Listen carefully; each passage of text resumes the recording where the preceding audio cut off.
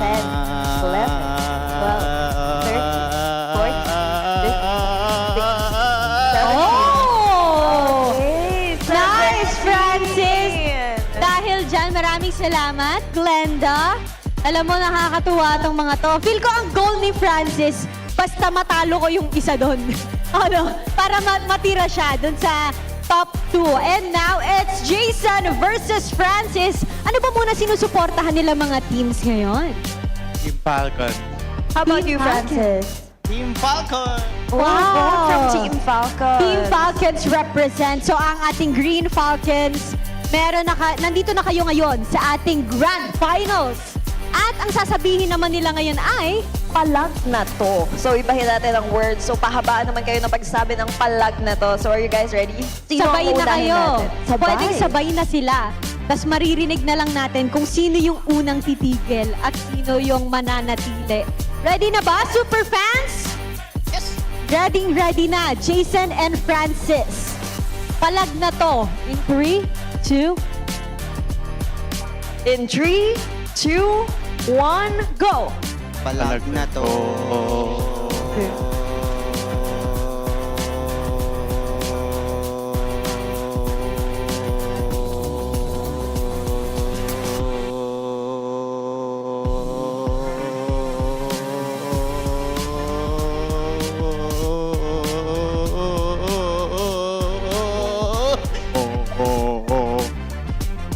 Ang hirap niyong hanapin kung sino yung panalo. So, sino ang nag-harmonize unang sila? sumuko sa inyong dalawa? Okay, sumuko si Francis, malinaw na nag-shake na ang kanyang boses. And with your relaxed version, congratulations, Jason! Congratulations, guys! Dinig din naman natin sa ating in-ear monitor kung kaninong mic ang nagkakaroon ng pag-stop during the game. And right now, Jason, sabihin mo naman muna sa ating mga super fans na palag na to! Palag na to! And we'll be going to our next match with Omega versus Team Falcons.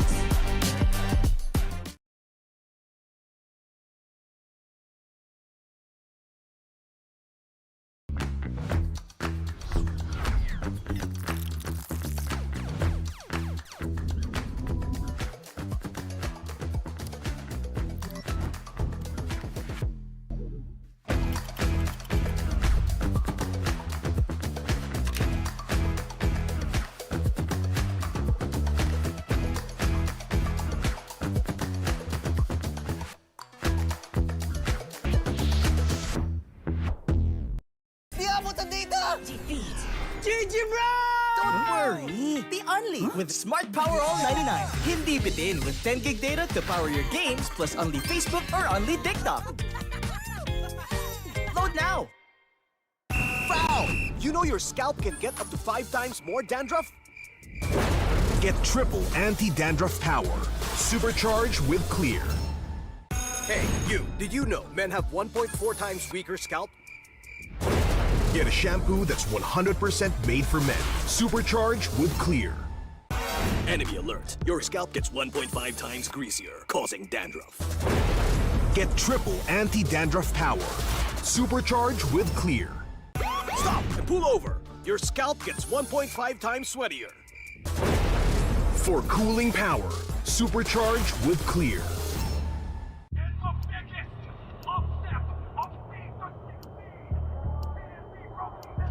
Paano ko kaya sila masusuportahan ngayon ng mas maayos? Kailangan ko ba magpalit ng strategist? Nagagampanan ko kaya ng maayos ang role ko. Will I be able to meet their expectations? We have to prove them all wrong.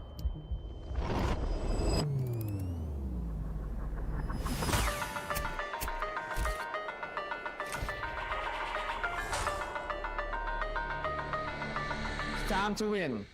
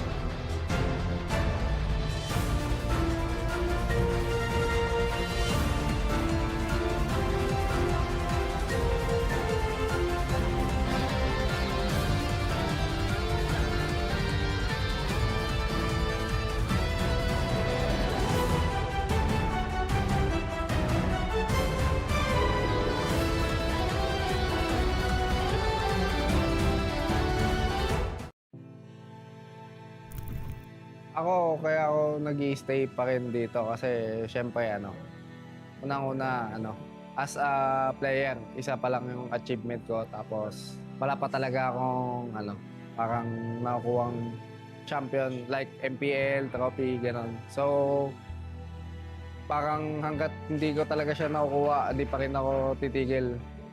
Kasi parang marami rin akong sinakripisyo sa sarili ko para dito. So parang kung susuko ako, parang sayang naman yung mga sinakripisyo ko. Message ko sa past self ko, huwag kang mag-doubt sa napili mong desisyon yan. Kumbaga, although hindi mo nakukuha pa rin hanggang ngayon, huwag kang sumuko kasi lahat naman ng kung nasan ka ngayon is ibig sabihin, dinala ka para doon. So, huwag kang sumuko, huwag mong bitawan. Hindi ka naman mapupunta sa sitwasyon na to kung hindi yun yung will ni Lord para sa'yo. Siguro po, kung ba't nag-i-stay pa rin ako yung sa passion ko po, sa paglalaro. Kasi po, parang marami po akong gustong patunayan, ganun. And yung dream ko po na makuha yung makapag-world champ, ayun po. Kaya siguro po yun yung reason kung ba't nag-i-stay ko po ako. Siguro po siya ako nung dati, nag-aaral lang po ako nung dati. Tapos nakita ko lang po yung ML sa ate ko. Tapos ayun po, parang tinry ko po siya laruin. Then naging kasama ko po yung kuya ko. Tapos ayun po, nag-try lang po kami na maging libangan. Tapos grind lang po.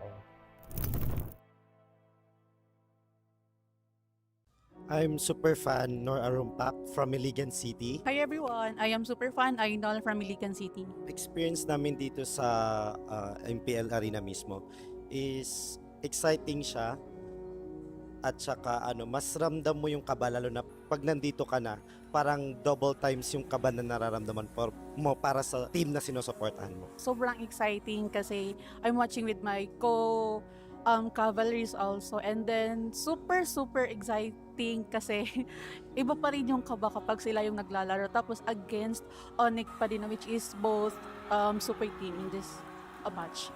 For Carl TZ, keep up the good work and palagi pa rin galingan sa retrihan. Good luck, and then see you sa grand finals. Lilipat na kami pabalik dito to see you and to watch you sa finals, and also sa MSC. Palagi po kayong pinapanood sa live. At saka galingan pa rin po, at saka see you sa sa finals. We will make sure na pupunta kami. For me, maraming salamat po and talagang ginagalingan namin whenever na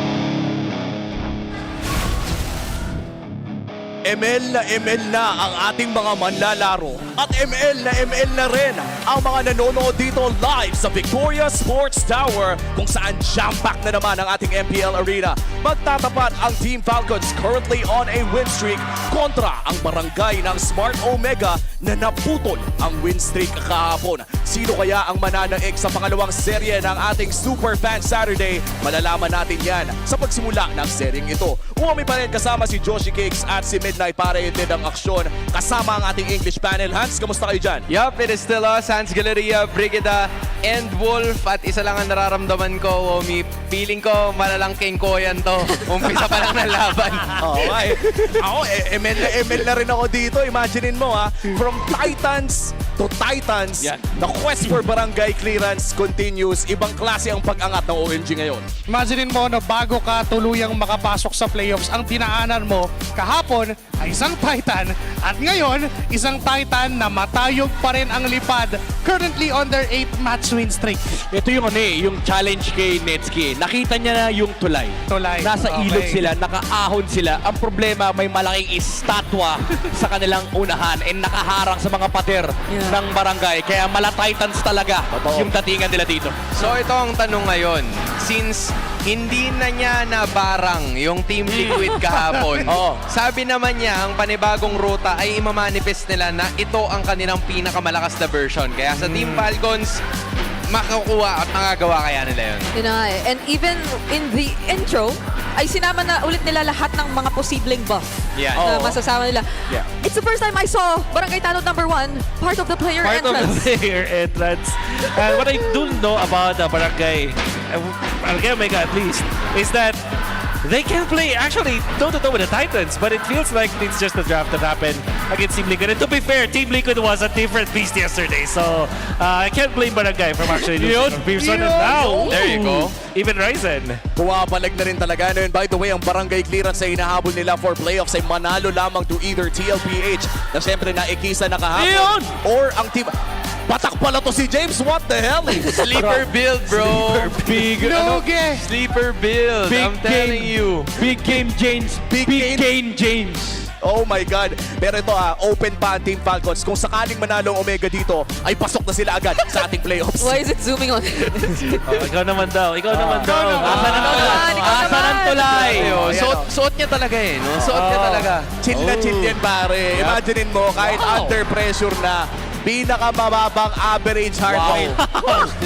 Kulang na lang kabahan na yung doktor ng Omega. 74. Average to. This is not just yung parang lowest niya. Single instance. Parang daig pa nito si Iborito pag naglalaro tayo ng Kaya RG. nga eh. Hindi kasi si Netsuki, sabi ko nga sa inyo, galing niyo sa ilog eh. Nakaahon na. So chill ka na talaga, hindi ka na kailangan kabahan. Pero I would say, dito talaga matetesting kung gaano ka-chill si Netsuki kasi ang kalabang niya ngayon is technically yung bigger Titan. Totoo. Ang makikita natin sa ating stats for Netsuki, locked and engaged. Diba? Yung mga minamanifest ni Netsuki, mga paregoy, nagre-reflect naman ba sa ating mga weeks na nakikita dito? Men, kahit nasabihin natin na natatawa siya sa ginagawa niyang kalokohan, nagre-reflect naman. Pakiramdam ko yung talk the talk niya, nilalakad niya rin all throughout because you saw it in majority of the stats and there's something about being part of Smart Omega where it is really true that week 1 to 4 you'd start off pretty slow and then all of a sudden you just skyrocket in terms of performance. They weren't able to make it to that same record 5 win streak, but you still feel that there's something about Omega, even though they just came from a loss. But now they're going up against Falcons, who've been flexing non-stop. Si Marco pala yung subject, akala ko. We're talking about Marco. Marco. Focus tayo sa goal. May ads. May ads lang po ng konti, pero focus po tayo sa goal. It's Netsuki versus Super Marco. Mga tapatan na. Grabe yung ads. Unskippable ads. Flap, mawalang galang na muna. Flap, excuse po. Flap, excuse me po. Excuse me lang po. Excuse me lang po. PG ang broadcast natin. PG. Tignan muna natin ang stats compared sa mga iilang award-winning goal simultaneous din natin across the world. Na by the way ay puro Pilipino po ang nasa graphic na to. Ay, matik na yan. Yeah, that's Super Marco, Killer and Innocent. Obviously, so far, 20 games during the recent corresponding leagues. But we know for sure that they are stellar. It's just surprising that their average goal per minutes are just around 770. Yeah. But damage per minute, did you see Killer's damage per minute? That's 3,000. Yeah, I mean, very aggressive din yung pinanggagaling yung team. Pero very aggressive din ang approach dito ng team Falcons. Parang muscle lift up. The real game here is to not be distracted by whatever Flap is doing and try to focus on the topic. Yes. Let's try this. Oo, ito upper bracket conditions ay nakalatag na rin para sa Team Falcons. And it's as simple as manalo lang kayo sa mga susunod yung laro. And this could be a upper bracket condition for them. At kailangan man na nga manalo against Omega tapos aasab din ata sa TWIS. Yeah, dalawang condition. Basically, pag nanalo sila ng dalawang match, that's it. Upper bracket ang Team Falcons. Kapag hindi sila nanalo ng dalawang match, let's say isa lang, kailangan nilang umasa na ng Onyx at Twisted Minds ay matatalo sa Aurora para hindi na abot ng kahit sinong team yung number 2 spot. Oo, napaka-importante ng upper bracket when we talk about the playoffs, and ilang beses tayo nakakita ng mga upper bracket talaga yung nagiging kampiyon sa ating playoffs. Kaya naman bisitahin na natin kung ano nga ba ang kailangan ng parehas na kupunan sa ating Infinix Keys to Victory analysts. Kayo na muna. Okay, sisimulan natin yan sa Team Falcons. First off, kailangan nilang i-deny ang mga Turtles mula sa Smart Omega. Actually, very interesting yung magiging laban ng Falcons and Smart Omega dahil medyo macro-oriented na rin ang Smart Omega lately na nagpo-focus sila doon sa mga early neutral objectives. Umabot nga sa punto na 10 minutes na yung laro, 1 kill lang ang hawak ng Smart Omega and they just play for the Turtles. Second of all, take out the Ryzen specialized heroes. Tanggalin nila yung Fanny, tanggalin nila yung Harley, Suyo. Siguro yung Leomord pwede rin pag-isipan kasi lately ay parang nagiging favorite na rin ni Ryzen yung hero na yon. Pero kamusta naman ang Omega Wolf? Yeah, they just have to solidify their early game via draft or rotations. I feel like the teams that are battling against Team Falcons have always struggled in the early stages because when they do draft in the early game to match what Falcons wants to do, they also fight against Falcons, which I think is not a valid solution when you're trying to win the early stage against Falcons. Sometimes all you have to do is to relax and make sure that your jungle is okay and make sure that the Turtles, at least when you give it to Falcons, you at least trade for maybe a kill or two or maybe some outer turret energy shields. That's one thing you need to do up against against Falcons. And related to that, you have to neutralize Flap's ganks. Imagine, in the first rotation of the buff, sometimes he goes to the Golem, which is what they call the Orange Gambit. Although we attribute it to Onyx, Falcons also likes to do that. And what they need to do right now is to stop that from happening. And typically, Flap is the reason why that happens in the first place. Sa Infinix Keys to Victory na pinag-usapan natin, mukhang napakataas ng emphasis sa drafting at pati na rin sa early game rotations. And both teams, mukhang pressured silang gumawa ng tamang desisyon sa simula pa lang. Napakahirap naman nun. Yeah, that's why I think it's great. We pointed out how chill Netski is. It's a great start because you have to not be as reactive but at the same time not necessarily slow down if you're up against the team similar to Team Falcons. And yesterday's games, nakita natin na medyo nahirapan. Actually, nahirapan talaga sila sa Team Liquid Philippines. So that was a quick sweep mula sa ating current number 1 seed.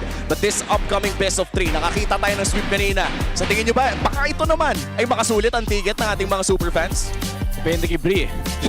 Wala na sa akin eh. Wala na ba sa'yo? Kaso, 3 rhymes with Bri. Tama. Tama. Mo naman. 3 out of 10. Well, malalaman na natin kung paano nga ba magpapatuloy ang storya na yan. Maraming salamat sa ating English panel. Magkikita ulit tayo mamaya. Sa ngayon, ang players ay handa na. To ensure the integrity of the game, welcome our marshals, Luis, Chico, Dujin, and Joshua G. The upper bracket is within their sight.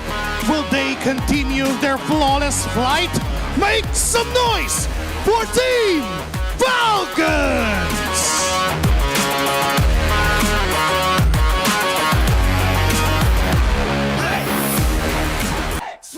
Naputol man ang win streak ng barangay, makasisiguradong mananatiling todo bigay. Barangay, magingay para sa inyong Smart Omega!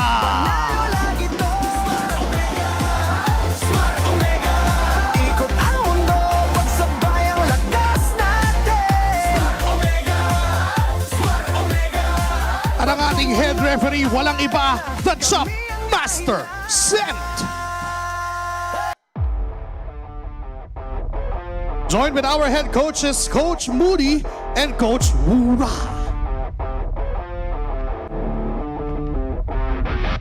Will the Falcons continue to soar, or will the Barangay bring them down to earth? MPL Superfans, mag-ingay!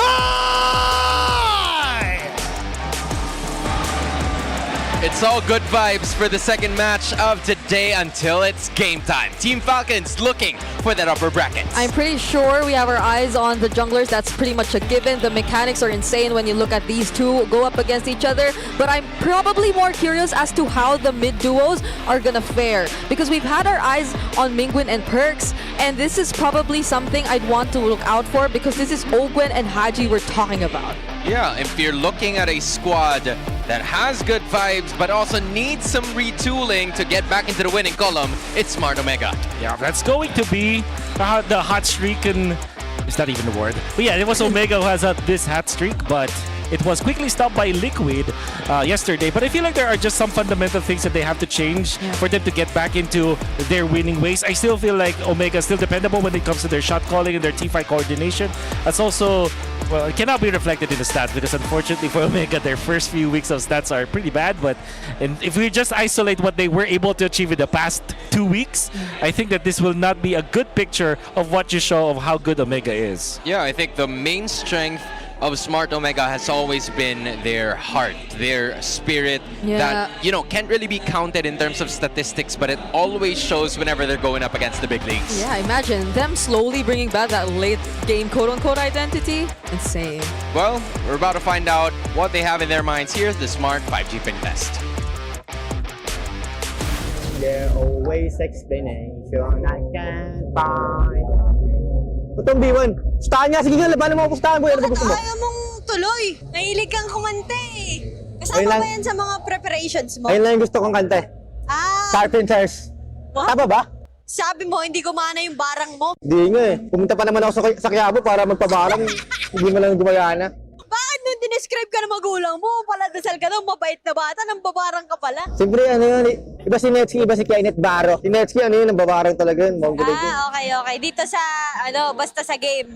Makakaharap nyo ngayon yung Omega. Papabarang ba kayo doon? No. Hindi pwede. Ano yung mga preparations na ginawa mo today? Pumunta naman ako sa Mindanao. Nagpatawas. Hindi ko, di talaga gumagana yung ano na yun eh. Yung things na yun eh. Ang maganda lang si Bure ba eh. Kami na yung malakas din. Yung minamanifest ni Netsky, magiging eng-eng daw yung kalaban. Payag ka? Wag ganun, Netsky. So kung babarangan mo pabalik si Netsky, anong imamanifest mo? Sana maka-early game kami sa kanila. Tingin mo ba papalag ka na sa Falcons? Kasi win streak yun eh. Kayo naputol na yung win streak niyo eh. Di ba naputol yung win streak namin? Oo. Kami naman ngayon na magpuputol. Maganda yun ah, maganda. Hindi naman pwede kami puputulan. Lang siyempre lahat magpuputulan. Oo. You know, I feel like all you need to have if Netsky wants to earn money is to place a camera on him 24/7 and just, let it fly. Because that's how it is in the Smart 5G Ping Test. I mean, that's the idea that you have. But sans Netsky, these are all Falcons and Liquid that you're looking at. Regular season MVP watch. That's interesting. Well, we do know that they are worthy of it because they're the only team that has they're the only teams that are at the top. They might even, this may sound crazy, but we might have one tiebreaker for the upper bracket. Sorry, for the top 1 seed. Yeah.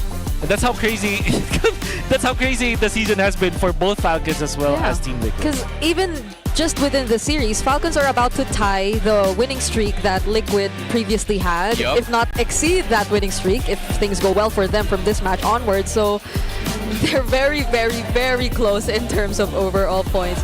And Falcons this time will go for expanding rivers. Yup, they're hoping to extend their win streak, who is currently at 8, if I remember correctly. So with this win, it's going to give them so much momentum to not only contend for that upper bracket spot, but also, kind of shake Team Liquid out of that top 1 place, because we know the rewards that it would have if you get that spot. But for Smart Omega, I would say that they're in a pretty good shape. Even though their net game win rate doesn't really show it as much because only 3 teams have a positive net win rate in that game or in this current standing.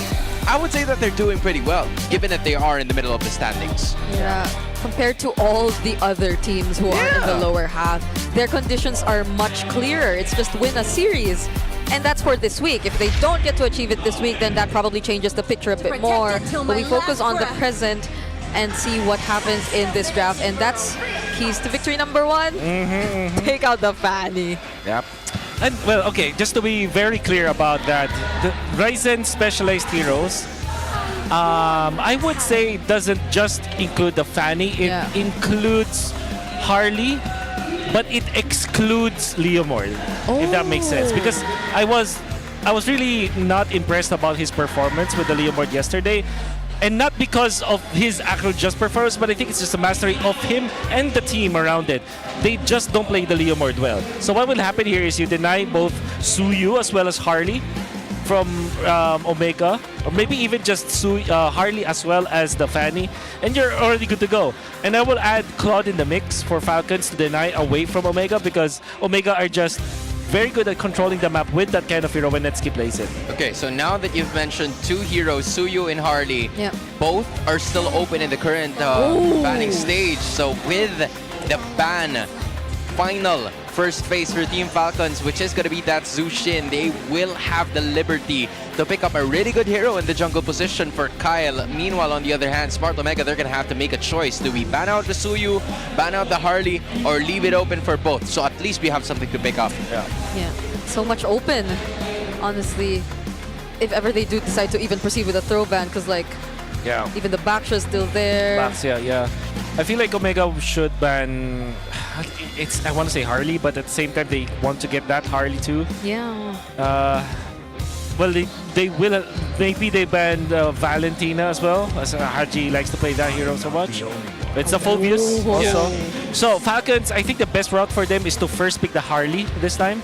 They take away so much from Omega, or first pick a Suyu, so that even when the Harley's picked up by Omega, they have an answer to that. Yeah, it's either or, because both are open anyway. I wouldn't say the Phobius is a throw ban. It's just that it's one of the stronger heroes that will be less prioritized in this game, because again, the junglers are quite open. Kyle would have first dibs as to what he's going to be picking up here.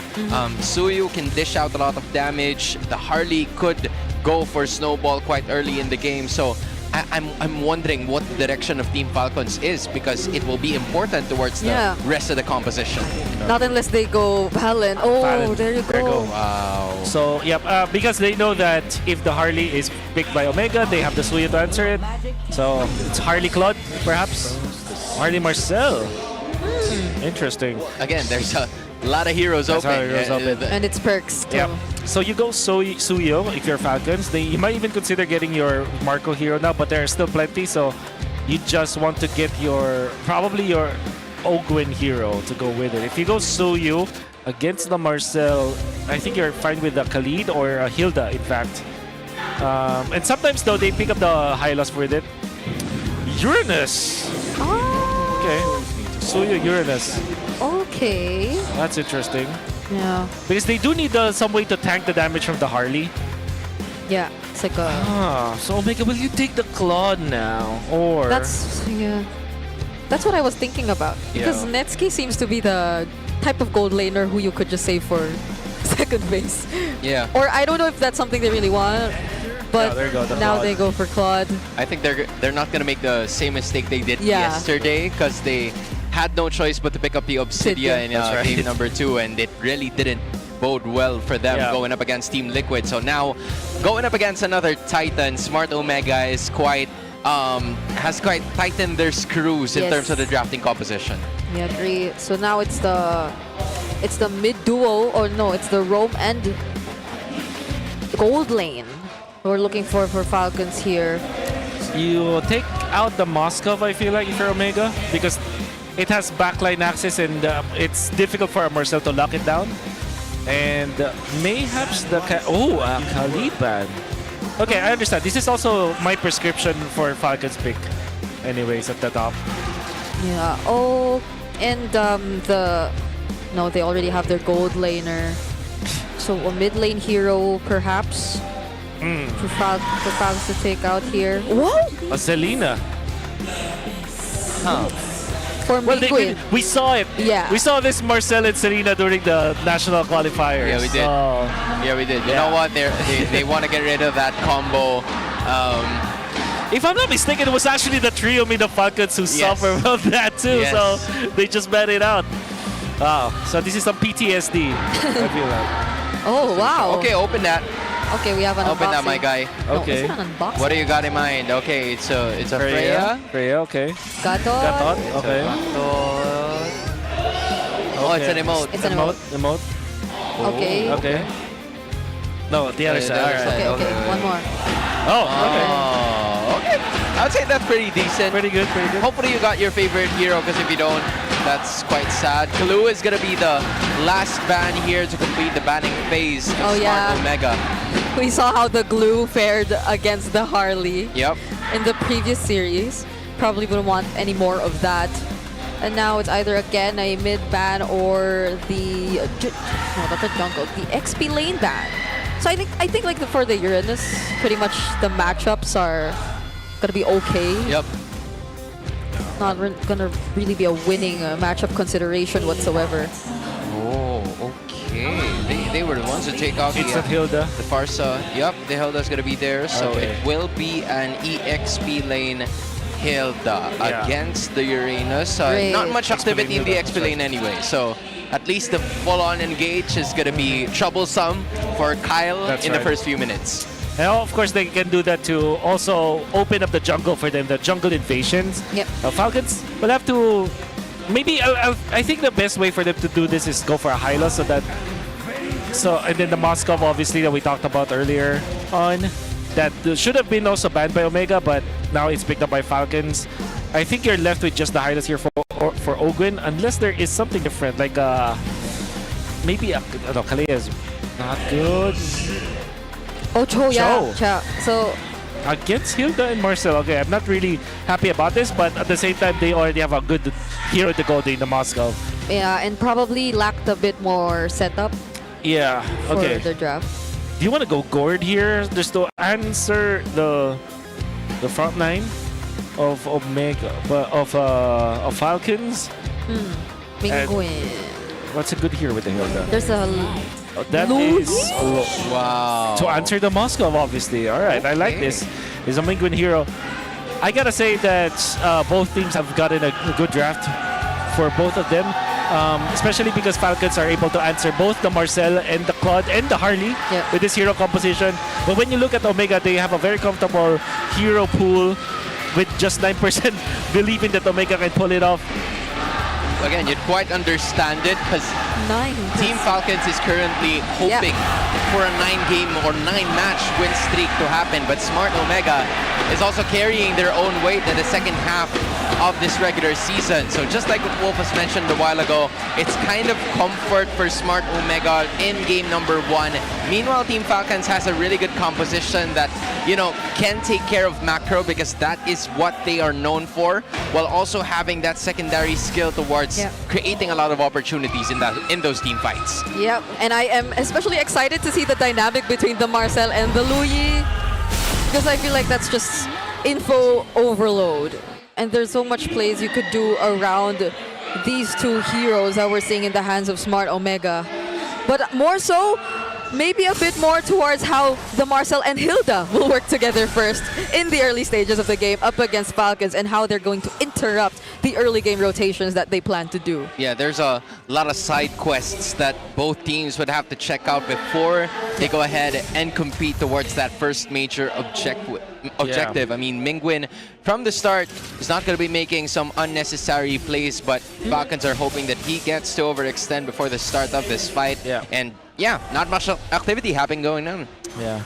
I think if you also look at how Omega is able to pilot this Marcel, because of all of the teams that I have seen with the Marcel, Omega really is one of those teams that did not have a good start with the Marcel, but eventually have figured it out with perks. Eventually showing us how they approach this hero, and then the Hilda coming up from James. We usually want to see him with setup heroes, but because of how good the Hilda will be up against the Suyo and eventually this Uranus, it's just a valid pickup. That's why I feel like both teams have good drafts in a way that they have different ways to approach the team fights, and they have different like win conditions. It makes it so that it will now be dependent on execution for both teams. Yeah, I feel like it's also going to be, Omega's also going to be heavily dependent on the passive coming out from Mingwin in terms of these team fights, because the frontliners are going to be busy trying to disturb the scaling of Kyle, or maybe even just disturbing the way he gets objectives, like the major ones around the map. So it will heavily depend on how they will be approaching this first major team fight. Okay, Omega now on to Flap though. Doesn't have his level 4 just yet. And the Falcons, despite that, will be the ones to burst down and start this entire objective fight. Kyle will take that turtle for the team. And so even with that attempt from Omega, Falcons don't seem to be bothered at all. Yeah. I don't know. It felt like it was the wrong target from the start. It was an easy picking for Team Falcon. And what really is good about what Falcons was able to achieve is that they took away the turtle from Omega, and they did it by fast clearing the bottom lane, helping Flap out clear James, which gave them the priority when it comes to controlling the turtle, and they were able to take it easily. Yeah, I also feel like even from the first rotation we got to see from Kyle, there was extra attention towards Flap because the matchup and how they would definitely require his presence in the objective would really matter. But it's not like they also showed us that they needed Flap to be there. It was the attention that they bought through that rotation that really allowed them to win the objective. And so far, things have been going well for Falcons. They are able to take out 2 green camps away from Ryzen, and this is really good for Falcons. You wouldn't feel it like right now, but the effects of the rotations coming up from both Ogwen as well as Kyle will be felt come the second turtle. You can see that Kyle will have a big advantage over Ryzen, and it might even be that Omega will not be able to contest at all. Yeah, that's an item or two. And in addition, Ogwen was there for insurance purposes, ready to sacrifice his life in case things go south. But smart Omega, that was daylight robbery coming out of Team Falcon. So now they're going to have to make a move to hopefully lower down the 700 gold lead to maybe some slight tenths. But both teams, as per usual, they're just playing it safe, you know, dishing out information. And even though there are bits of information overload coming out from Smart Omega, they haven't really maximized on that completely. Yeah, the way Haji just is able to manage the mid all alone and is able to give so much control over the river is also such a huge thing for this early game we're seeing so far. Mingwin tends to need some extra help, but again, we did say that the latter portions of the game are the ones that really matter, especially for the Louis when it comes to playmaking. So, okay, let's see what the plan is going to be for Falcons here. They use the Way of the Dragon onto James. There goes the Golden Hour from Perxiva as well, but Falcons can reset. This is just another one of them advancing. Now Perxiva and Mingwin are going to be going back. Oh. And look at this. There's no kick, but Omega are not going to fight. 0 kills, but you feel the 100% aura of Falcons just because of how they dodged the Golden Hour, how they were able to poke James and just control the river off of that. No contention from Omega whatsoever. Close call. Oh, the damage was just too much. Now they're going to use a diversion. Where will they go? Just for farming. Super Marco gets a double lane priority. That's also because of the teleport coming out from Mingwin. Wow, it's really no team fighting. It's just farming. It's just them pressing the right buttons, being at the right place at the right time. But Flap might have been caught red-handed here, but he's a Uranus. Of course, he's going to be able to escape. So Team Falcons, the idea of suffocating Smart Omega is going into plan, and they've slowly built up that gold lead to make it 1,000. And it's terrifying because they're the Moskov lineup. They have the Moskov. They can go for all these aggressive turret takes. Oh no. But at least Omega also have a response of their own. Yeah, the lack of team fighting is really bad for Omega because they are playing the Harley. And their trade shenanigans will not happen up until the mid-game, I would say. They're not able to farm for Ryzen, unfortunately. Dude, they might have to force that one. Yeah, really have to force it. So Ryzen's caught in a difficult position. Okay. Okay, now that's a pick-off. That's a pick-off. Ryzen first blood 6 minutes into the game, and it's gonna be Kyle of all people. Okay, so again, Team Falcons have been pressing buttons well, not forcing. They're like pacifists over the first 5 minutes, and then Ryzen says, that's enough. This is enough, but to be fair, I would say that was such a great map movement, in fact, coming up from Ryzen. Yep. Kyle did not expect that at all. He's casually walking into that bush. Okay, now Omega might have a slight upper hand. That's a two-man knockup though coming in from Ogwen. The Blazing do it as a response as Ryzen secures the objective, and Ogwen getting punished right there with James ready to also provide support. Diversion play coming in from Smart Omega, but all they want is probably a push down bot. Here we go, the fights are starting to be forced by Smart Omega now. They've erased that 1,000 gold lead of Team Falcons, and they want more. Oh, flicker forced out from Haji. Flap here too. But Falcons are not gonna fight. Now, that was such a great reaction coming up from Omega. The fact that they activated Netsuke with just one item, by the way. So only has picked up the Demon Hunter sword.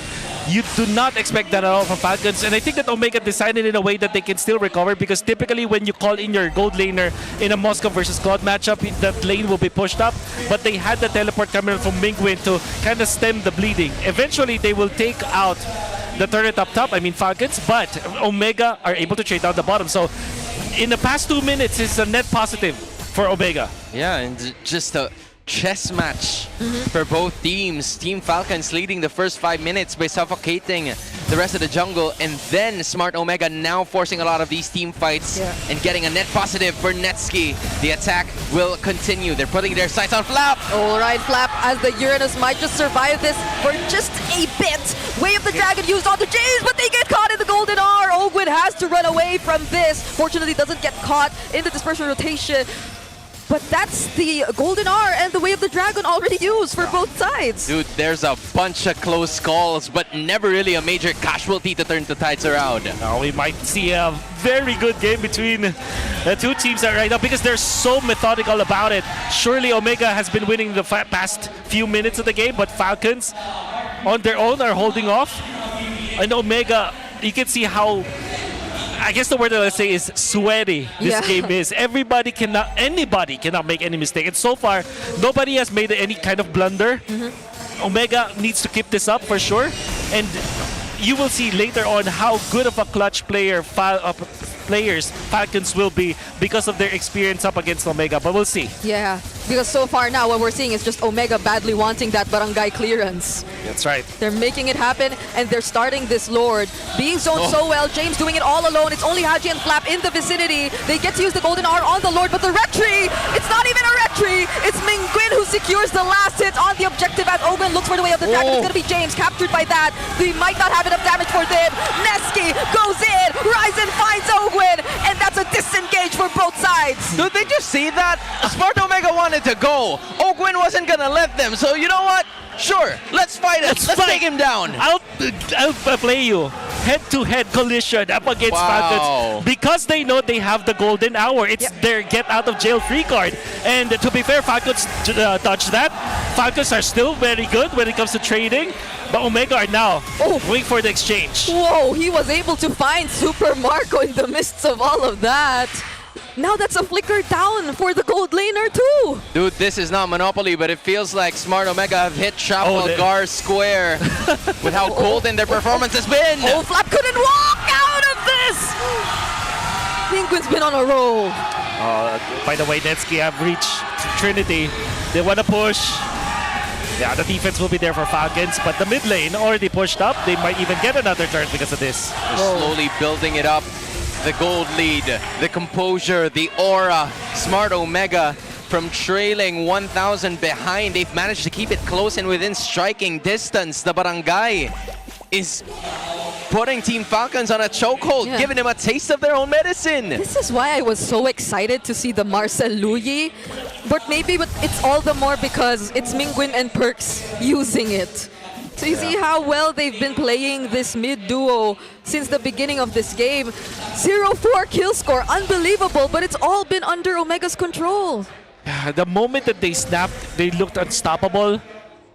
I'm not saying that Falcons are making any mistake here, to be fair. because they're playing well, but Omega is just outplaying them all the time.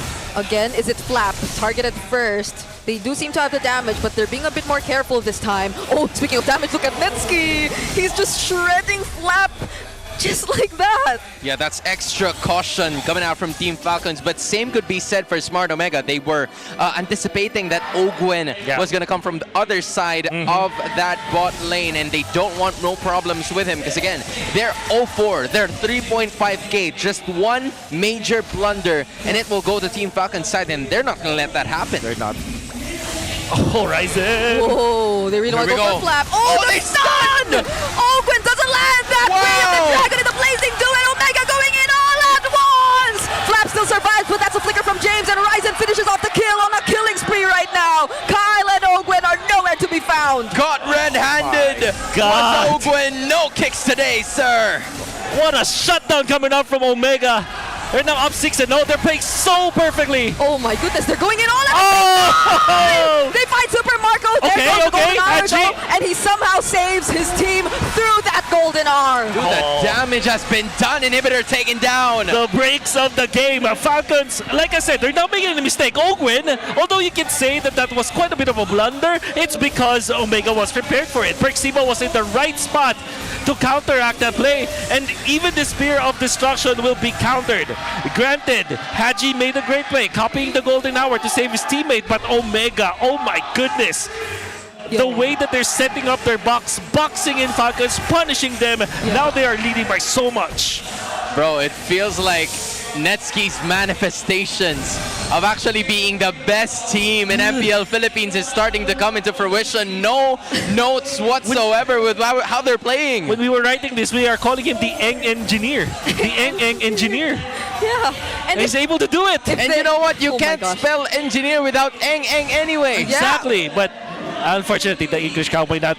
Okay. Let's call him the shaman, you know? Netsky the shaman. Oh, conceal play from Perxiva. They're on to Flap first. Ogwen still yet to find a kick. They also have the Lord with them as they take down this bottom lane tier 3 first.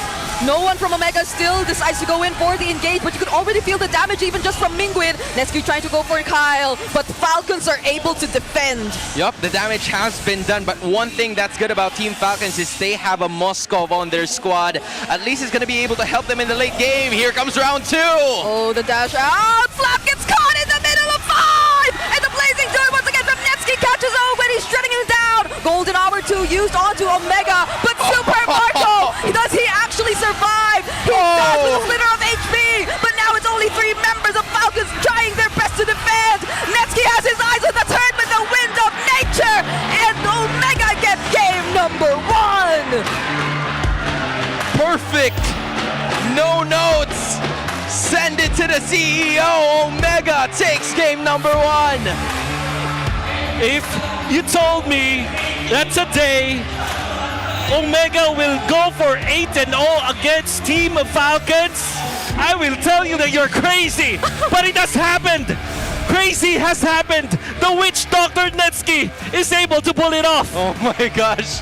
Oh my gosh. He's now promoted from being a manifestation to a witch doctor. It came true.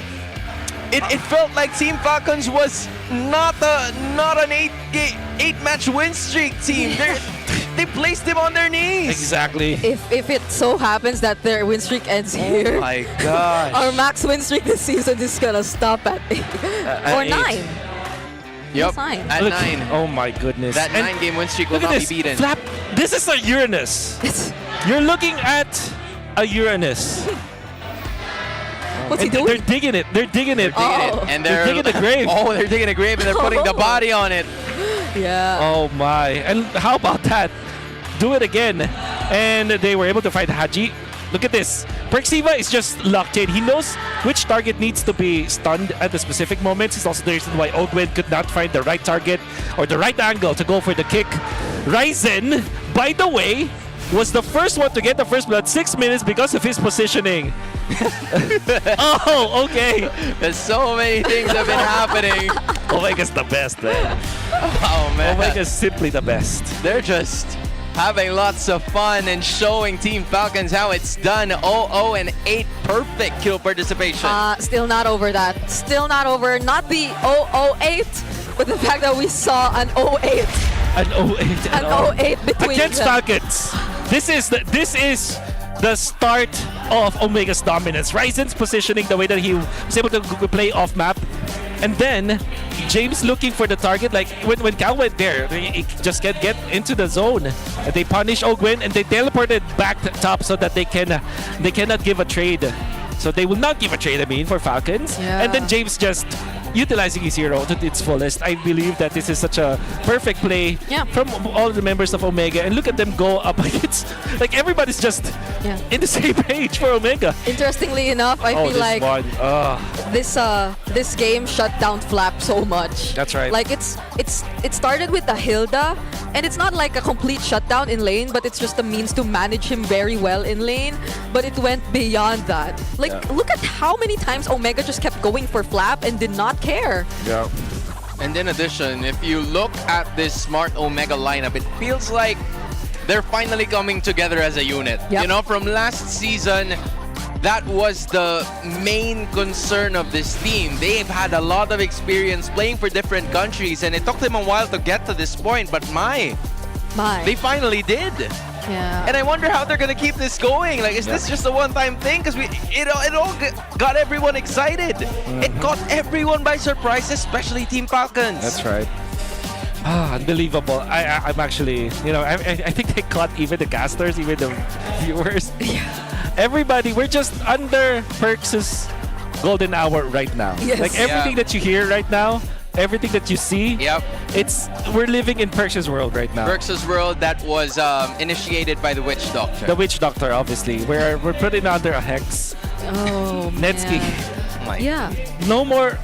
Cloud Prince era is over. It's over. No. It's over. That's no longer the thing. I gotta check the heart rate for Netsky too. I'm sure it's low. No, because earlier I saw it. It was just around 70. It might be higher because of happiness. Yeah, probably of happiness. Not because of bad decisions, of course. Big shoutouts to my guy. Yeah, the dude's wearing the vests are on a roll, man. I'm telling you right now. Oh yeah, Netsky was wearing his vest too. Yeah, I think that's the idea behind it. What? Oh, there. They're the best team. 80, dude. 80. Okay. Yeah. Just a point higher than his average. Him and Ryzen had the lowest average BPM. Look at that. That's crazy. That's crazy. I mean, if you're looking at Ogwin. Clash BPM 83. Yeah, Ogwin's Clash BPM is 76 because he's already dead before it even starts. Hey! I mean, that's true. That's the thing. Like, he can't really stress himself out That's why because he's already down. I'm really surprised why he picked the show. Honestly, against already seeing the Barcel. But to be fair, I think the banning from Omega has to be commended as well because they take out both I think it was the Hylos. No, it wasn't. It was the Khalid and Gatot perhaps. But there were good heroes for Ogwin. And then they snatched the Hilda for Red 4, which made it so that there was no really good hero for Mr. Ogwin. But I feel like they could have got Hylos, honestly. But it is what it is. Ogwin getting punished, Omega benefiting, and we are back in the winning ways of Omega. Let's forget yesterday. We're now back in Omega's world. Dude, now it got me so curious because right from the start, it was Team Falcons, like, not really giving them a lot of things to work with. You know, it's them getting starved with majority of those jungle objectives, but that didn't happen. But what you can do is to take a sip purified water because it is filtered through volcanic rocks for a crisp, clean taste that quenches like no other. Guys, go ahead, quench that thirst, take a sip in case you have not. You might want a new bottle. And you might want to see and check the Max 5D on stage because that is clever engineering, keeping these teams locked in. No distractions, just pure performance. That is brought to you by TT Racing Philippines. We have your back. That is also how comfortable Smart Omega was in that game. It seemed like they were completely comfortable like that guy. You're probably not seeing him right now, but hey, I'm sure that the clock is ticking, not on him, but the seats are also filling up. Don't miss your chance to witness Twisted Minds and Team Falcons right here at the Victoria Sports Tower tomorrow. Head on to ph-mpl.com and get your tickets now. Yeah, just for context, Barangay Tanod 1 is right over there. He had a change of outfit. Yeah, but probably because he was probably needs sip actually because of the energy. By the way, I'm not sure if he's actually allowed to do that. Yeah. I know that in some cultures that kind of taunting and the actions will not be good, but hey, at least Yes. no, we appreciate the effort. Yeah, I mean, Kind of he's not number. getting scolded or kicked out, Yeah. so I think he's safe. He's okay. Yeah, maybe he's safe. Yeah. Now I'm wondering how it's gonna be like for Team Falcons, because Yeah. that was not their game. Not. It felt like it wasn't, you know, the strong 8-match win streak that we're accustomed to seeing, but they're gonna have some time to think about it. Here's our hosts, together with some fans. What a game from the Barangay! Giving an untarnished performance. But because it's Super Fan Saturday, we're here with our super fans from the Battle Trips. Guys, hello! What's your name? Introduce yourself. I'm Kakay. Kakay, at sino ang ating kasama dito? And hello guys, my name is John Lawrence Carolina, but you can call me Lawrence. Lawrence and Kakay. Pero sino ba ang sinusuportahan mo ngayong team? Ang sinusuportahan ko po ng team ngayon is Smart Omega! Wow! Ang lakas ng puwersa ng barangay. Pero curious ako kay Kakay. Sino bang sinusuportahan mo sa match na to? Smart Omega din! Ang taas ng energy. Oo, saktong-sakto. Naka-1 puntos na ang Smart Omega. Pero bago tayo pumunta sa ating match muli, kumusta ba yung experience dito sa Battle Trips? First time mo ba dito sa MPL Arena, Lawrence? Actually, it's not my first time po. Pero for today po, it's my first time po na masali po sa Battle Trips po. And it's very exciting po kasi nalaman ko po yung mga kaganapan po dito sa loob ng ng MPL. And nalaman ko po kung ano yung about station po din sa loob. Diba kakaiba yung experience? How about you, Kakay? Kamusta yung experience mo? So, I've been supporting all those time sa MPL. Pero dahil first time ko din sa Battle Trips. So, dahil sa Battle Trips, na-experience namin lahat dito na from throughout the internal, external, and overall. So, for me, the best experience is very overwhelmed talaga. So, thank you talaga sa Battle Trips. Diba? Kakaiba talaga pag part ka ng Battle Trips na hindi naman sila first time audience dito, pero marami sila na-discover sa pagsali sa Battle Trips. At ano ba ang favorite part of the day mo so far, Lawrence? So far po, yung favorite part ko po is yung sa part po doon sa may Sa technical likod. committee po doon sa loob Oo. po. Like, nagulat na lang po na may ganun po palang parts po doon sa loob na yan. Diba? Ang dami. Opo. Which is hindi po pinapakita, syempre, private. Oo. Ikaw naman, Kakay, among those experiences, ano yung pinaka naging highlight sa'yo today? I think probably the prod team kasi 'di ba sa school namin nag-org lang po ko. Ano lang kapag tournament, classic lang. But in this experience is very iba talaga yung experience. So I'm very thankful nakita ko siya. So I hope ma-apply ko siya sa org namin. Thank you po. Diba? Nakakatuwa lang din na nakikita nyo yung POV ng mga behind the camera. At talaga namang yan yung mga heroes natin para magpatakbo ng broadcast. At ngayon na nandito kayo sa MPL Arena as part of the Battle Trips, paano ba sumali dyan, Miss Kakay? So, I'm not sure. Paano ba kayo sumali, guys? Sige ka? Ano yun? Paano kayo sumali daw sa Battle Trips? We signed a form. Then eventually, sinanap namin each names, details namin doon. And yeah, got the opportunity to get chosen here. And yeah, we're here now. Anong pangalan mo? Carl. Carl! So sila talaga yung mga nag-sign up for the Battle Trips. At kita nyo naman na kahit nandito kayo sa MPL Arena, you can still be part of the Battle Trips. And guys, you can also be part of the Battle Trips as long as you sign up the forms and an official page of MPL PH. But meanwhile, let's go back to the action because Game 2 is going to start between Falcons and Team Omega. Now back to the casters. Much love to our host, Scoop. And that's what you did. Yes. Yeah. Just in case. I know you're updated, Wolf. Yeah. You have We're updated. We are. We are updated. I just can't do it. I can do that. Yes, you can. You're gonna do it as soon as we're seen on camera. Yeah. Okay. You know what? Funny story. Okay. From our we spot, have time. Go ahead. From our spot, the casting desk yesterday, I was able to see King Kong, and that's the first thing I do to him, and he did it back to me. Wow. So I am updated. Oh, Gen Z. I'm so proud of our Gen Z, Bri. Yes. I'm so proud of our Gen Z. This desk, this batch. This batch. This desk right here, it's the Gen Z batch. Okay? Whoever says otherwise, you're mean. You're boomers. You're wrong. You're wrong. You're incorrect. All right? But what is not incorrect has been Smart Omega. It seems like it's a glitch in the system. Like, what's going on with Smart Omega? Why are they playing this good? Yeah, it's a huge wake-up call for Falcons. You definitely would not expect at least that 0 kill standing coming in from this team. Even if you like look at their previous draft earlier, wasn't that like was he on a Suyo or either way? Which one? It was just not Which one? the outcome. I'm kind of lost too. No, I was trying to recall what the jungler was. I was trying to recall what the jungler was. Oh, the jungler was Suyu, yeah. Right? That was a Suyo for Kyle. So, at the very least.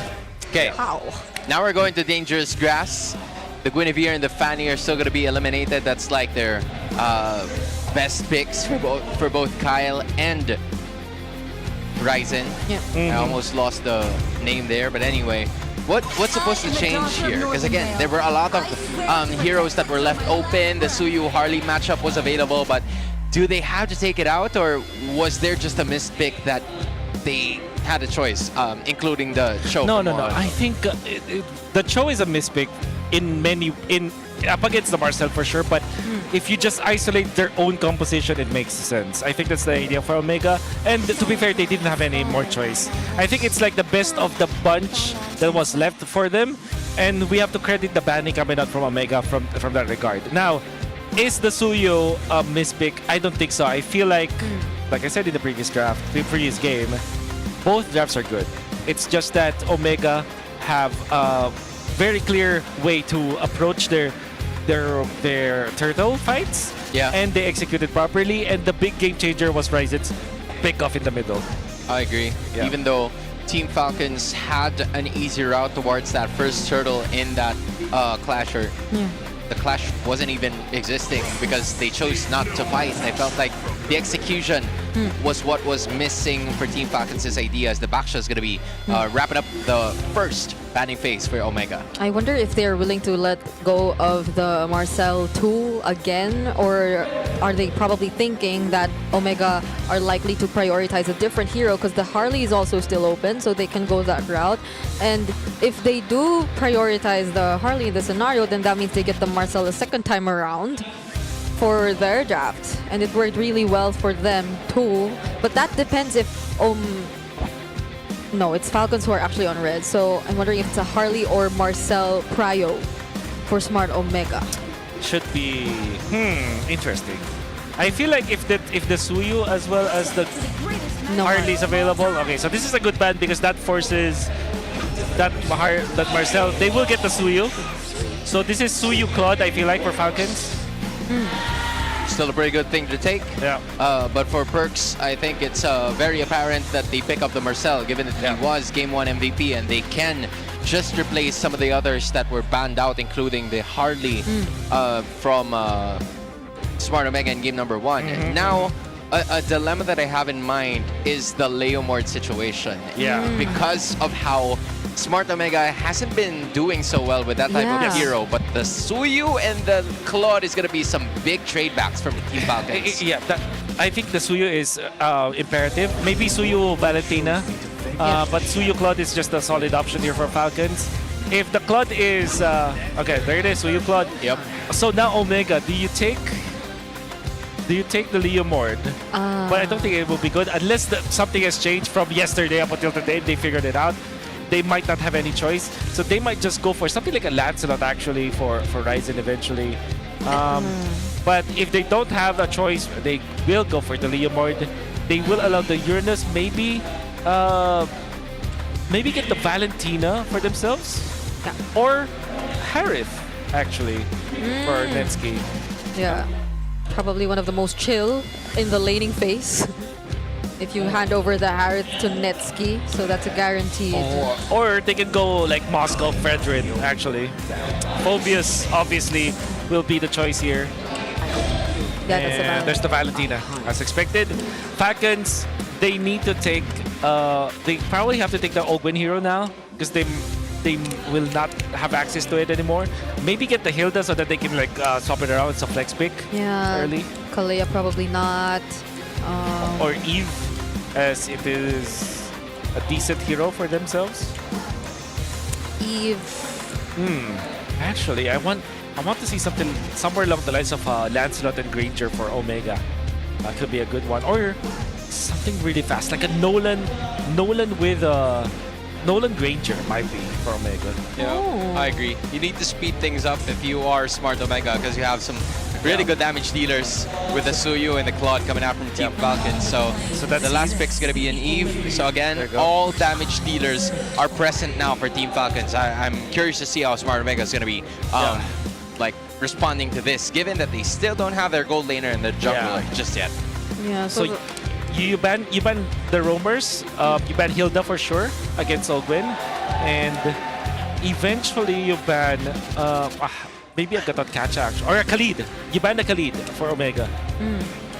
Khalid probably doesn't really matter for the gold lane option here, unless they really want to like just make sure the Harriet's gone. Good ban on the Harriet. Yeah, Harriet gets taken out. For Falcons, we're lacking their roamer and EXP. Okay. They really don't want the glue to get through.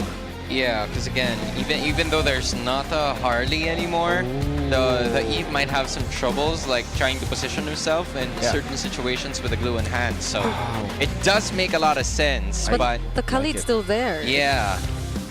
I really like this glue ban coming out from Omega, because that means that you will have a good Phobius game, in fact. Agree.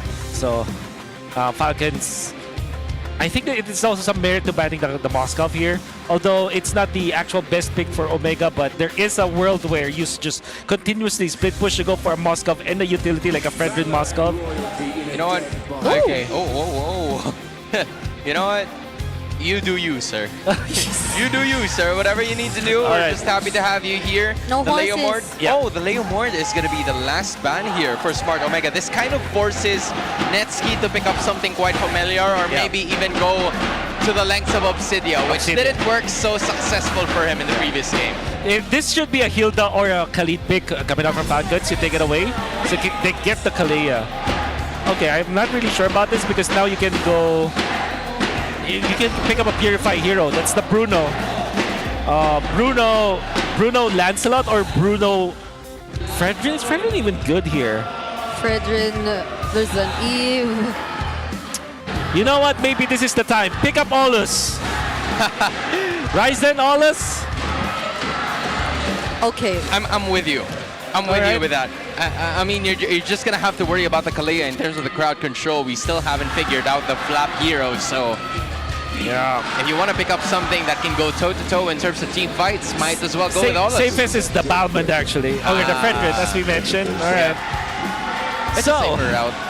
Very safe route. Terizla is perfect now for Falcons. If they pick up the Terizla now, I think this is just a perfect game for them. And we might go to a game 3. I think. Okay.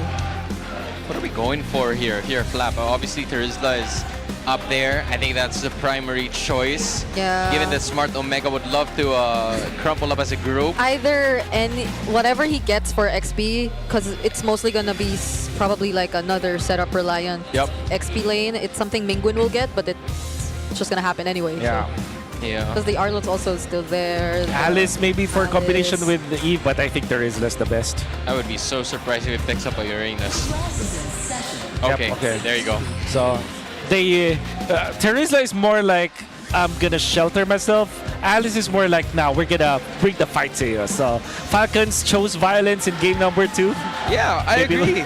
Because it makes a lot of sense, dude. You have 3 tanky damage dealers. You gotta at least set them up for success, because if you don't, it's not going to bode well for your team. I mean, the Alice, the Throne of Ruin, will be very essential. Flap's entry with the infinite keys to victory that was mentioned a while ago, that's going to be the story, a path that the Falcons should follow for victory in Game 2. Yeah, and even the lineup rating says so much about how much simpler the lineup of Falcons actually is, how there are probably a lot more hero synergies that we're seeing happen. Was already previously mentioned, it's also the Eve and the Alice working together as a combo. That's massive AoE and a box, and that's also a potential for pick-off through the Kalea later on, especially when you get to scale your Claude much to a point where he has a dependable amount of damage. So overall, it's a still balanced draft between the two teams.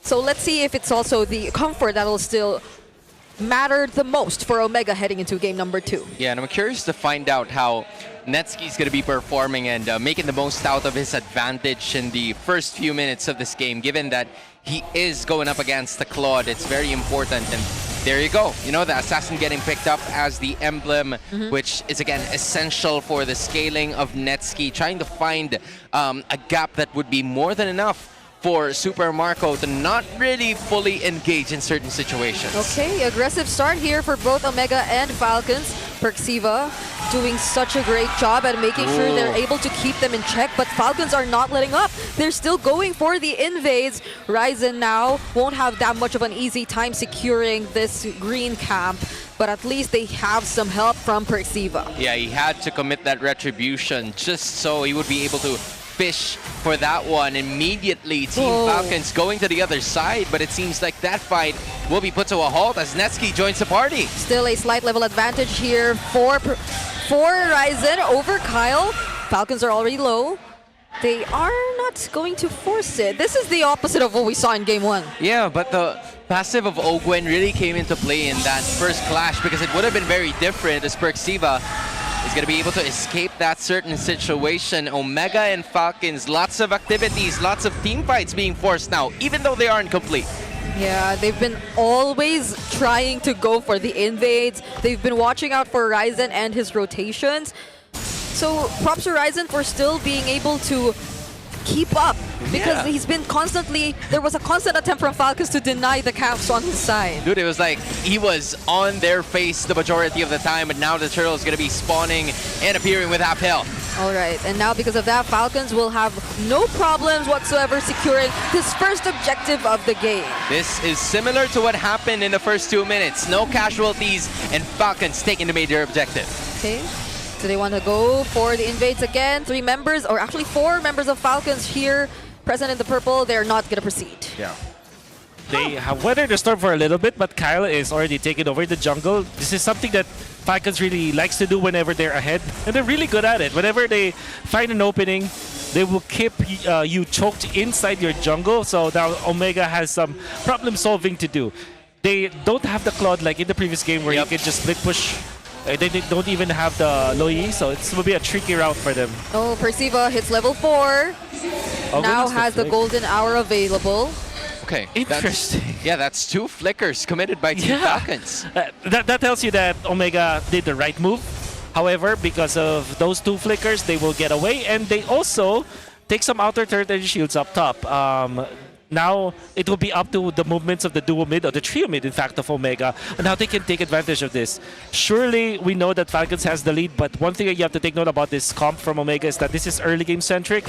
You gotta respect the second turtle now if you're Falcons, but if they do get over that and they take over the second turtle, that means that Omega are gonna be in a lot of trouble. You know, Omega, 40 seconds in, has to find a way to position themselves towards the turtle, because sure, they do have the battle spell advantage with both Haji and Ogwen already committing their flickers, but if Team Falcons gets into position first, it might be difficult, which is the reason why the engage is fully going to be there. If Flicker is going to be utilized by Perxiva, but Flap cutting from behind is going to be making his way towards that turtle with just 10 seconds remaining before it spawns. Falcons know that the flicker is not available for Perxiva, but it seems like they're not even positioning themselves early on for this upcoming objective as Kyle takes out all remaining energy shields up top. Yeah, they plan to burst it down as fast as they could. Ryzen now at the front lines. Okay, that's a title strike. Knocks up one. There goes the Throne of Ruin as well. Who finally gets the turtle? It's gonna be Mingwin. Still using the IMU with the real world manipulation and the Appraiser's Wrath to find first blood on Ogwen. Now Flap having to run away. Knocked up by the Dark Wave. Another stun from Perxiva. But the damage is not gonna be there anymore. They may not be able to kill a lot, but they got one and a major objective. That's more than enough. Okay, Marco all alone here down bottom, but he is gonna be able to clear this, however. Yeah. What a fight for Omega. I think it's well decided because they knew that Kyle was away, and which is, I don't know why Falcons actually decided to take Turtle to that manner. I think they're just banking on the fact that they have the Tsunami Slam, but because of the fact that they didn't position themselves well, Omega was able to find an opening, and even at just the golden hour, and then Mingwin just being clutch under the turtle, despite the Tsunami Slam on to Ryzen, they were able to take it, and then they found a little bit of control in the river as well. You know, in game number 1, it felt like everybody was just minding their own business. You know, everybody's just securing objectives, looking for information. It was like, oh, you're there? Okay, I'm just gonna go the other route. But now they're going face to face, just looking at each other, dishing out some damage, and with that, Omega may have gotten the lead for quite a bit, but Perxiva is just there to simply check where everybody's going to be coming from. Yeah, and Kyle's been always up top. Like, he's been consistently rotating towards the top. Now it's James finding him taking this orange.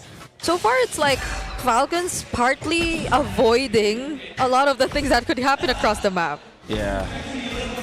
We have push. Look at this. 4 members. Oh, they're going for it. Okay, Blazing Duet already used just to clear out that wave. Netsky won't have enough time to take down this turret. Great job from Falcons. Kais is averted.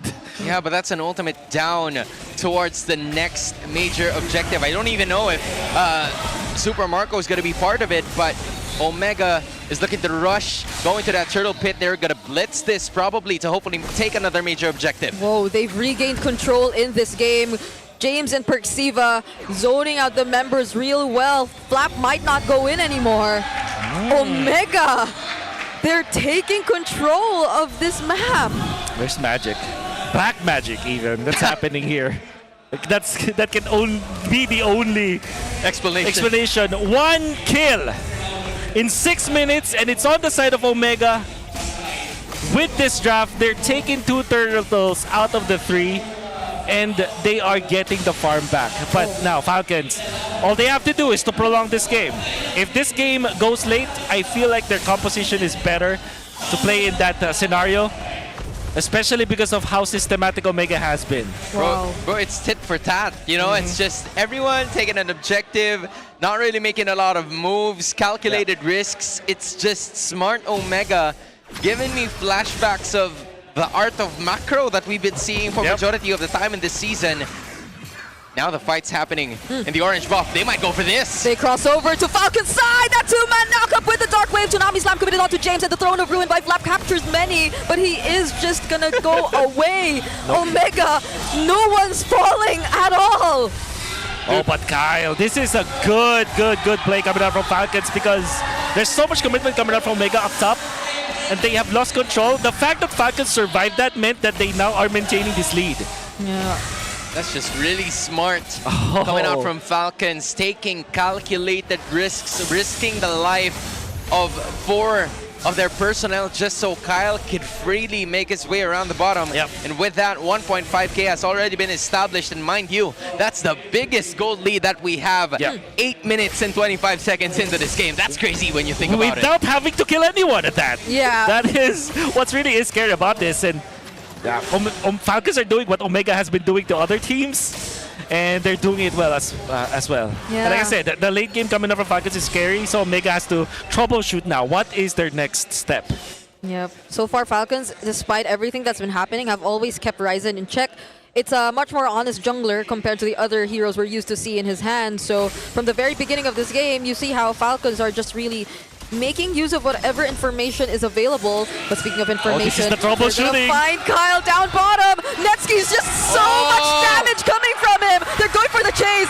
There's just 1 hit left, and Mingwin gets to finish the job. But on the other side of the map, Ryzen actually falls. Falcons Falcons Oh my. finds a really good pickoff. Yo, they thought they had the Retribution and the Lord also themselves, but the tankiest member of the squad goes down. Oh, look at that positioning from Mingwin. They forced Falcons out of their plays. A 3-man golden hour, and now they just have to continue the fight. Blazing do it defensively. Falcons can take the Lord. Can they take it down, actually? Ogwin just dishing out some damage, hoping to stay alive. But the burn is not gonna be enough.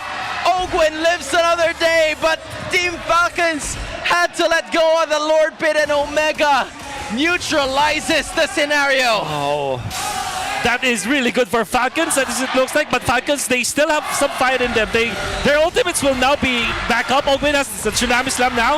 You gotta be careful, Omega, but now they're blitzing the Lord. Oh, they forced the Throne of Ruin. Super Marco doesn't have it anymore. Super Marco with the right angle, but the Appraiser's Retribution secures the objective, and now we're going for the fight. Tsunami Slam committed on James. He finally gets shut down. Falcons might want to go for it more, but Omega with the conceal will just choose to run away. Because they have the major objective. This is Team Falcons' first set of kills in this series, and it couldn't have come at a better time, but with Omega taking a major objective, they're gonna have to do damage control. They have -1 in terms of the composition, and now the Lord has spawned. Yeah. So this is the time where the viewers can say that I might sound biased, but I think that favors Falcons better than Omega. Surely Omega gets their objective, their neutral objective, but Falcons are able to get kills. Now, the only problem is, if Falcons lose their turrets in the middle and up top, then that's when Omega has the lead. 1,000! 1,000 damage per hit. What does he have? He's just on the Haas, Berserkers, and the Malefic Gun. Bro, what's with these footballs, man? Oh, Netsky. You witch. Netsky, you witch. Netsky, you witch. Okay. Oh my goodness. And now it's Team Falcons looking to make plays around the map. Oh, Tsunami Slam. There goes the golden hour, and the real world Perxiva finally gets taken out. Falcons at least get one. And Kyle from behind might actually go for a play, but that's 4 members of Omega who are probably ready to take on this.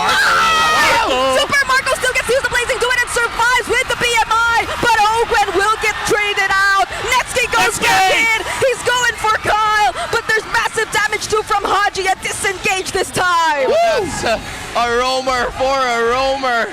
Just when we thought that the sandwich play coming out from Team Falcons was there, nope, Omega makes the pivot. Oh, Super Marco survives there. That was so sweaty. It's so hectic. The good thing about what Omega is doing is that they're backing out together. That's the reason why the sandwich play did not happen for Falcons, because when Cal wanted to go for the play, Omega was prepared for it. They were bracing themselves. You can see how good the shot calling is for Omega, the way that they backed out of there. Like, everybody could just like teleport it out, or maybe they could have just run away from each other, but no, they kept their box. That's why Falcons weren't able to get a push, and now Omega are taking down turrets. You know, that's funny, because usually the box happens during Lord Sieges and Lord fights, but this is a moving box. A moving box! And that, you don't see that A box with wheels! Oh my goodness. It's a cart. It's a cart. It's a cart. It's a Trojan horse. I don't even know how to explain it, but so far Team Falcons, from a 1.5k gold lead, it goes down to 100. Smart Omega making the right moves around the map, having 3 more turrets still alive out aside from their inhibitors. It's gone. The lead is gone. It's practically neutralized. Oh, if they see Kyle up top, down bottom, I mean, they will blitz this. This is the Bruno with 1,000 a pop on this normal attack, basically. Okay. Yeah. And he has Rose Gold. On 5. So I think that might be a good thing, but they used the Tsunami Slam on Perxiva. Still, no reaction from him. Doesn't use anything. Super Marco going in! Netsky finds the last hit on the objective. Throne of Ruin by Kyle, but the golden hour actually catches the entirety of Falcons. They still somehow find Ogun in exchange of James. And now it's Omega trying to go for the chase! A flicker, Perxiva low, Blazing Do It from Marco might just save this game. There goes the Wind of Nature as well, but the Lord is already in the mid lane as well. Oh! Kyle says take down the major problem. Ryzen and Netsky eliminated in a flash. 2 for 1, Kyle. That arrow fully charged up, hitting on the two members of Omega. The Sky Piercer takes it away. And now Falcons have found something out of nothing. Oh my, Kyle saves the day. Bro, what the hell is this game even about? We thought it was all fun and games. It's a bloodbath in 14 minutes. Yep, commendable entries, even from Super Marco, I'd say. Like the way he was able to still reserve that blazing duet, but all the more from Kyle when he still found that turnaround now, equalizing not just the map, but now also regaining that lead that they previously lost. Oh, and that spike of BPM from the Coach Mura, understandable. To be fair, Netsuki knew that Super Marco does not have enough damage to go toe-to-toe with him. If he had the Purify, if he had the Wind of Nature, Netsuki would have, now he has it. So he can now stand toe-to-toe against Super Marco. You can see Super Marco melt in front of Netsuki and Netsuki just holding his ground. It's just that stray arrow, in fact, coming up from Kyle that was able to hit him with the Sky Piercer. Dude, both of them used the Wind of Nature from the start of that clash. As soon as the Blazing Duet appeared, Netsuki popped it off. And then the same could be said for Super Marco, just so that he would be staying alive in that fight. And that was the green light for Kyle to just dish out the damage and eliminate the goal later, the main threat from this Team Falcons roster. Okay. Very unlikely because of the Purify. No. That's just impossible, honestly. Okay. That's just a little too ambitious. Yeah, too ambitious. Yeah. And now no conceal. Ogwen just waiting there. He's gonna have to escape because it's a strength of 4 and a power of 2 with Kyle now joining the party.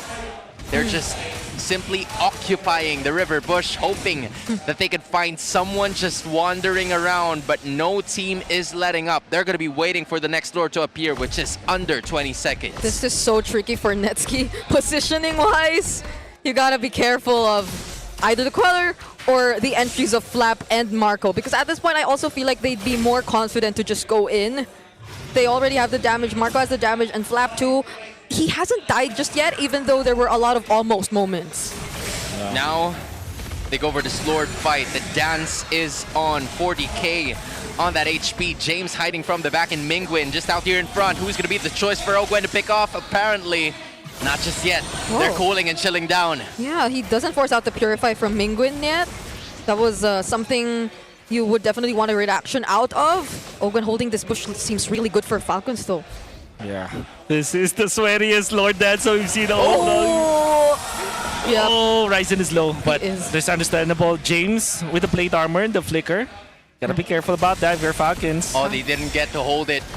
Okay, James. They spot Ogwen. James now onto him. There goes Flap. He still doesn't get to use the Throne of Ruin, but James is already low. Kyle finds the kill. There goes the wheel of manipulation in the Throne.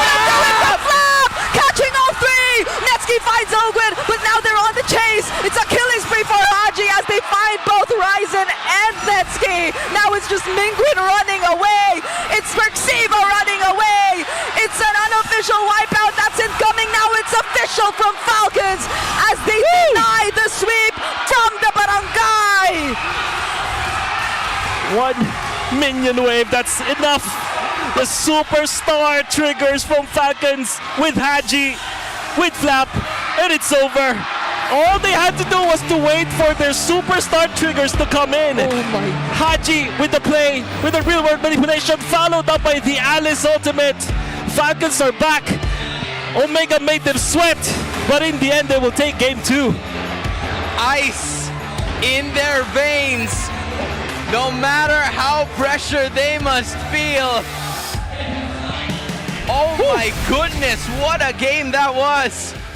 Everybody's just holding their breath. Nobody even cheering, not even a lot of activity from Barangay Tanod number 1 to 4. That's how you know this game was an absolute sweat. It is getting hot, literally, in the arena.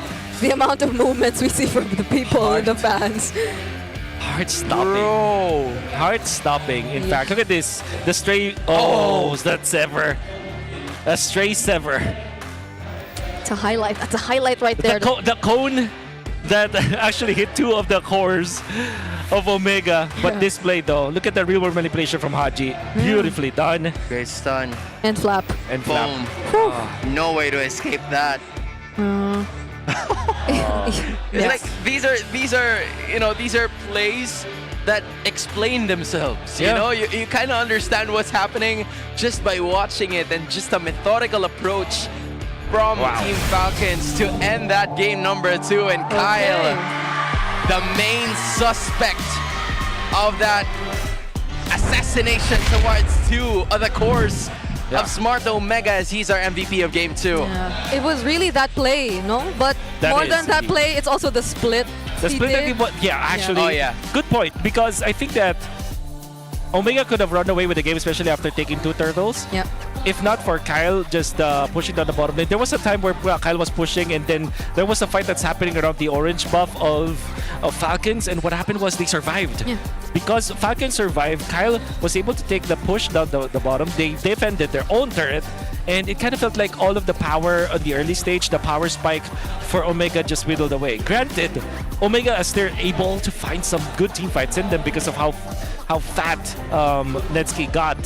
In the end though, it's just the sheer nature of the matchup. The lineup of Falcons tried better in the late game compared to Omega, and we saw how good it was in terms of execution for Falcons. Yeah, and it was a game where Ryzen couldn't really do individual things as much. Yep. Even during that one moment, I saw he was actually trying to respond to the split pushes that Kyle was doing, but because they had very little info, he wasn't probably sure if there was someone else alongside Kyle. He just decided to provide assistance to that team fight happening in the orange buff for Falcon side. So it's again Omega having to really depend on the team fights to happen. But once Falcons were also ready to just go in with those fights, it changes a bit. Yeah, which is why I suddenly remembered what Wolf was mentioning a while ago, that aside from the Fredrin, you can still pick up maybe even a Nolan or a Lancelot, because it has that factor to actually turn the tides of this game. Unfortunately, if you have a Fredrin, sure, you can get some major objectives, but aside from that, you are going to be the major sandbag of your team. And what Ryzen is known for, which he was able to do in game number 1, didn't really made that much impact in game number 2 in terms of team fights. Yeah, and even not in game 1. Like sometimes even in the previous series, you can't do solo things with the Fredrin as much. You really can't just go split. So it changes the dynamic of how Smart Omega plays their game. Though it was still a really good game we got to see from them. Like I said, this good of a series, I'm never gonna blame the draft, because both teams are just banning correctly in their second phase. Game 1 was perfect banning coming up from Omega. This time Falcons also perfect banning with the Leomord as well as the Harriet. At the same time, Omega found a way, right, to go for this Bruno with this Bruno as well as this Fredrin. They just got out macroed in a sense in that second game. At the same time, Omega were winning, right? Even when, despite everything that we've said about their composition, about their draft, there still is a lot of merit to what Omega was able to do. And that's also true with Falcons. Kyle just was a hero in this game. Haji was a hero in this game. And Super Marco had his moments. Flap had his last moment in there as well. It's just such a good game. Both teams are playing so well. I agree. From what we saw in terms of both of the teams' compositions, it's that they had some strengths, and that was showcased in their execution of the fights. But one flaw from the Omega lineup was that they had no answer to the split pushes that was being done by Kyle. And I think that's the major reason why he is the MVP of game number 2, because if that didn't happen, then they wouldn't even equalize in terms of gold, because again, from the start of majority of the Lord fights, they were trailing in terms of turrets. But because of Kyle, they were able to run it back, keep it within close distance, and actually fight up until the end. Yeah. It's I mean, even from the beginning, we sort of saw how the idea for Falcons actually was. It's just always to watch out for Ryzen, make sure they know where he is, and that's where they pivot and decide on what to do next. And I guess it's something that Falcons just really took advantage of, because again, it was a really good game for Smart Omega, but I guess there were those small windows that they could just really take advantage of. What a game! What a series! I like what I'm seeing. The Falcons are showing us their maybe their experience, I guess. Yeah. There was a time when I mentioned during the early parts of the game where eventually the late game composition of Falcons will go down to how good the experience is for Falcons, and then that's what we saw. So, yep. Omega has not yet secured their playoffs, but they're getting there. They're getting there. They are getting there. They're making some really big moves against the team that is also chasing that upper bracket, looking to keep their 8-match win streak. Yeah. So both of these teams are not only fighting for pride, they're also fighting for something that could help them even better towards the postseason. And this is the best form that both of these teams should be showcasing today so that they could bring it all the way there. Yeah, still one win away before they get their clearance, but now that Falcons have awoken and momentum seems to be siding with them after that kind of win, because that kind of win shifts so much in terms of like the momentum, I feel, because you had control of the game for majority of it, and then it took that one play, that one last sequence that we saw. So let's see how they actually get to recover from this, or how they get to keep the momentum going, because it's the first game 3 we have this week. I mean, Wolf was talking about experience. Can Omega gather that experience for another win, or Falcons take it? For now, here's an interview with Dave Sea. Let's take a break from the action because we're right here at the Wall of Fame, where we recognize the greatness of some of the Filipino athletes who deigned to visit here at the MLB Arena. And you know, some of them was Justin Kobe Macario, Jelly Bulaong, and Michael Martinez. But right now, we're here with Dave Sea. He is a 4-time SEA Games medalist, and he's also team captain for Philippine Taekwondo sparring team, right, Dave? Hello po, yes po. Kamusta ka? Okay naman. So, Dave, narinig namin, this is your first time right here at the MPL Arena. Kamusta yung experience? Sa first time ko na-experience, so grabe pala yung crowd sa live than sa yung sa manonood ka sa mga TV like that. Kasi grabe yung hype, lalo na yung sa mga pag nagka-clash, like mga comebacks na mga moment. Grabe, tas yung mga sigawan ng mga tao. Tapos, matanong ko lang, gaano ka nakatagal nanonood ng MPL? 2 to 3 years. 2 to 3 years. Yeah. So, while watching, naglalaro ka din ng ML. Yes, Matanong yes. namin, ano yung favorite hero mo and favorite role? Favorite hero ko si Hanabi. Yung Gold Lane. Gold Lane. Yes. So, you know, we also want to know na nanalo ka na ng napaharaming medals sa SEA Games, and it's a continuous success on bringing honor to our country. Ano sa tingin mo yung secret to that consistency? For me, yung secret ko lang is laging show up sa training and maging consistent lahat sa ginagawa. And laging focus sa goal ko. Focus sa goal. And we also want to know, ngayon na nanonood ka ng ML here, meron ka bang nakakitang similarities ng paglalaro as a pro athlete to similar na paglalaro as a pro MLBB player? Yeah, there's similar naman, lalo na yung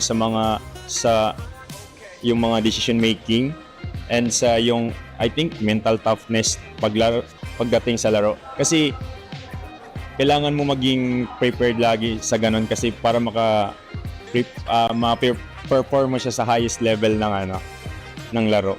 And you know, before we end this interview, we want you to sign your name here at the Wall of Fame. Ayan, so before you leave us, Dave, meron kami request sa'yo. Can you say with strong conviction, palag na to to the camera? 1, 2, 3. Palag na to. It's always pretty cool to see our national athletes, decorated athletes at that, join us here in the MPL Philippines as we get to tend to figure out what their routines are, how their winning mentality is like, because this is a match of winners. We're down to the last game of this series, and upon the randomized map, it's going to be the broken walls, and this is the most neutral place of them all. So this will really test both of the teams' mettle as to how they're going to be able to, for Omega, muster up the courage to find themselves at the winning column, and for Team Falcons to find their route towards victory number 9 in straight scenarios, in straight matches. That's just incredible to notice. Yeah, a lot at stake for this game 3. Though we do still have a couple days left in the regular season, but I think we're at the point where even like teams in the lower half are especially paying attention to this too. We have like a lot of variables to consider, but Cup Minguin, but it's like a campaign poster. Promotional, yeah. A trustworthy leader. Yeah, I'm ready for him to, run for whatever he wants to run from. Maybe a 10K. Barangay. Run for 10K. Oh! Sub 30. Yeah, sub 30 whatsoever. That's Maybe actually a marathon. pretty fast. But hey, I got that. this is pretty cool. You know, we start to see Minguin get into a role that Smart Omega expects from him from the start. This is really nice to see full-on upgrades from the weeks 1 to 4 and then 5 to 6. This is just how he rolls with his team. Yeah, there were a lot of theories as to what Minguin could bring to the table. Maybe around week 1 or 2, there were theories like stability, a bit more sense of direction, but I feel like we also are thinking that they got a bit of that from Perks as well, so it's maybe the both of them. But maybe it's a mix of a lot of things, because the experience that he's had definitely throughout MDL and throughout his career in other parts, not necessarily MPL Philippines, I think there's just like this very unique but balanced dynamic that we're seeing in Smart Omega right now. Yeah, and it's funny how his demeanor feels like he's a veteran. Yeah. You know, he's such a vet in whatever he does, but now that veteran leadership that you have mentioned from playing in different leagues is going to be a challenge. Team Falcons finally taking out that Perks Siva hero in Marcel. It gave them a lot of problems in game number 1, a bit more in game number 2, but now that's going to be out of the equation. Yeah. Not gonna get their hands on that anymore, so Omega, this is probably gonna be something different. Though, if it's like Perks you're talking about, he has a very similar hero pool to, again, one of the top roamers that we have in the league. Because again, he did come from Liquid previously, so I feel like there are still options out there that they could consider. But even the Galea gets taken out. Okay. Not giving anything to Perks. It's yeah, they're Perks phobic now for Falcons. Not necessarily hack of Perks, but it seems like that. But this will open up Jushin. This will open up Phobius eventually, which were the bans earlier. And maybe this time Falcons will first pick the Suyo. And especially because the Harley will not be banned out by Omega. Oh, no, maybe not. Actually, the Valentina still is a valid pickup here. Or either the Valentina or the Phobius will be the first pick here for Falcons, I feel like. I'm wondering if there's a high chance that Omega get the Claude anyway. They still took out the Eve. So Eve. So like there's Harley, Suyu, Eve, and the others. They are forcing Falcons to pick the Valentina first. Harley first pick. Oh. So that will force the... This is Claude, Phobius, or Jushin Claude, I feel like, for Omega. Let's see how instantly they pick it up. Because they don't have to pick up the Suyo. Yep. So there it is. So will you go for Phobius now, Falcons? Because what they can do is go for Phobius Valentina, actually, in this scenario. Hey. Phobius, Valen. What else is actually... Dude, this is a lot to think about. Like when you feel, because like these are heroes that we see all the time, but like based on their performance in games 1 and 2, they're gonna really have to find some really good compositions, and both Wura and Moody are taking their sweet time, just considering all the possibilities. Phobius or Alice is what I feel like will be the heroes here for Falcons.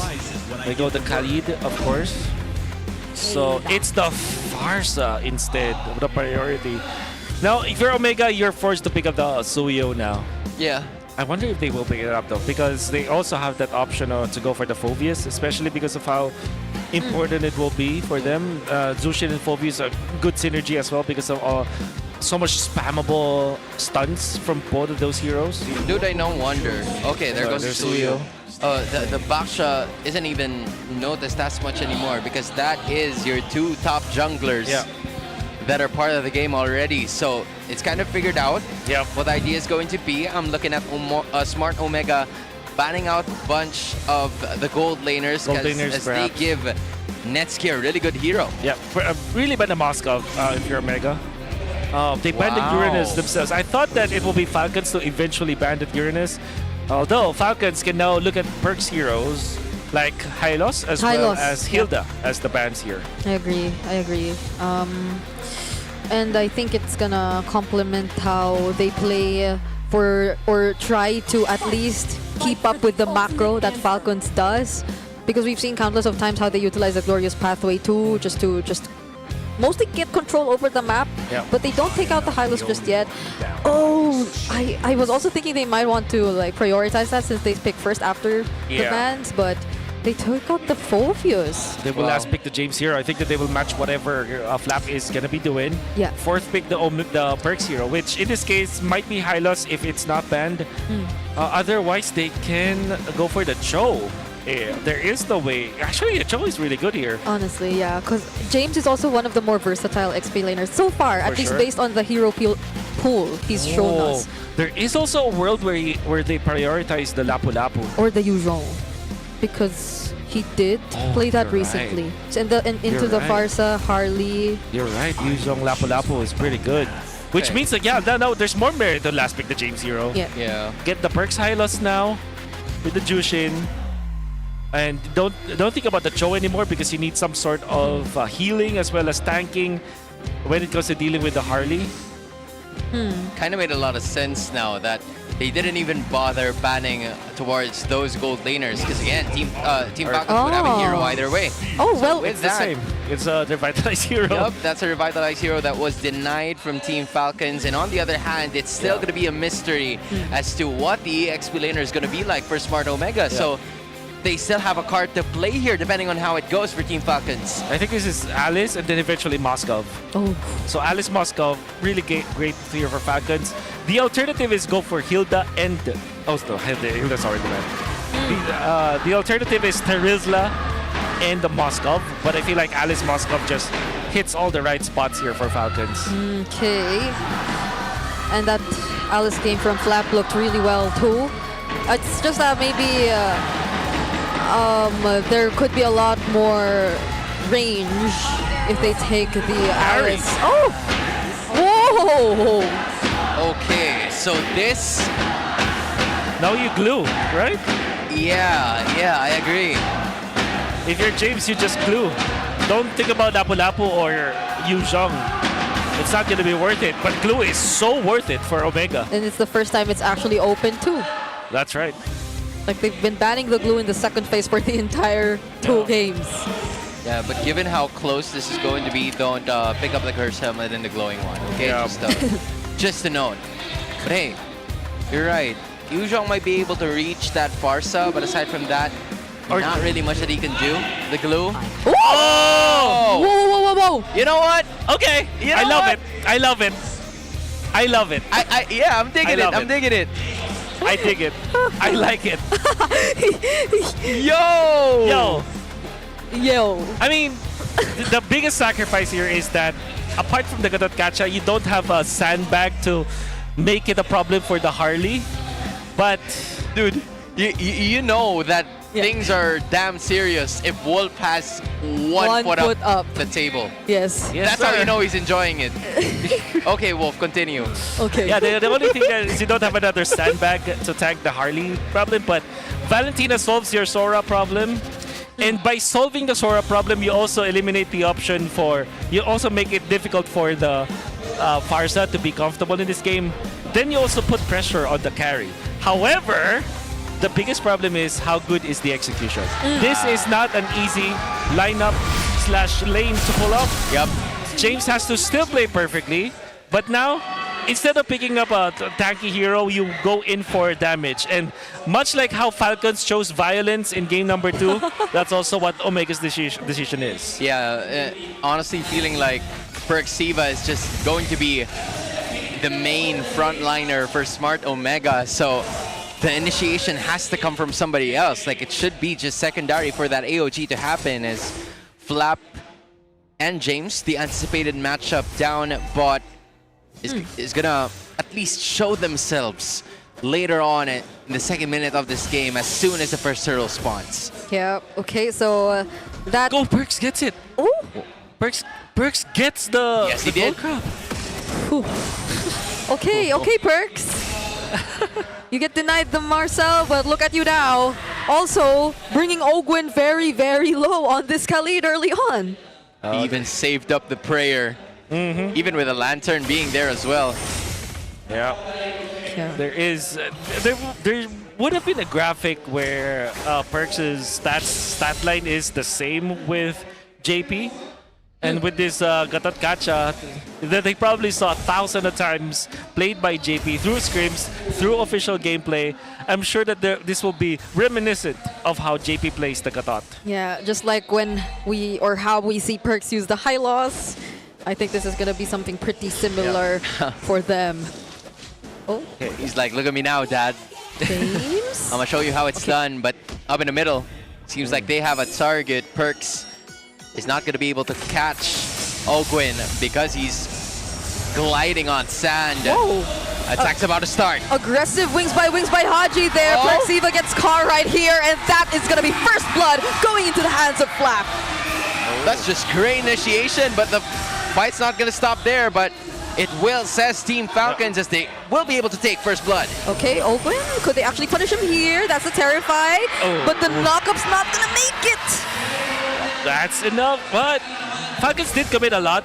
Maybe Omega... Okay, so they let go of the purple. They now focus on taking down this turtle. Kyle is almost level 5. That's probably why they want to take the fight to them. Oh, insane positioning from Haji right there. Who gets the turtle? It's still going to be Ryzen. Flap jumping back in as Mingwin also picks up the kill on Ogwin. This is action here and there. Yeah, that's great prioritization. Purple delayed, turtle taken.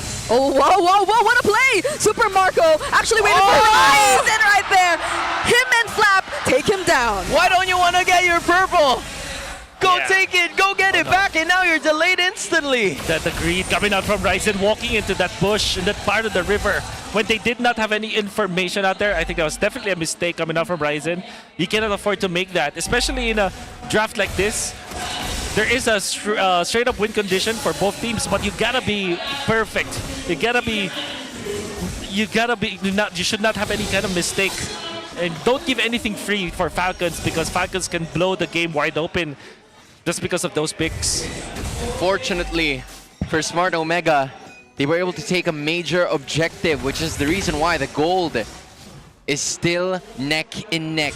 The barangay needs to find another approach towards this, as Ogwin is just freely roaming around the map looking for some ways to give out information to the rest of his teammates. But other than that, you know, we start to see Falcons now slowly dictating the pace of this game, basing it all on those kills. Yep, especially through this Khalid constantly roaming around. It's a bit more coordinated between Omega and their mid duo, but we're not really seeing them convert it into anything as much just yet. At least just yet. Oh, Haji finding Mingwin here. Still doesn't use the Crimson Beacon. There you go. Woo! Finally does. That's a Raging Sandstorm, also used by Ogwin. Footwork from Mingwin. Oh my god. Dude, that's muscle memory. Yeah. When you see something coming at you, all you gotta do is Crimson Beacon away. Okay. And with that, in spite of Mingwin not having his ultimate, they're going to be approaching this turtle, hoping to take it for themselves. Okay, so Kyle chose to go for the Genius 1 first item instead of the typical concentrated energy that we see. So we'll see how they utilize this. Oh, they're going for James. James is going to survive this though. The knockup once again used on Ogwin, and that's the setup coming in from Flap. Doesn't get to bring Perksiva alongside him though. And there could be a counter attack this time from Omega. There you go. Better dare strike from Haji. Oh, it's alive. Multiple members too, but Netsky going in. There's the Blazing Duet taking down Flap, and they have the turtle all to themselves. Ryzen secures it for the team, and James fights Super Marco too alongside Ogwin down bot. He just had to turn his back, wait for the right time to strike, and unleash the fury with a Blazing Duet. Apparently, James with the Valentina pick this is not the main course of Omega's treat to us. It's actually Netsuki. Netsuki has been the hero all along. Why are we talking about the Valentina last week? Why are we talking about the Suyo from Ryzen? Hell no! This is Netsuki. Yeah. Netsuki's game. Look at this. Look at the positioning. Okay. They were able to punish Flap. Netsuki out of the range of the feathered airstrike. He comes in as he finds Haji, takes out Flap, cleans up the kill, gets out of there, secures the turtle for the team, and now they collect more. Super Marco being taken out this early is not going to be good for Falcons. The witch doctor Netsuki. Netsuki, you witch. You witch. You witch. You mean witch. Putting Smart Omega up 2.5k in terms of gold lead, and that helped Netsuki a lot. Developing almost 8,000 of a gold lead towards his counterpart, Super Marco, really having a hard time trying to figure out where to position himself, because again, he doesn't have the item to increase the range just yet, so he's gonna have to take his sweet time farming up items while the rest of Omega is roaming around. Yeah, he legit engineered that entire team fight. With just that ultimate coming in from Netsuki. Oh my goodness, it's that much damage? Oh, what? Where and how did they find Kyle? You again! We asked him 5 W's and an H there. Oh my gosh! What the hell? All of a sudden, it started to make sense. Here he goes again. And Ryzen picks up another kill. They're not stopping. They're going. We're under a hex. We're under a hex. We're under whatever Netsuki has designed for this. I don't know how a Harley got caught by a Claude and a Gatotkacha. We're in a hex. We're in a domain expansion. Hey. We're in a genjutsu. Anything you can call. 4.5k is the gold lead. Can you miss it? We literally missed it. Oh, look at that jump coming in. There goes the AOG. That's the counter setup. Ryzen still finds Flap though. He couldn't bring them closer to the turret. He got bursted before he even could. Dude, they're bulldozing their way onto the jungle of Team Falcons. Netsuki is unscathed. Ryzen already has 3 kills and they're up 5k. Oh, Sky Piercer priority for Ryzen. And the thing is, he puts it to use. There's a lot of pressure that they're exerting now. Netsuki on this Claude, the most active Claude that we've ever seen for MPLPH Season 17. I'm sure that there are more active Claudes out there, but this time, second turtle fight, you're already getting the kills, you're already committing your ultimate and your flickers just to get into the fight. Oh, Gwen, Gwen, no, they have the damage. Fortunately, don't commit though. Yeah, they wanted to secure the orange buffs first. Yeah, but it's a full, at least 3-man lineup coming out from Team Falcons, making sure that the orange buff is safe. Now Smart Omega goes to the other side. If you'll take orange, we'll go the other. And let's see what you have for us in here. Control. The aggression. This is the thing that typically Falcons will do to you. Yeah. But Omega is doing it to them. Oh wow, look at that. Not even Kyle getting access to Netsuki meant anything. Like there was not enough damage at all coming in from Kyle. What is he actually on? He just has the genius wand. Yeah, just the genius wand. He was just able to escape by pressing the right buttons. That's it. 3 items now for Ryzen. Of course, the one is a Sky Piercer. But we'll see. Perks. They're not going to jump the gun for now. They're disciplined. They will just get the orange. It's total jungle choke. Okay. Mingwin's fine. Again, he's not And going to be Netsuki already forced to starts use the Lord. ultimate. And look, Plan A fails. Let's go Plan B. And it seems like they are isolating all of the members. Ogwen, Marco, Kyle, Haji, all in one place. Smart Omega's going to be taking this lore for themselves. Wow. Yeah, the Titans are the ones blocking the bridge for Omega to get and cross to the other side. Yeah. And Netsuki says, nah, I'd win. Nah, I could feel the personality What through did the screen. Kanye West say? I can't remember. Imagine if I didn't win. If I didn't win, I guess we'll never know. But it's still not over. It's still not over. It's still not over. That's right. The playoffs is within grasp for Smart Omega. This just depends. They're gonna need to have a master class of a performance. Even Mingwin is zoning Kyle out. Yeah, Mingwin Zushin is not something that you really have to push over. I think this is something that Omega has found already. Okay. Okay, they actually forced the Holy Shield, so this could be a push. Yep, there goes the feathered airstrike in an attempt to actually defend this top lane turret! The flicker in from James to go for the setup! The counter setup from Flap will be unsuccessful as well, and it's still Omega picking up that turret! And the kill on Flap! They don't have Sky Piercer on Mingwin, right? But they still got that.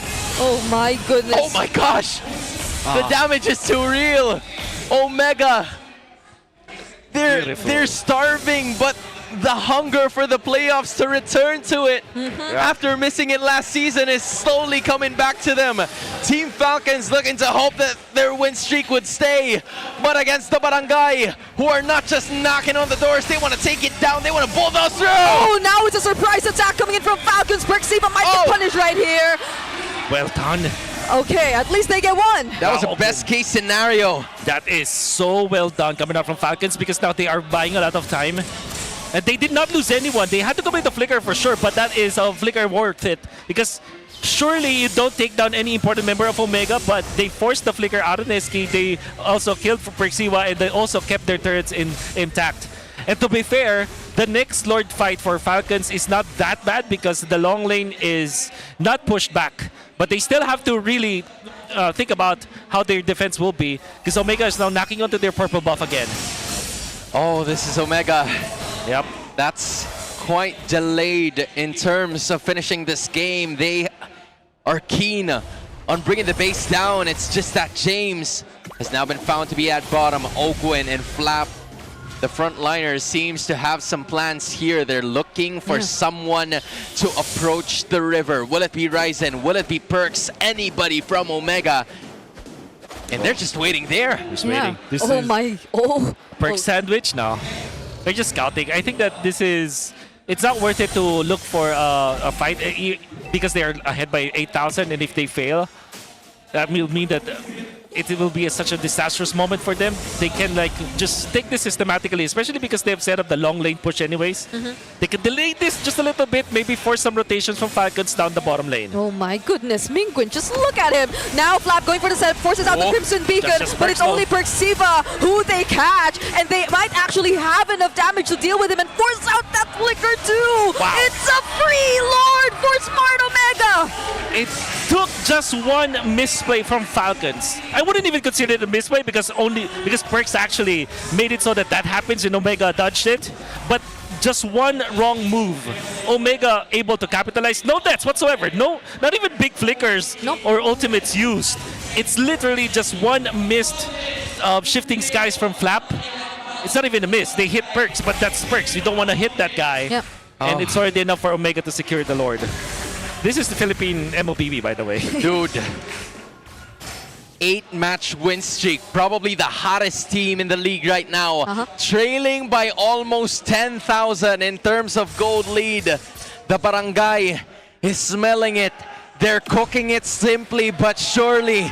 Will they have enough firepower to knock themselves out and make their way out to the playoffs? They want that clearance. There goes the Raging Sandstorm and the Shifting Sky! They actually find James before they're able to do anything. And now Ryzen has to escape. He successfully gets out. Netsky does find one still though, but Ogwin makes sure that they get more. It's a 2-for-1 so far in this defense. Wow. Falcons, what a defense. And again, Flap this time hitting the right targets. James could not react. Taken out very early to the team fight. Fortunately for Omega, there was Ryzen to get out with a sliver of HP. Netsky with the Blazing Duet Winter Crown play, but it wasn't enough. James has to be able to pop his ultimate. This is why we said that the room for error for this Valentina is so slim. Still, Omega has the lead. Falcons wants to get a turn out of this. They will be denied of it as Mingwin and Nets clears the mid lane. Crisis averted for Omega. Oh, Titans are Guardians too. They just wanted to protect their base and their win streak. But Wolf is right. Omega is holding on to an 8.4K gold lead, and no matter how slim the margin of error is for James, he now has the flicker.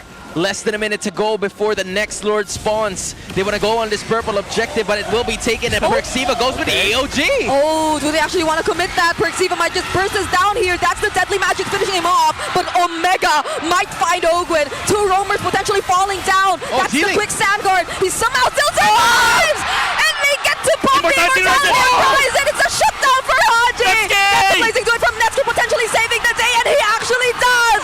A 3-4-2 trade, and they're still going for more. James on the sustain, the terrified, the damage. Kyle goes down. Only flat to defend. Doesn't have the ultimate. Minions up top, Netsky knocking Mingwin as well. Shifting Skies pushes the minions out of the base, but now they're just shredding him into pieces. A Winter Crown play, but there's a wave in mid, and that's all the Barangay needs to secure their playoff spot. Streak broken. Hope shattered. Dream is alive. Smart Omega are heading to San Juan Arena. To the playoffs. This is probably the most emotional secured playoffs series ever. Omega, they gave their all. You can see it, you can feel it. And they're playoffs bound. Holy shot!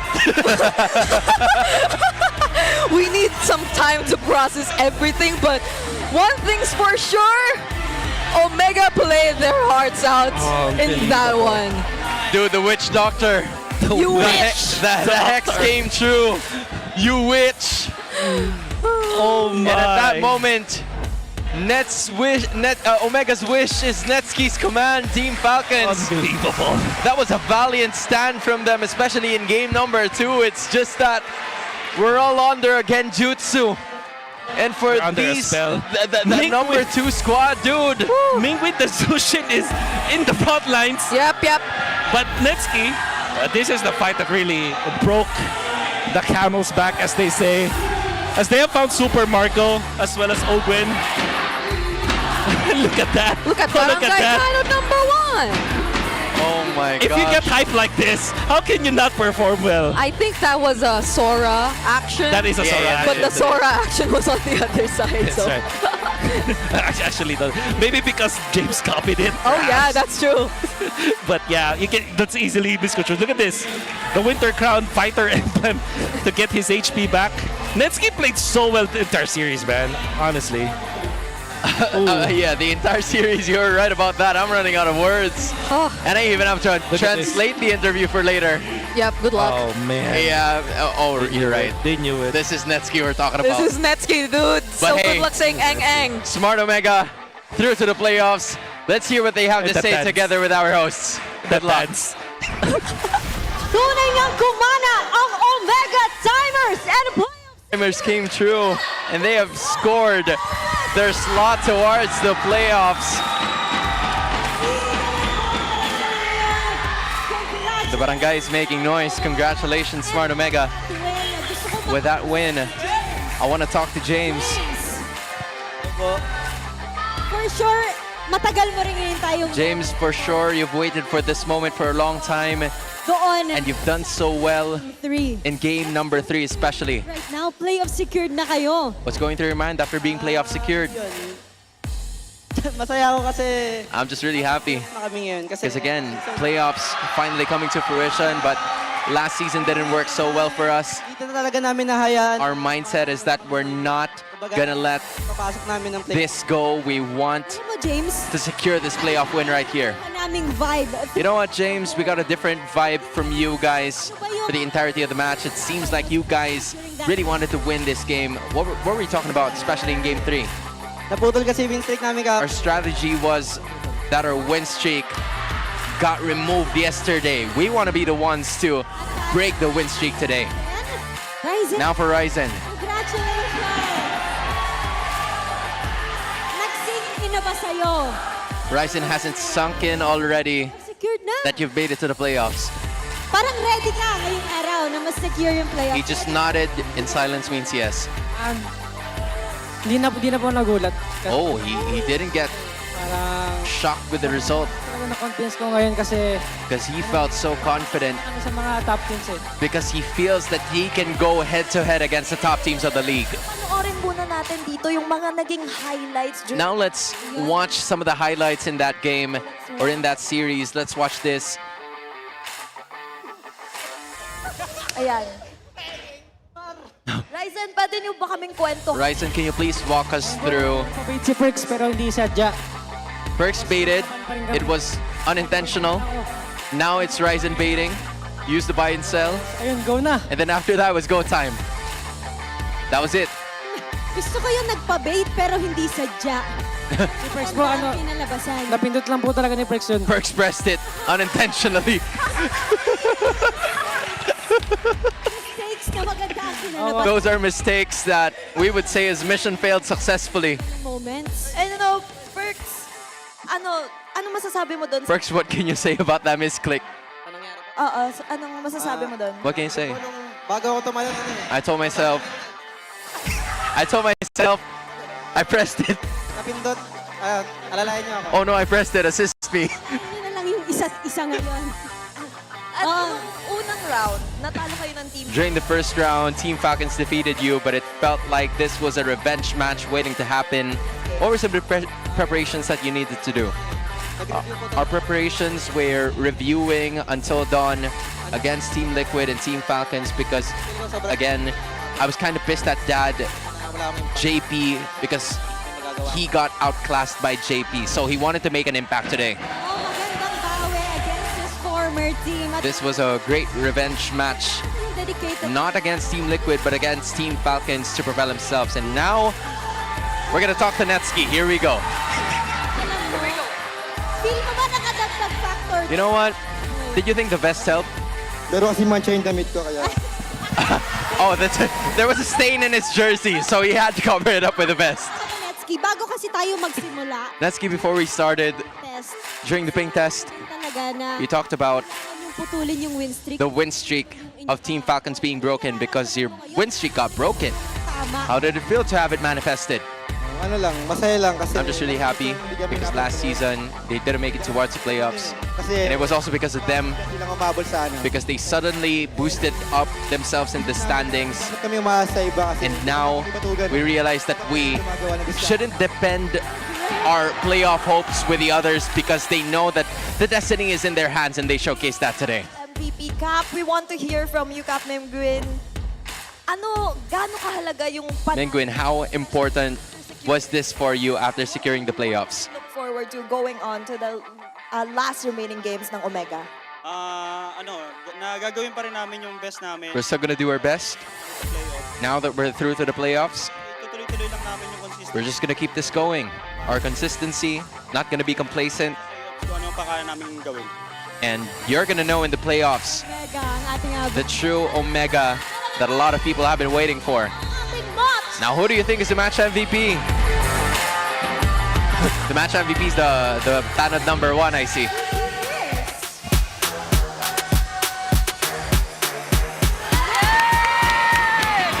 Netsky, you witch! Congratulations! May bonus pa sa manifest. Netsky, congratulations. This is a bonus. Ano lang, ito lang yung pinamalakas na golden. He's back. He says, this means nothing. This is just basic. This is just the strongest gold laner in all of history. Sa buong barangay. What's your message to all of the barangay who are supporting you? Shout out sa mga barangay Tanod. Shout out to all of the Tanods supporting us. I know Lahat kayo tumakas pa sa barangay nyo para that you guys escaped from your respective barangays to come here, to all of our girlfriends, to all of our families, and we will keep this going until the playoffs.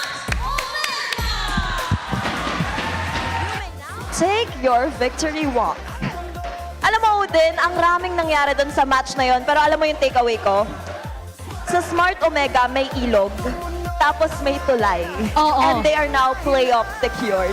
Talaga namang na-cross na nila ang tulay patungo sa playoffs. And with that, Game 3, patunay lamang na inilaban ng buong barangay ang kanilang papunta sa playoffs. And with that, let's see what happened during that Game 3 kasama ang ating mga casters. Casters, palag na to.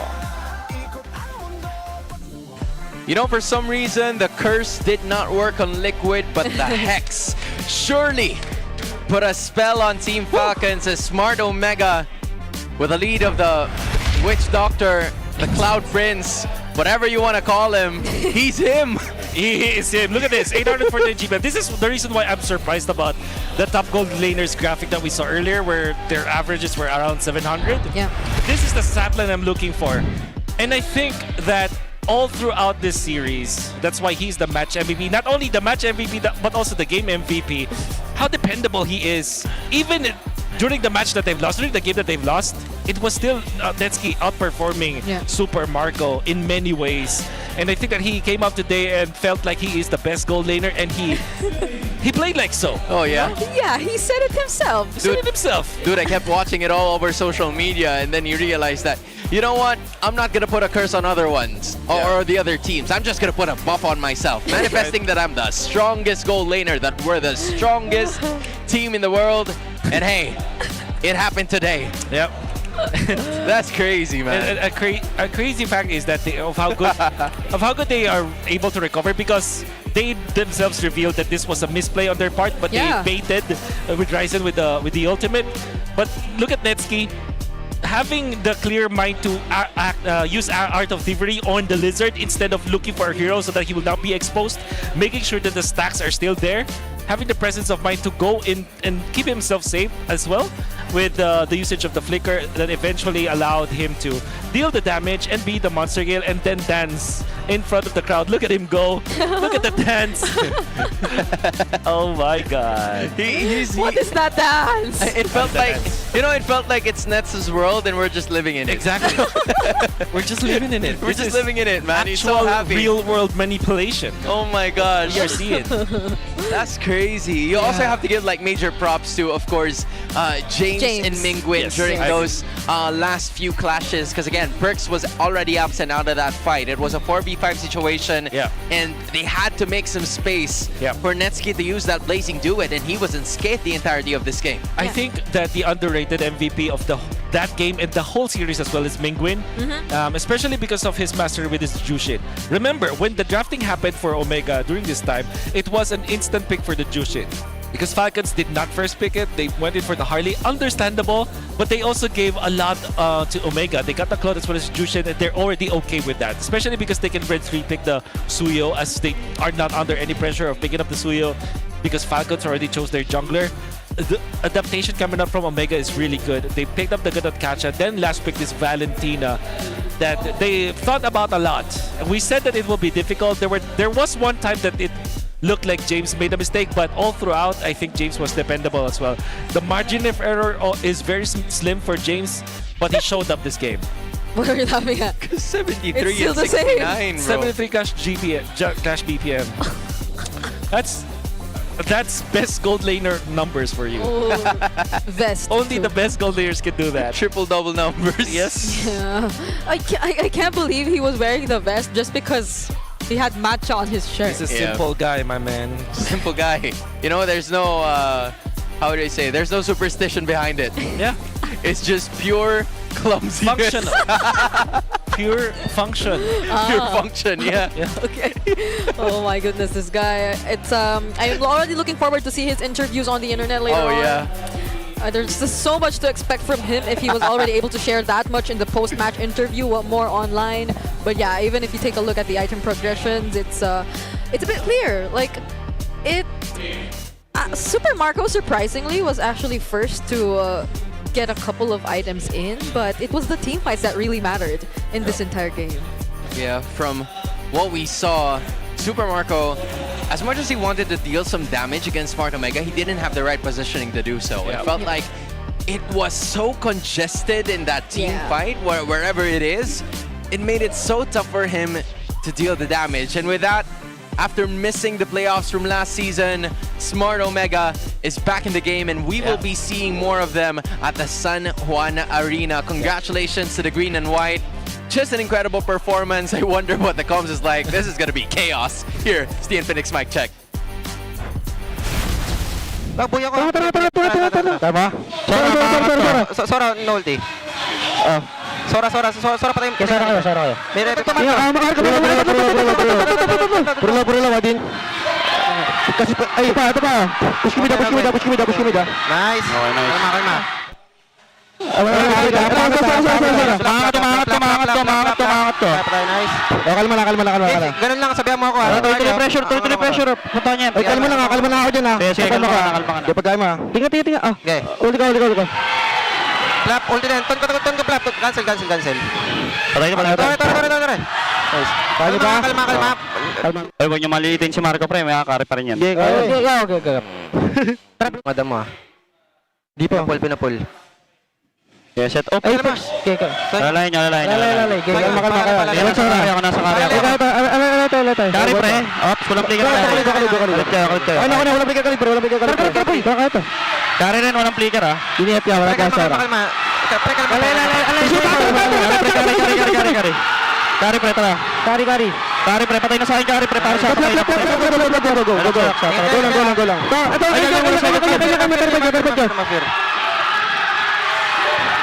Kalma kaya. Chris. Tuloy natin to. Dated. Nag-winter ah. Dated. Berksiba. Dated. You know, honestly, I thought that mic check was gonna be chaotic. It didn't turn out to be chaotic. It was very systematic at that. Yep, Yeah. it's the opposite. Mingwin kept reminding them, and I'm just like, during that moment, Kyle reminded me of Catherine McPhee. Yeah, He was terrified. he was terrified. Terrified. I mean, By he was in love, but he was also terrified. For the first time and the last time. In his only life. My gosh. Yeah, we're in Nets' world. I can Nets' feel it world. right now, bro. But congratulations to Smart Omega. Day's not over. We're gonna throw it over to the side report. It takes a whole village to take down the Green Falcons at dinala nila tayo sa Game 3 para sa ating Match 2. It's Smart Omega ending the winning streak of Team Falcons and more importantly, playoff secured na ang buong barangay. This is your very own Odin reporting on the side to tell you what is happening on a different side of the MLBB global map. At ngayon ay pag-uusapan natin ang MPL Indonesia now on their Season 11 playoffs na in the run. Secured na ang Onyx Esports kasama ang PH Import na sina Kyrie and Kelra. Samantala ang Alter Ego naman ay sinusubukan magkatsansa para sa playoffs laban sa Dewa United na ngayon ay nasa ikalawa sa standings.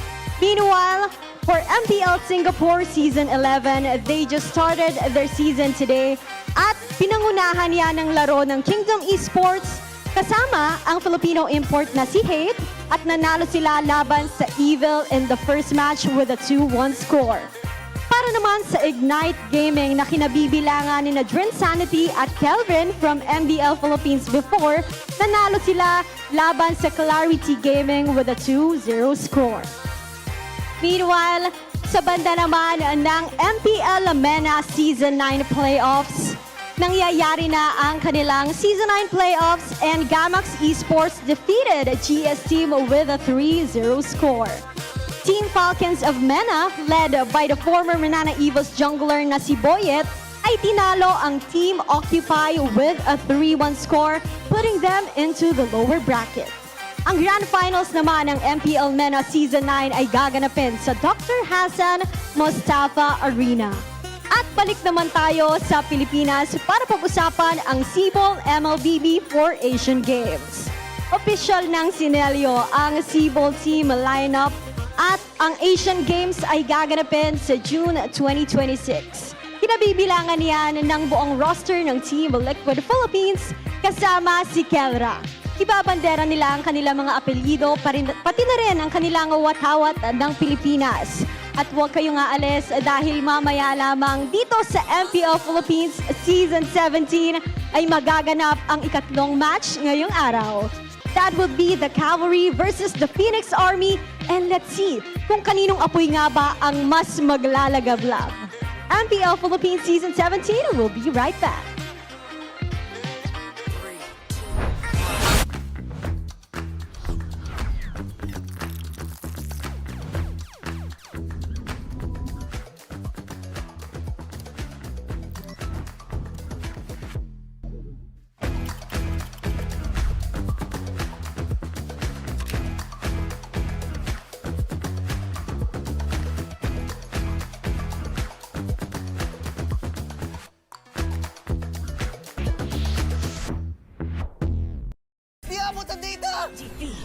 GG bro!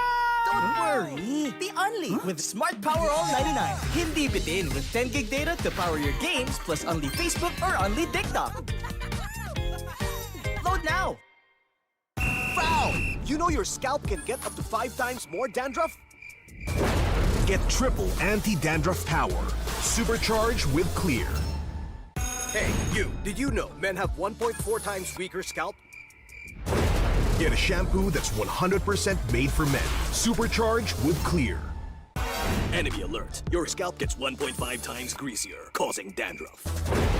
Get triple anti-dandruff power. Supercharged with Clear. Stop and pull over. Your scalp gets 1.5 times sweatier. For cooling power, supercharged with Clear.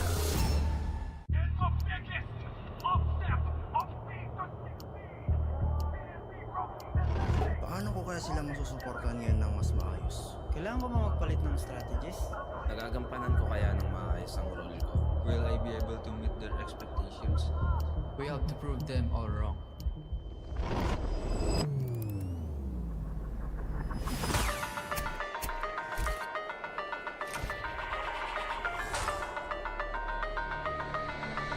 Time to win.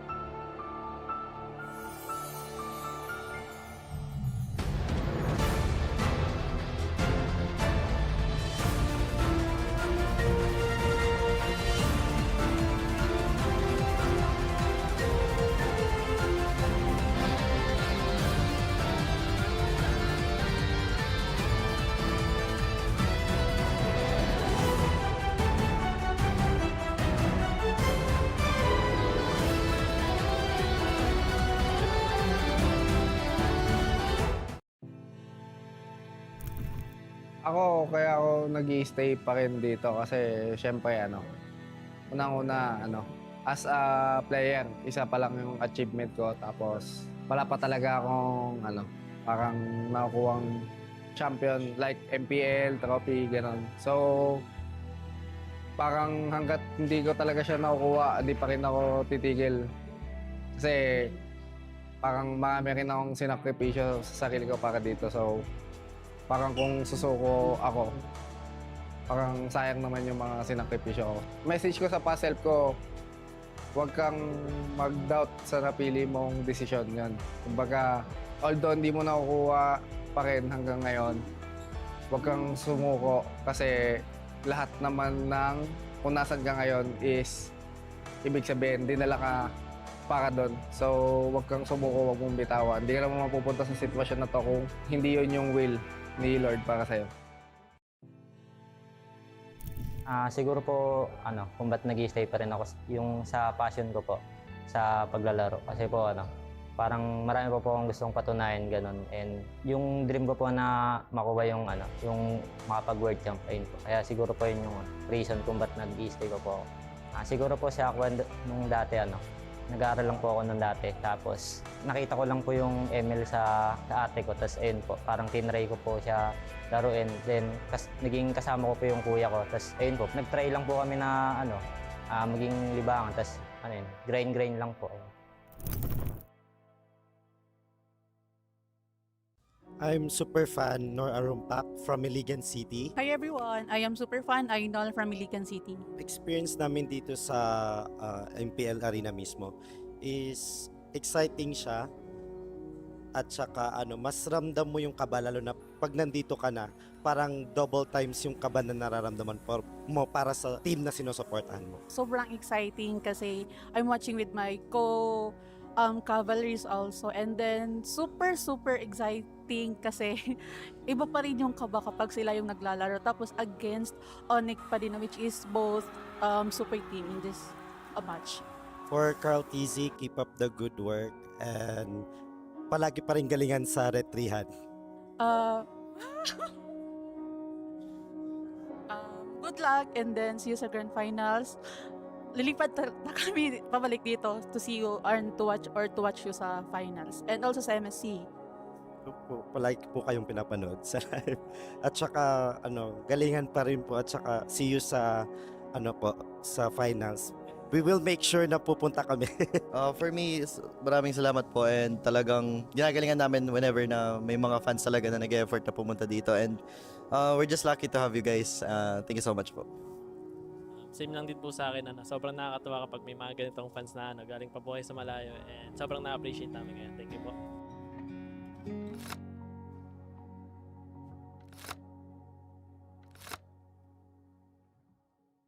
Hey ML super fans, it's fun to watch the games live, but you know what's better? Watching the games right here at Victoria Sports Tower. And I'm here with some ML super fans. And before anything else, guys, introduce nyo muna yung sarili nyo sa ating audience. And saan kayo nanggaling? Hi, I'm Jules. I'm Alea. I am Alexander. And From Muntinlupa. Muntinlupa. So, ML super fans na family, right? Kayo po yung tatay nitong dalawa. And meron po kami narinig kasi mostly sa ML, yung mga anak, sila yung naglalaro tapos ipapatry nila sa magulang. But this time, it's different. Narinig ko po na kayo po yung unang naglalaro ng ML tapos parang inudyukan nyo yung mga anak nyo na maglaro. Yes, so fan na po talaga ako ng ML, ng MPL since season 1. Season 1, grabe. Yeah, so mga 17. 8er pa and...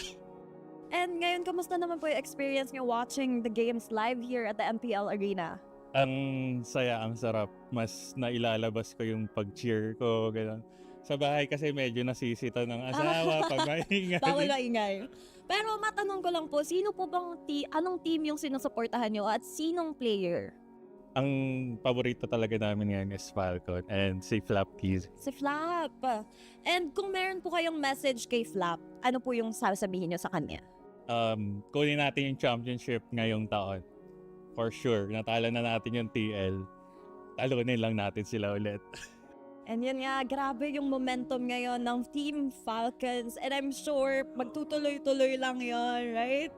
Flap, kanina ang message nila sa iyo sana daw mag-champion kayo.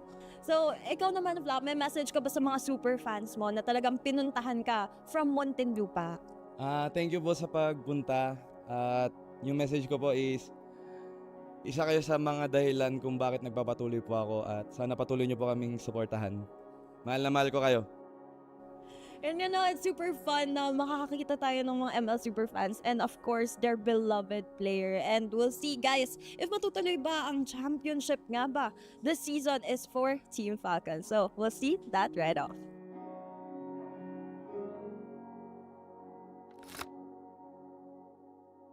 May interview ba mamaya o magbabaw na agad? Hello. Anong masasabi ko ngayon na maglalaro ka ulit for the second time?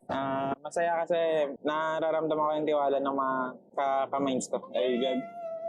Sa mga kalaban namin sa Twisted Mind mamaya, galingan natin pareho, pakita natin kung ano yung pwede natin pakita. Saka, bigyan nyo kami points, kailangan namin. Palaglag naman kayo, napasok naman namin playoffs eh. Against APBR ba? Ano masasabi mo sa kanya?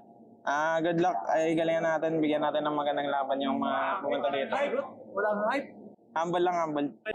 Message ko sa mga nanay dyan guys, Happy Mother's Day advance and sa mother ko bukas, birthday niya. Happy birthday ma. Para sa'yo may surprise ako, mamaya. Kailangan mo kumanta ngayon, Frank. Ano kantahin natin? Yung kabisado. Kabisado ko na. Kabisado ko na. Ano ulit? Ang tamis ng iyong labi. Kabisado ko na. Tama na yun, di ko kabisado, pre. And there always explanation I can't find. Itong B1. Pustahan nga. Sige nga, labanan mo. Pustahan boy. Ano ba gusto mo? Ayaw mong tuloy. Mahilig kang kumanta eh. Kasama Ayun lang. ba yan sa mga preparations mo? Ayun lang yung gusto kong kanta eh. Carpenters. Tama ba? Sabi mo, hindi gumana yung barang mo. Hindi nga eh. Pumunta pa naman ako sa Quiapo para magpabarang. Hindi mo lang gumagana. Bakit nung dinescribe ka ng magulang mo, paladasal ka daw, mabait na bata, nang babarang ka pala? Siyempre ano yun, iba si Netsky, iba si Kenneth Barro. Si Netsky ano yun, nababarang talaga yun. Okay. Dito sa, basta sa game. Makakaharap nyo ngayon yung Omega. Papabarang ba kayo doon? No! No! Hindi pwede. Ano yung mga preparations na ginawa mo today? Pumunta naman ako sa Mindanao. Nagpatawas. Hindi talaga gumagana yung na yun eh. Engeng things na yun eh. Ang maganda lang siguro iba eh. Kami na yung malakas din. Yung minamanifest ni Netsky, magiging eng-eng daw yung kalaban. Payag ka. Wag ganun, Netsky. So kung babarangan mo pabalik si Netsky, anong i-manifest mo? Sana maka-early game kami sa kanila. Tingin mo ba papalag ka na sa Falcons? Kasi win streak yun eh. Kayo naputol na yung win streak niyo eh. Di ba naputol yung streak namin? Oo. Kami naman ngayon na magpuputol. Maganda yun maganda. Hindi naman pwede kami puputulan lang. Siyempre lahat magpuputulan. Oo.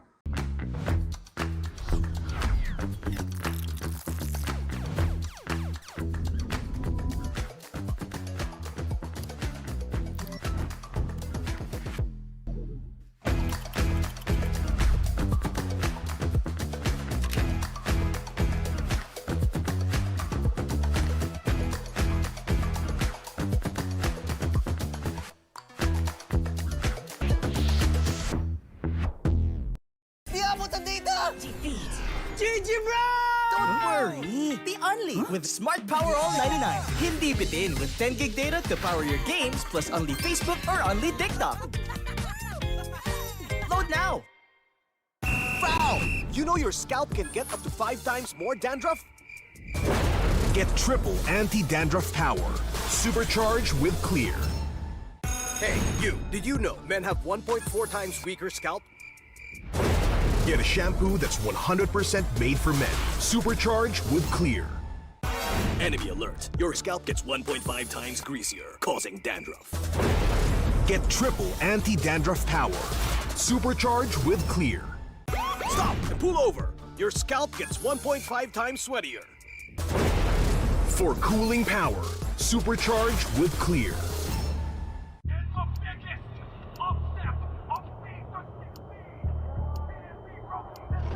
Paano ko kaya sila masusuportahan ngayon ng mas maayos? Kailangan ko ba magpalit ng strategies? Nagagampanan ko kaya ng maayos ang role ko? Will I be able to meet their expectations? We have to prove them all wrong.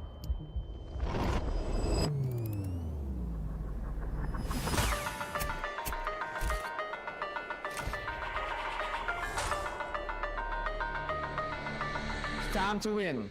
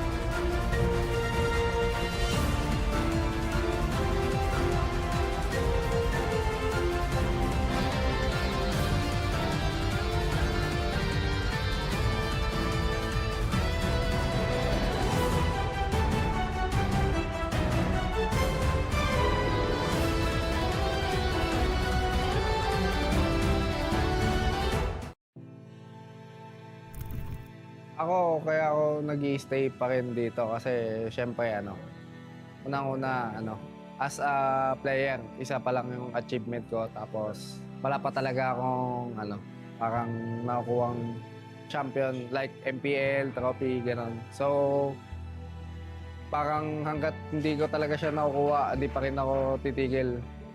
Kasi parang marami rin akong sinakripisyo sa sarili ko para dito. So, parang kung susuko ako, parang sayang naman yung mga sinakripisyo ko. Message ko sa past self ko, huwag kang mag-doubt sa napili mong desisyon yan. Kumbaga, although hindi mo nakukuha pa rin hanggang ngayon, huwag kang sumuko kasi lahat naman ng kung nasan ka ngayon is ibig sabihin, dinala ka para doon. So, huwag kang sumuko, huwag mong bitawan. Hindi ka naman mapupunta sa sitwasyon na to kung hindi yun yung will ni Lord para sa'yo. Siguro po, kung ba't nag-i-stay pa rin ako yung sa passion ko po, sa paglalaro. Kasi po, parang marami po akong gustong patunayan, ganun. And yung dream ko po na makuha yung, yung makapag-world champ, ayun po. Kaya siguro po yun yung reason kung ba't nag-i-stay ko po ako. Siguro po siya ako nung dati, nag-aaral lang po ako nung dati. Tapos, nakita ko lang po yung ML sa ate ko. Tapos, ayun po, parang tinry ko po siya laruin. Then, naging kasama ko po yung kuya ko. Tapos, ayun po, nag-try lang po kami na, maging libangan. Tapos, grind lang po. Ayun. I'm super fan Nor Arumpak from Iligan City. Hi everyone, I am super fan Ainol from Iligan City. Experience namin dito sa MPL Arena mismo is exciting siya at saka mas ramdam mo yung kaba lalo na pag nandito ka na, parang double times yung kaba na nararamdaman mo para sa team na sinusuportahan mo. Sobrang exciting kasi I'm watching with my cavalries also, and then super exciting kasi iba pa rin yung kaba kapag sila yung naglalaro tapos against Onyx pa din, which is both super team in this match. For Carl TZ, keep up the good work and palagi pa rin galingan sa retrihan. Good luck and then see you sa grand finals. Lilipat na kami pabalik dito to see you and to watch you sa finals and also sa MSC. Palagi po kayong pinapanood sa live. At saka galingan pa rin po at saka see you sa sa finals. We will make sure na pupunta kami.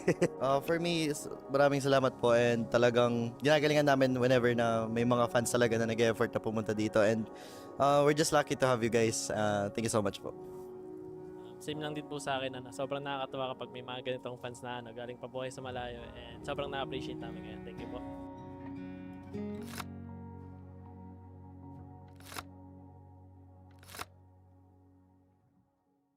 Hey ML super fans, it's fun to watch the games live, but you know what's better? Watching the games right here at Victoria Sports Tower. And I'm here with some ML super fans. And before anything else, guys, introduce nyo muna yung sarili nyo sa ating audience. And saan kayo nanggaling? Hi, I'm Jules. I'm Alea. I am Alexander. And From Muntinlupa. Muntinlupa. So, ML super fans na family, right? Kayo po yung tatay nitong dalawa. And meron po kami narinig kasi mostly sa ML, yung mga anak, sila yung naglalaro tapos ipapatry nila sa magulang. But this time, it's different. Narinig ko po na kayo po yung unang naglalaro ng ML tapos parang inudyukan niyo yung mga anak niyo na maglaro. Yes, so fan na po talaga ako ng ML, ng MPL since season 1. Season 1, grabe. Yeah, so mga 8er pa and... And ngayon, kamusta naman po yung experience nyo watching the games live here at the MPL Arena? Ang saya, ang sarap. Mas nailalabas ko yung pag-cheer ko, gano'n.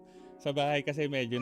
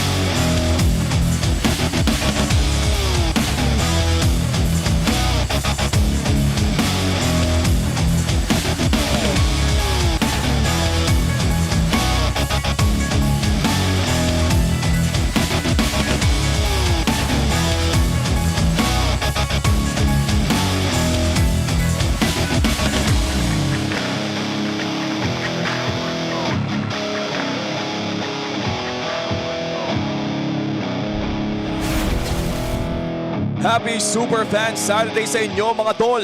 Magsisimula na ang pinakahuling matchup ng ating Super Fan Saturday for week number 7. Labanan ng magkaibang mundo ang ating matutunghayan. Currently number 1 ang Team Liquid Philippines at kakalabanin nila ang currently number 8 na TNC Pro Team. Kailangan na talagang pumuntos ng TNC dahil pakunti na ng pakunti ang slots sa ating playoffs matapos makapasok ng Smart Omega kanina. Ngayong gabing ito kami ang inyong makakasama Wumi pa rin with Joshi Kicks and Midnight para hatid sa inyong aksyon. At para naman sa ating English desk, kamusta kayo dyan? We're all good here. It's Hans Galleria, Brigida, and Wolf, and I am very excited to talk about this match today. For some reason, I'm just really excited. Gigil na gigil ka na siguro sa lahat ng mga preparadong Hans Galleria jokes natin dyan. At si Wolf din. At saka si Wolf din.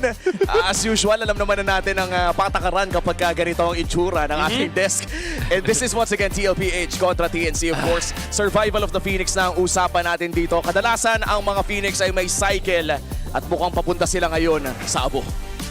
Kailangan nila itong win against Team Liquid Philippines for them to survive. Ito yung sobrang laking factor na kapag natalo ka pa dito, almost tapos na yung run mo for the MPL Season 17. And yun yung gustong iwasan ngayon ng Phoenix Army. Yeah, and I would say ito yung totoong do or die for TNC kasi hindi talagang pwedeng matalo. In all honesty, parang ito na yung yung kailangan mag-evolve. That's true. Yung mga players, mag-evolve yung gameplay. And for the longest time, nakikita naman natin sinasabi na parang may pag-asa, na andyan yung adjustment. Let's face the facts. It's, one of the toughest situations you'll ever be in as an MPL franchise. That's true. And then konti na lang yung linggo, konti na lang yung matches na maaabangan natin from TNC. Yeah, you're right about that. I feel like for context, for everybody who's watching, no one's gonna be eliminated tonight, okay? It's just that every single chance would go out of the window, lalo na kapag natalo ka. So, just like what the Filipino desk has mentioned, every single match matters. Because if you lose, then yung mababang chance mo na makapasok ng playoffs, mas bababa pala. Yeah, and the difference between this and all previous conditions that we've actually discussed is the fact that TNC probably has the least control over their fate. That's true. It's something that's mostly going to be decided by the teams who are still fighting for the last few spots, and it does require some action from TNC, but it's mostly dependent on the other teams. Yeah, if anything though, for TNC at least, they will still have a chance to fight the teams that they have to defeat. Yung mga nandun sa baba ng ating standings. Pero yun nga, nakita natin yung most recent na outing ng TNC parang hindi ganun ka impressive. Nakita natin parang nawala talaga yung alab ng side ng TNC. Oo nga eh. Pero yung sa Liquid, nandun yung alab. Nandun yung alab. Oo, nandun pa rin talaga yung alab. And for the side of TNC Pro Team, going back sa mga seasons nila, ay season 9, 15, and 16 lamang sila nakapasok sa playoffs.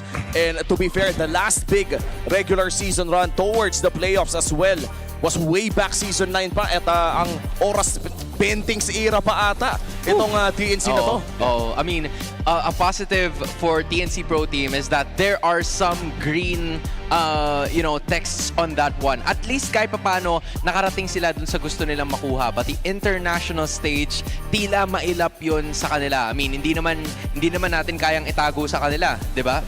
Sa puntong to, they really have to perform to the best of their abilities because the stats are already there, and if they don't, it's really quite a struggle to move on from here. At gusto ko rin lang idagdag na parang nakakapagtaka na makita na ganito yung TNC Pro Team, especially after the success na nakuha nila last season. 3rd place. At ito na ang kanilang playoffs condition. Medyo mahaba ang mga basahan natin dito. Pero ano nga ba ang kailangan nating abangan? Analysts, kayo na to. Alam ko marami nagtatanong kung ano ba ang ibig sabihin nito. Papasimpleng ko ang buhay natin, okay? Okay. Basically, kailangan manalo ng TNC sa lahat ng matches sila. Yun. And dalawa sa ganitong scenario, okay? I-wish lang nila na matalo ang Twisted Minds, Aurora, or yung APBR as maraming tiebreaker doon. So ang kailangan nyo lang isipin for TNC, kahit manalo sila sa lahat ng remaining matches sila, hindi nila hawak ang kanilang buhay. Aray ko. Simple, di ba? Simple pero masakit. Masakit. Yun Wala bang wala bang konting hagod? Diba? It really hurts eh. It really hurts. I mean, we're talking about alab. You would say na hindi naman lagi na nawala yon. Nandyan naman yon to begin with.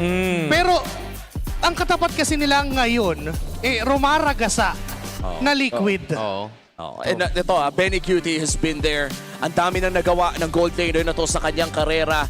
Na-nerf na nga yung mga stratehiyang pinalabas nila throughout his career. But as of now, as the storm subsides, nakikita natin sa stats na para bang medyo pababa na. Ano ba ang kailangan gawin ni Benny Cutie para muling bumalik ang bagyo? Confidence. Tingin ko makahanap ng tamang hero para gamitin sa kanila. Feeling ko din kasi when I'm looking at Benny, nandun naman meron talaga nanalo naman siya sa lane niya. Kaya naman pag teamfights when they're winning. Actually, Benny Cutie looks good. But I feel like ang kailangan gawin ng TNC dito ay painitin si Benny. Bigyan ng magandang hero, number 1. Second is be active, be more active. Yung Claude, minsan maganda yung pagkaka-play sa draft pero kinakapos din sa tapang itong si Benny. And maybe may pwede tayong balikan ng mga plays mula dito sa ating mga upcoming teams. Yeah, and malaki talaga yung task dito for TNC kasi ang kalaban nila dito, one of the most synchronized team in the league. It's TLPH. Titignan natin dito yung mga plays na ginagawa ng Liquid do, and we will have a focus on JP. Now, makikita natin dito sa inyong mga screen yung team fight na nangyari between TLPH and Smart Omega. The level of chemistry between these two teams. Yung pag-force sa may bandang unahan, look at this direction mula dito sa Liquid. Binibait lang nila yung mga frontliners para makapag-push na maayos dito yung mga nasa harap ng Torre. And then after that, nung enough na yung kanilang damage para mapatuloy yung Torre, wala na isang minion waves, dun mo makikita yung pagsama-sama, grouping up with each other, and para sila nagbabanding dito. May bagong banding dito yung TLPH na hindi lang gym, kundi sama-sama silang nag-outplay ng isa't isa. And ito yung you're no James Banks moment na hindi sila na 1v4 ng isang Leomord. And then the next clip, we will be seeing the level of mastery dito ng TLPH and level of chemistry as well.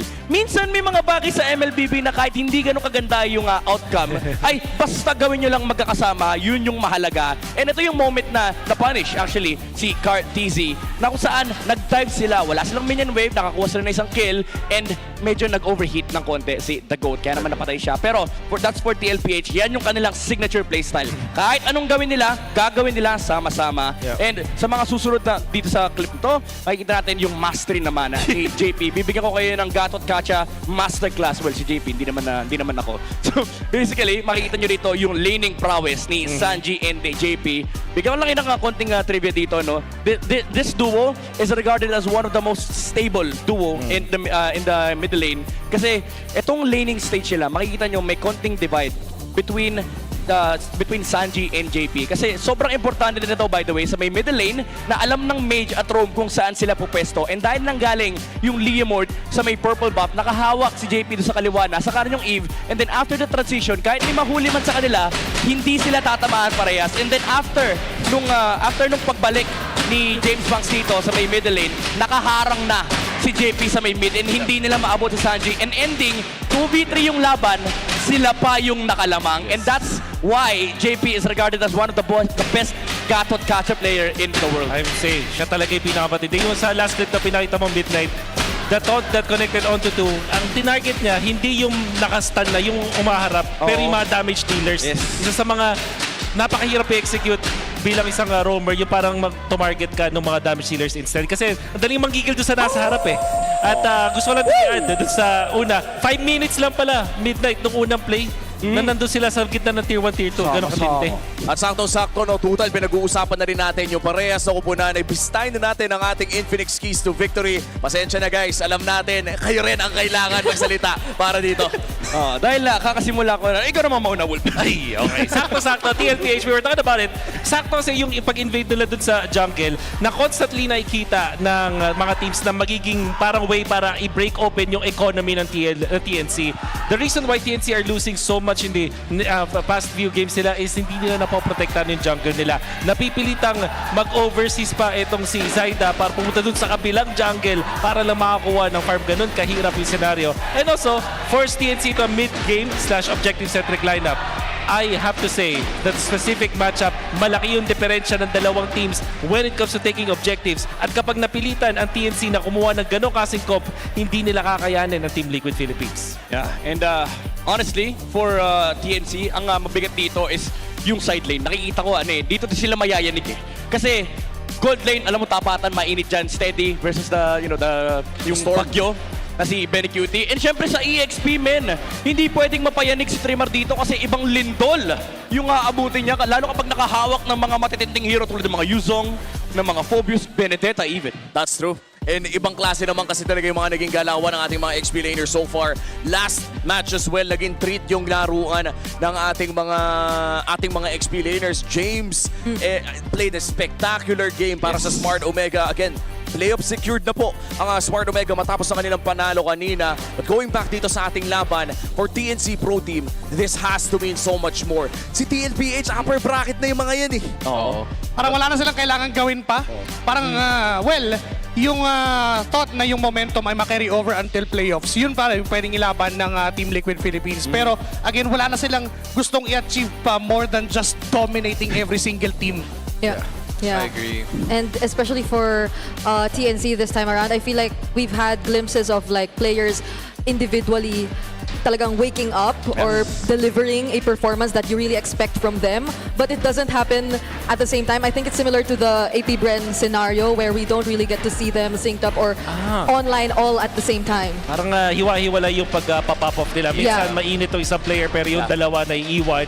And then dahil hindi sila sabay-sabay, lalo sila na-abuse ng mga teams na nakatapat nila. You know what, it brings me to a question kasi madalas nating sinasabi on the latter portions of the season na parang ano ang itsura ng isang koponan when they no longer have nothing to lose. But for TNC Pro Team, it's the complete opposite. That's true. What do they look like if they have everything to lose? What's the type of pressure na kailangan nilang pagdaanan? At kapag tinamaan ka nga naman ng lintik kasi sa lahat pa ng kailangan mong gawin, sa Team Liquid ka pa talaga ang kailangan mong kalabanin. So, you're gonna have to play 200% for you to be able to pull this off. Minsan parang ang kalaban mo mundo na eh. Yung parang hindi ka pwedeng matalo, nagkukumahog ka sa puntos, tapos yung kailangan mo, yung oras na kailangan mong bumawi, si Carl Tizzy pa yung kaharap mo. Yun ang ata yung pinakamahirap eh. And so far for the side of Team Liquid Philippines, despite very shaky off-season moves bago magsimula yung Season 17, baliktad yung nakita natin. Ang daming nag-expect na mahihirapan ang side ng Team Liquid Philippines sa season na to, pero patuloy silang umarangkada. Meanwhile for TNC Pro Team, baliktad din ang nangyari. We expected TNC to explode in Season 17. Pero ito na nga, nandito sila sa bingit ng kamatayan. And ngayon ang kaharap nila, walang iba kundi ang idolo ng lahat. Lang iba kung hindi si Sanford in the XP lane. Grabe, the Apex Predator. Leader ng solo kills. Oo, men. Ito yung talagang, lalo kapag nasa red side mo yung Liquid, basta mabigay mo yung hero matchup, sandol ka lang. Hahatid kita kung saan mo gustong pumunta. Like, alam mo, kahit ano eh. Kahit ano talaga eh. Yuzong, Raging Sanford, Penalty Doll, Lindol. basta ako kung ako katapat. Penalty duel. Basta ako kung Okay. ako makakatapat. Okay. O sige, anong paboritong animal ni Apex Predator? Ano? Eddie, dolphin. Okay. Ako naman, kung ako makakatapat ni Sanford sa XP, kailangan ko ng Panadol. Panadol! Ay! Wait lang teka lang. Ayan. Kung may solo kill king doon sa XP lane, para naman kay Zaida, #1 in First Bloods. Grabe ka naman, Sir Zaida. Yeah, it's always a strong start and I think it's been a lot of instances where si Zaida nga talaga ay nakakapag-pop off pero hopefully they're able to maintain that because it's difficult to like sabihin na natin makuha mo na naman yung early game mo dito but magkakaroon na naman ng recovery ang Team Liquid Philippines and it's hard to stop the stampede from there. Well, kailangan siguro maalala ng TNC na may nangyaring Cinderella moment last season. Alam niyo yung mga times para sa Falcons, if you recall that season, sobrang haba ng checklist na kailangan mangyari. Pero naabot pa rin nila because of their resilience. So maybe that is the thing for TNC. But TLPH, eto, chill na chill lang sa Gedli. Ayan, may napasayaw na. And by the way, tinakpan tuloy na sensor si Kuya Teddy. Sibol MLBB Men's Team for the Asian Games qualifiers. Papunta na po sila ng Singapore this June. At ang ating roster dito ay sila din pala ang ating tinitignan. Naku pare, hindi natin pwedeng ma-miss yan. Diba? Hindi natin pwedeng ma-miss itong pagkakataon na to. Kasi just imagine, kasama nila si Kelra. Yan ang totoong nag-aalab, men. Oo naman. Si PHI Pilyas. Mga estudyante ng Alab University. Alab University, diba? In short, Alab you. Diba? Nakapag-enroll na ba lahat? Ay, pag-enroll na ako. Ayan. Tawang-tawa. Inaasar nila si Teddy. Inaasar nila si Teddy. And ito yung no? Di nag-enroll sa Alab you si Teddy. Diyan mo naman kasi talaga makikita, even if, let's say, Teddy is new sa loob ng Team Liquid Philippines, nararamdaman natin na para bang kababatang kapatid. I think in one of the interviews of Carl, inaalay ni Carl ang season na ito para sa mga kapwa niyang hindi pa nagcha-champion. Yeah. Diba? Ay, parang side quest na lang to kay Carl eh. Yung listahan ng mga achievements ni Carl, nangingibabaw pa yung achievement niya. Ano ba? Saka gustuhan niyang manalo eh. Tol, alam mo na-realize ko, para si Carl TC, para siyang pang 7 beses niya na naglalaro ng story mode. Alam niya na. Naka-new game plus. And it feels as if every week may bagong milestone na nagpa-pop up na lower thirds. Para kay The GOAT.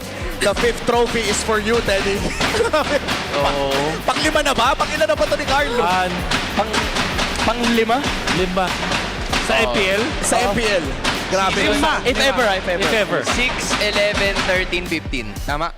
Wow. Ayun Okay. 6-11. Tama. Hindi. Well, wala nang patumpik-tumpik guys. Maraming salamat sa ating English desk. Malapit na magsimula ang ating panguling laban dito. Ayan naman players, pasok.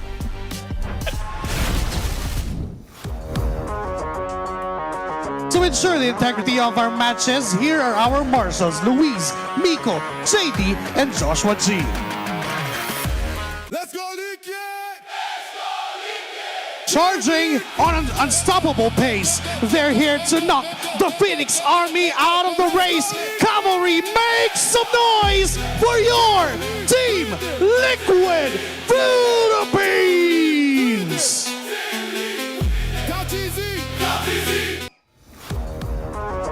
A tough challenge ahead. Their backs against the wall. The Phoenix will need to rise once more. Make some noise for TNC Pro Team!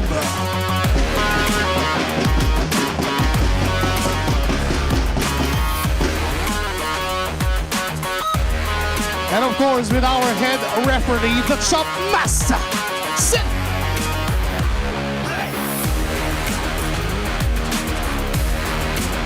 With our coaches, Coach Snap and Coach Tito Max. Do or die, rise or fall. One team is fighting for their life while the other is looking to conquer all. Ito na ang huling laban sa inyong Super Doll Saturday! And the doll is part of this team. They're loving their position. Love is in the air for Team Liquid Philippines. Team Liquid Philippines have been, I'd say, especially, or despite their streak actually being broken, have been on a very momentum-based performance, especially coming off that win from the Barangay. It's pretty much given what to expect from the Cavalry. It's more on what can the Phoenix Army do? Yeah, I think that for one, they have to be reminded of what happened in the last season. I will go back to that kind of narrative because Falcons, when everything was up against them, when the checklist has been given to them and it's a very long list, they were able to make it. Now, it's Storm that will be played for TNC, which I don't know if it will be successful. There was a time where Storm was really good for TNC, but maybe a little bit of change is what TNC needs for them to get back into their winning ways. It feels like whenever they do that slight switch up though, there's something that just happens for TNC. So might this be their first step or one of their ways to actually bounce back in the league? Dude, at this point, I'm just hoping that it works for TNC the way it did the first time because they're going to be needing it. Here's the Smart 5G ping test to see what they're all about. Yapping session muna tayo. Balita ko, last week nandito yung buff mo eh. Nandito ba? Ngayon nandito ba siya? Wala pa eh. Pero, tagasan ba siya? Malaysia. Message mo sa mga dati nating kaya ko. Ay, system na laro, pre. Yari ka dyan. Mga Pilco Mechanics, sasabay sa system jetting. Parang match ng kay Storm, di ko magamit. Pero shot calling, Lance ako. Nung una kang tinawag na The GOAT, ano reaction mo? Cringe po, cringe. Kasi nung time po na yun, parang feel ko di ko pa po deserve. Ngayon, ano na nararamdaman mo tuwing tinatawag ka na The GOAT? Ano po, natutuwa na po. Siyempre, ikaw ba naman tuwaging greatest of all time? Meron ka ba mga pre-game rituals na ginagawa? 1v1 sa mga to, sabay tatalunin ko sila. Oh! Kumusta naman yung pagbabalik mo dito sa Pilipinas? Masaya. Competitive pa rin yung MPL. Kahit hirap kami ngayon, masaya pa rin. Meron ba kayong anything na preparation before this match, like days prior? Hindi na namin overthink kasi dami na namin talo eh. Kung overthink pa namin yung talo, baka sumait palalo ulo namin. Kaya Tama naman. kumbaga, isipin lang namin na nakalaban. Pag nalabas namin laro namin, edi masaya. Sino ba dito ang pinakamalakas mag-overthink? Lahat kasi sila malungkot mo pag natatalo eh. Tingin ko lahat. Pari mo ka! Di makausap, tapos naka-headset sa biyahe. See, I told you love was in the air. Stone's buff was here last week. Yeah. And Carl DZ's loving their position. So I feel like, as of the moment, TLPH, they're just looking to polish whatever else is left there for there to polish. But for TNC, it's them trying to look for something that they haven't really figured out before. Yeah. Hopefully, Stone's buff is also here today because it's a very crucial match. He's and not. Oh, He's not. well, yeah.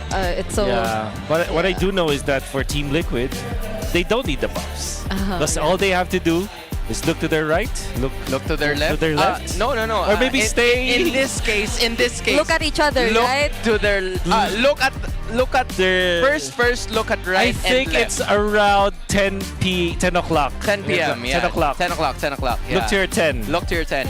I think they look at each other. Yeah. First also true. look at your 3 and then look at your 9. That's what you're talking about, right? And Yeah, then left and right. Then after that, a little bit to the front. A little bit to the front. Yeah. Yeah. I mean, I see it. I'm not sure if it applies for everyone, but yeah, it seems to be working. Oh, that's the 12-0 flying cloud slap. 12-0. I hope that Tirzla comes alive here. But There could be. It's actually interestingly a priority for TLPH. Okay, Harley being banned. Is this Suyu? Is this Claude? Is this Suyu, Claude, or Jushin as the first pick? That's true. I think Jushin is the first pick. No, it's not. It's Suyu. Yep. Oh, Yep. okay. So Stone can get his hands on that. Yeah, Jushin, Claude might be the better answer here. Jushin, Harris. Okay. And instantly picked as well. So now you don't want to pick up the Teresa anymore. You kind of want to get the Farsa, but they do like the Khalid in this scenario for TLPH. They really like to prioritize that. So I would assume this is Eve Khalid. No, it's not. Eve Claude. Dude, that's a surprise. They're showing all of their damage dealers quite early, but That's true. you cannot deny that these are some really good picks coming out of Team Liquid Philippines. And Yeah. I was quite surprised that they didn't prioritize the Claude. They chose the Harith. Maybe this is comfort of Benny or some sort. The laning definitely could go a bit better for them. It's a bit more tricky now that there's an Eve though on the other side. Agree. So you'll have to be a bit more particular with your usage of the Zaman Force. But at least they complement it together with a very highly aggressive hero in the form of the Leomord. But then it brings you back to how snowball reliant this draft is so far for TNC. To be fair, this is a hero lineup that TNC are comfortable with. Yep. Good usage of the box with the Zaman Force being activated. Of course, the Jushin being there. I mean, in terms of the nature of how strong the heroes are, TNC have gotten the top tier heroes for sure. TLPH though, this is a very standard draft. Suyu in the Claude, very reliable when it comes to the early game up until the late game. So all you have to do now is to think about what complements it. Will you go for the dive like a Claude, like a Khalid, for example, or will they go something very front-centric, like a Hylas, for example? Yeah, the options are unlimited. We saw how AP Ren, or was it Omega, actually tried to go for a Hakaji. Hey! Shoutouts to Chow. She back. She back. She back. Yeah, we saw how Omega was trying to go for a Haka JP route, but it didn't really work in their favor because JP also had like a bunch of other options out there still. The Hilda suddenly appeared yesterday too. But now I think they're being, because the glue in a way, yes, could still be a flex. So taking it out from Liquid's hands, and even the Kalea gets taken out. It's also like it's the same for Chakno, I guess. Like Chakno has a very deep hero pool. It's just that the difference is they haven't really made it work as often. Oh, this is all too familiar. Okay, This is all too I've familiar. seen this. We've been this road before. I've seen this. We've been this road before, ladies and gentlemen. The last time that this happened, TNC were winning. Here we TNC go. won. TNC won the last time this happened. Here we go. Oh my goodness. Okay. This is it. Oh, here. Oh no. You poked the bear. Hey. Now you're gonna now you're gonna have to suffer the consequences. You poked the bear. Why did you poke the bear? Yeah, why? Oh, we're not done. They're not done yet. We're not done. Oh, Okay, there you go, my Hylos. gosh. Okay, the ads are over. Did that last for like 15 or 30 seconds? There you go. There you go. The penalty doll finally coming into action. Now you see why. It's a penalty zone. No. Okay. Who's using it? It's a doll. Yeah. Okay, let's use that then. Let's use that then. Okay. Yes. JP though, the Khalid's still there. It's a Khalid that's still available. I don't know what the XP lane for 3mar is. Yeah, no? it's still unknown. Okay, so you're looking at, I think the Khalid is just great. Yeah. Or maybe they go Hilda, seeing as there is the high loss. Yeah, Still the Khalid Khalid. is perfect. The TNC looking for their XP lane to partner with the Turtles. Alice maybe is the hero. So is Glue, in fact. They just banned it out. Oh yeah. Or Sora? Sora maybe? Yeah, I think Sora. Actually, Sora is pretty good. I agree. Feels like Sora is more than decent, given that the Valentina hasn't been picked at all, which is again quite a surprise. Obviously, Sora knowing that the latter or the former is gone, it's gonna be another setup hero, because I felt like that's what they were missing from the start. Super fans, make sure to scan the QR code and predict the match winner correctly for a chance to win 1,000 MLBB diamonds. Again, taking a trip down memory lane, Team Liquid Philippines has not only secured a playoff spot, but they've managed to secure even their upper bracket spots. So the very first day for them in the playoffs is obviously day number 2. But for TNC, we're still not sure what's going to happen to them, but they have to do their end of the bargain for a chance to even make it to the postseason. Yeah.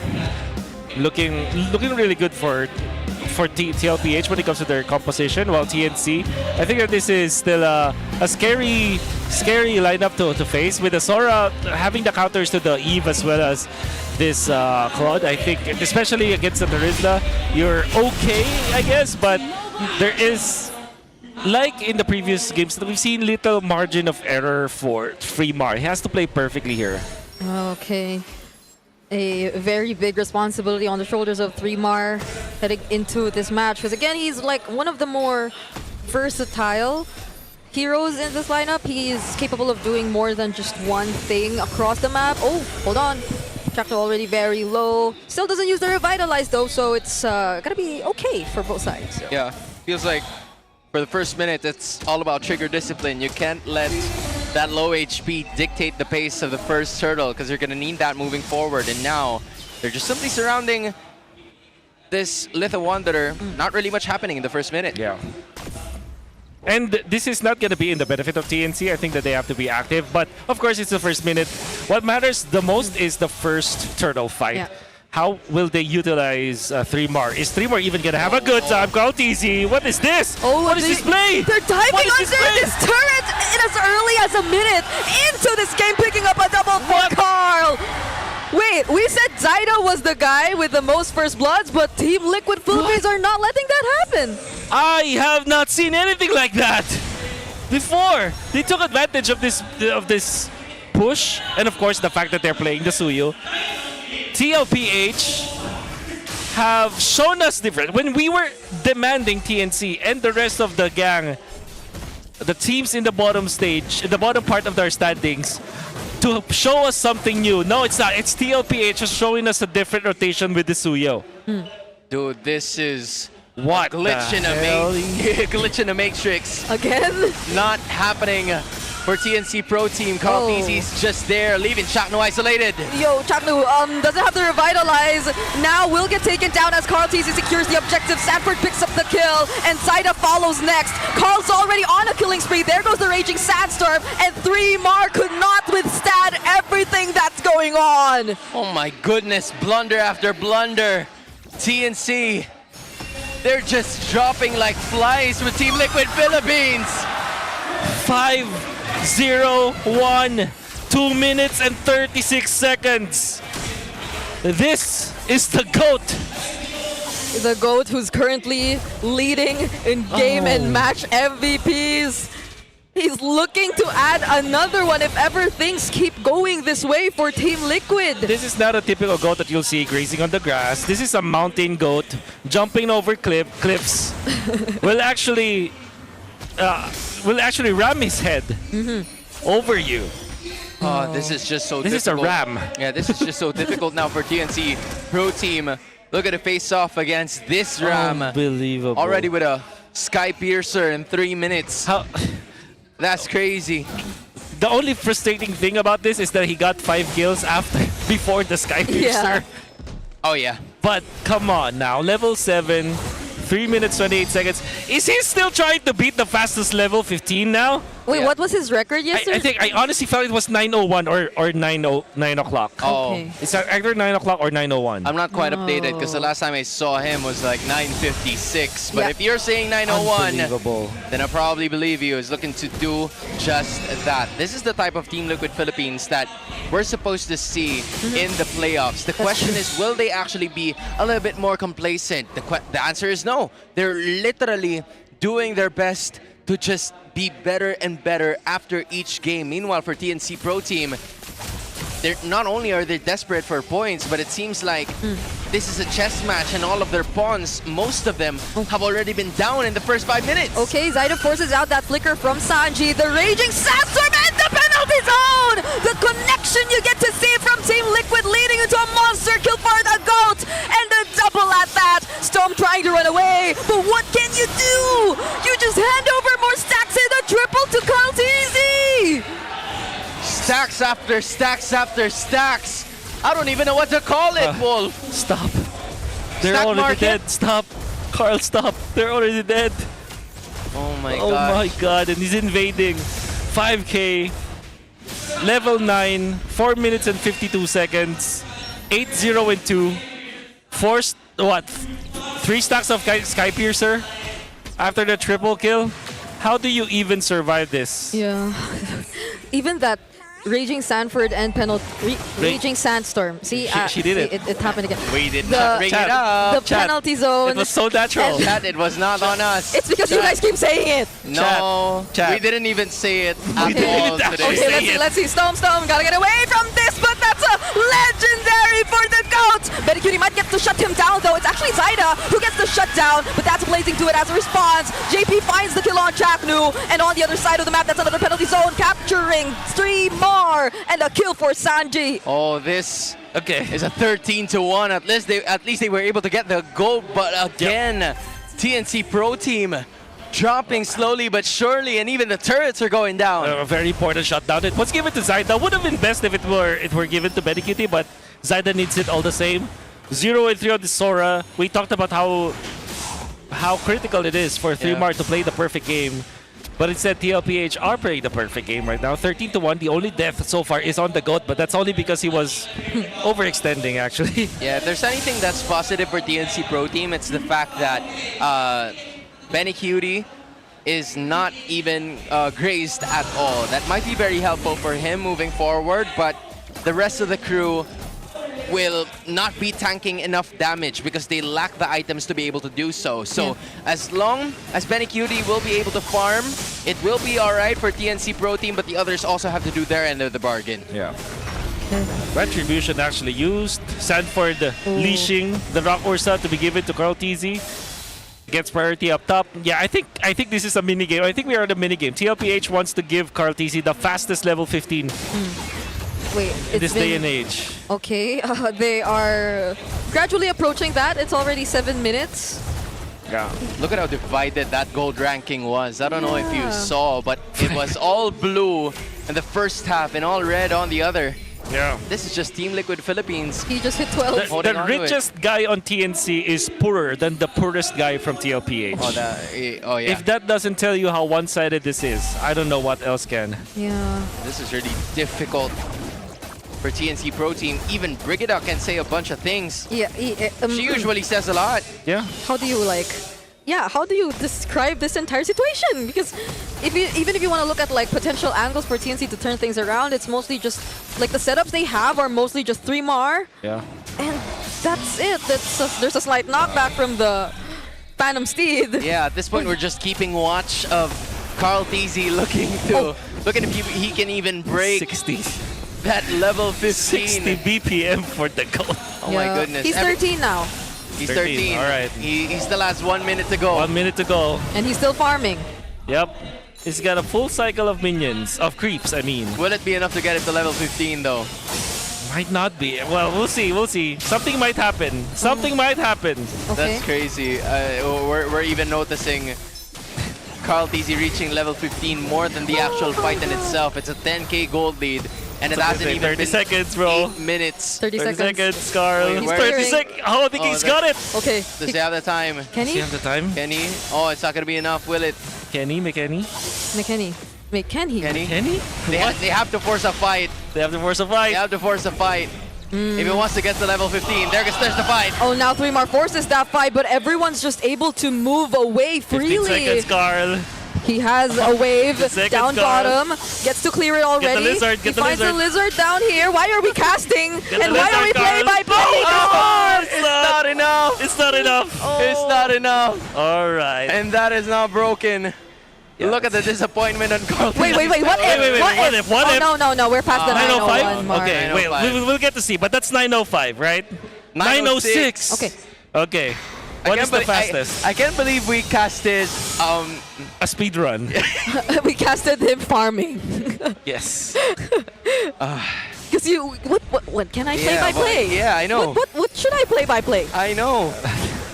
At this point, this is just a bloodbath for the Phoenix Army. They can't find a way. Absolute domination. Yeah. Trinity in for 9 minute 30 Trinity for Teddy. What can we do? Yeah, we're just watching everything unfold before us as the Raging Sandstorm and the Real World Manipulation get laid down at once. They are going to take this base turret in mid before the Phoenix Army is even able to respond. The Lord gets to walk inside the base, but Liquid are going to be okay with what they got for now as they wait for the next wave. You know, rarely do I ever see games this dominant in MPL Philippines. Like games this one-sided, 13,000 gold lead. Yeah. That doesn't even happen in ranked games ever so often. That's right. It's been happening since yesterday for the Stampede. Liquid get to take 2 base turrets at least. And TLPH are, yeah, they're done. I mean, they're just playing perfectly. They just want to end this. Yeah. They're just methodically pushing and pulling some of the waves. And they're looking for any sort of rotation from TNC. I say rotation, or more like initiation from TNC. Yeah, there's a flicker for 3 Mar already. Glorious Pathway already laid down. Liquid are yet to start a fight. There you go! Real World into the Raging Sandstorm as Carl TZ finds Chaknu, the tankiest member of them all. A Winter Crown play from Sanford. Sanji actually gets traded out. Carl TZ too might get put, but is able to dash away. And JP gets left all alone and is also taken out by TNC. See, now there's some fight coming out of TNC. It's been a while. They've managed to tone it down to 11.8k, but there's still a mountain to climb for TNC. And to be fair, all those shutdowns, well, I don't think there was a shutdown that they were able to get, but they were able to get the 2 kills. And they can get out of their base now. This is already good. Okay, the retribution for Carl TZ. Oh, man. Yeah. Not even a break for Zaida. That was the best way for him to get the purple buff. Still does not get it because Sanford was there. And unleashing for Carl TZ. Carl TZ almost dying, gets out with the dash. And another cycle of creep waves of Hunger for Games. TLPH. Hunger Games, in fact. Yeah, this kind of forces TNC Pro Team to be together at all times, and this is not looking good for them if it isn't already over the first 8 minutes of this game, just because of how TLPH was able to control the map. And now, with the Lord already spawning, there is no Phoenix to be found in that Lord pit. It's just Team Liquid Philippines taking it yet again. They're just showing their dominance in this game. Yeah, JP just stood there. He was just holding that one bush. So he has the right amount of information as to where the entirety of TNC is currently at. And that's all that they needed to do. Oh. Oh my goodness, that's a 1, 2, 3. That's a almost a 5K gold. 5K gold lead, yeah. All right, so 7.8. At least they're still not breaking it. The richest guy is 8K. Yeah, at least one guy is richer than one member of TLPH. There you go. This is just, really tough to watch if you're a Phoenix Army fan, but you're gonna have to hold on to this full 5-man raging through the base. Okay, let's see what the play! A 3-man raging Sandstorm from Daddy JP! Together with the blazing duet, and now a 3-man penalty zone coming in from Sanford. Still has the winner crown, is gonna survive as Liquid have their eyes set on Chapnu. There's the knockup from the Laboratory Flare, but it's not gonna be enough to pick up a kill. And Team Liquid Philippines, together with a triple from Carl, are about to put an end to this game number 1. Just madness. Team Liquid Philippines in pure form as the cavalry show the true meaning of Stampede in TNC's tracks. Outclassed, outmatched. They brought a different rotation this time, going in for that mid lane play with Krautizi, utilizing this Soyu with the maximum range, taking over the mid lane in a very unexpected manner. This play is not something that you'll see every day. No.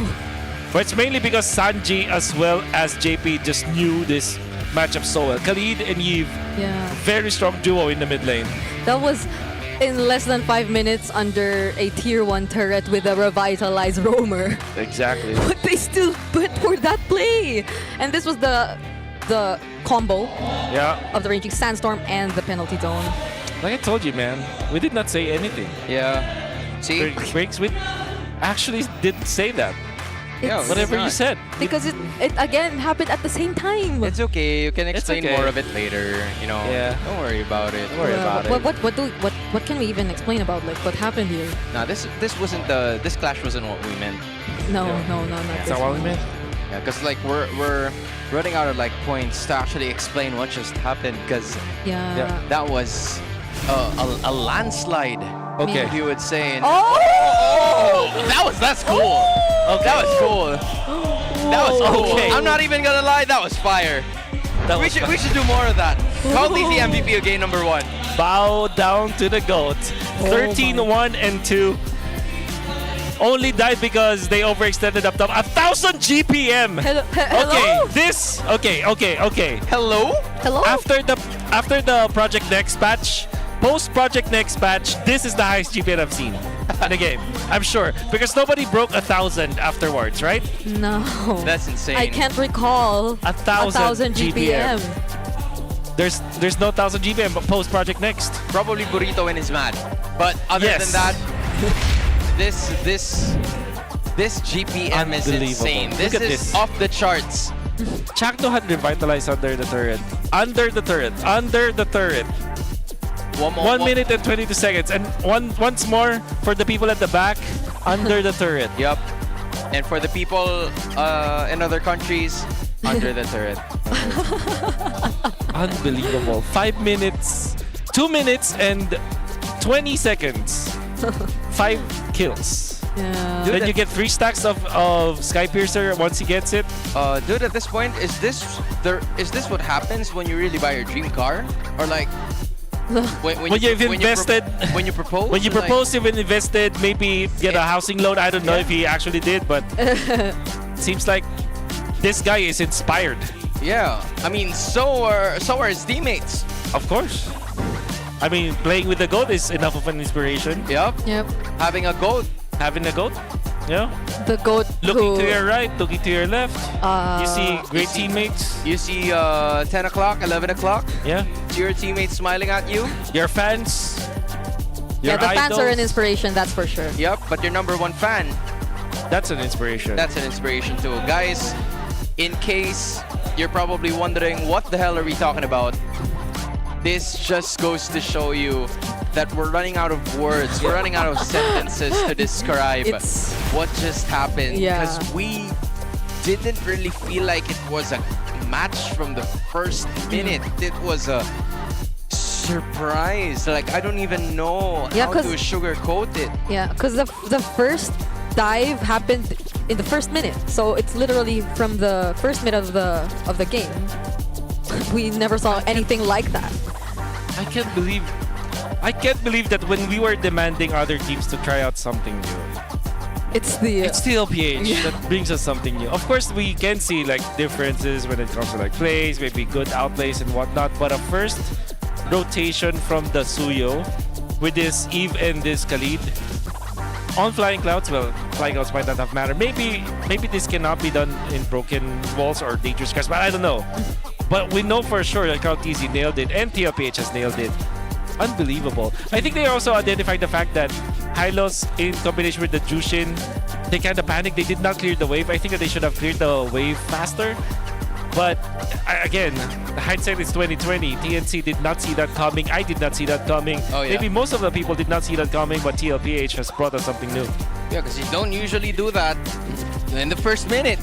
No. There's a high risk that it's gonna be a blunder, you know? The first blood would go to the other side, but for some reason they juggled the outer mid turret so well and gave 2 kills to Carl TZ. That's why he had the Sky Piercer in the first 3 minutes. Honestly, that's them living up to the keys to victory. Just constantly invading TNC's, I think more than jungle, TNC's side. Oh yeah. It's not even their jungle. It's not. TNC's jungle. And yet they were living in it. Unbelievable. No, okay. Unbelievable, honestly. Like, at least 4 of them didn't even reach 100 in terms of the clash BPM. Only Sanji. I wonder what he's mad about. Well, maybe that peaked when they went in for that initial play. And maybe not because they are mad or they're scared. Maybe out of excitement. Or maybe he had to scold the GOAT for overextending. Maybe. That also happened up top. Should not have happened. That's happened twice since yesterday, but it's all okay. Right? I mean, if you killed 5 people in the first 2 minutes of the game, I think you're allowed to do at least 1 overextension. Yeah, you're gonna have to call somebody on that. But we're also calling all of our super fans. Stay updated on all things MPL Philippines and connect with the most passionate community in esports. Join the MPL Philippines official Facebook group, the Superfan channel, and the MLBB official Discord. Get your all-access pass to exclusive content, the latest news, and community discussions. Lead the conversation and have a chance to be featured as our Super Fan of the Month. Be part of the MPLPH family. Scan the QR code on your screen now and join the conversation. See you there. You know, with all of these things that we have mentioned, I kind of wonder what the community is talking about after this game number 1. That's I'm really true. curious. I'm gonna check it out after this broadcast. But if you think that you have what it takes to run the show with eProject Esports for Everyone, we're giving you the power to bring the MPL energy to your own local community. That's right. Participants get exclusive access to tournament modes, free in-game items, and even diamonds. Just head on over to ph-mpl.com/e-project to start your application. It's time to turn that passion into action. Visit our website for more information. You know, there's a bunch of players that are now in the MPL that actually managed to carve their way into the professional leagues by that. But for Leslie Mains, it's time to lock and load. The exclusive dynamic portrait and radiant skins or kits are officially live at the shop. And now's the best time to gear up. From now until May 23rd, you can enjoy 20% off during the first month launch. Yeah, that's right. That's just 640 diamonds for the dynamic portrait and only 200 for those radiant kits. Log in right now and flex that angelic agent in style. You know what, guys? Now that we've said all that there is to say, I think we need to have a serious discussion about what happened in that game number 1 for TNC. Because, like, I don't see that very often in the MPL. involved. But you know what? We have time to talk about it I'm sure. before we actually get to talk about it. I'm sure. Here's an interview with our hosts. Go check them out. What a stampede for Game 1! That's TLPH winning that game. At ngayon ay kasama natin ang The Cavalry Representatives. Hello! Pakilala naman kayo sa ating mga super fans. Hello po, my name is Clark. My name is Shahara.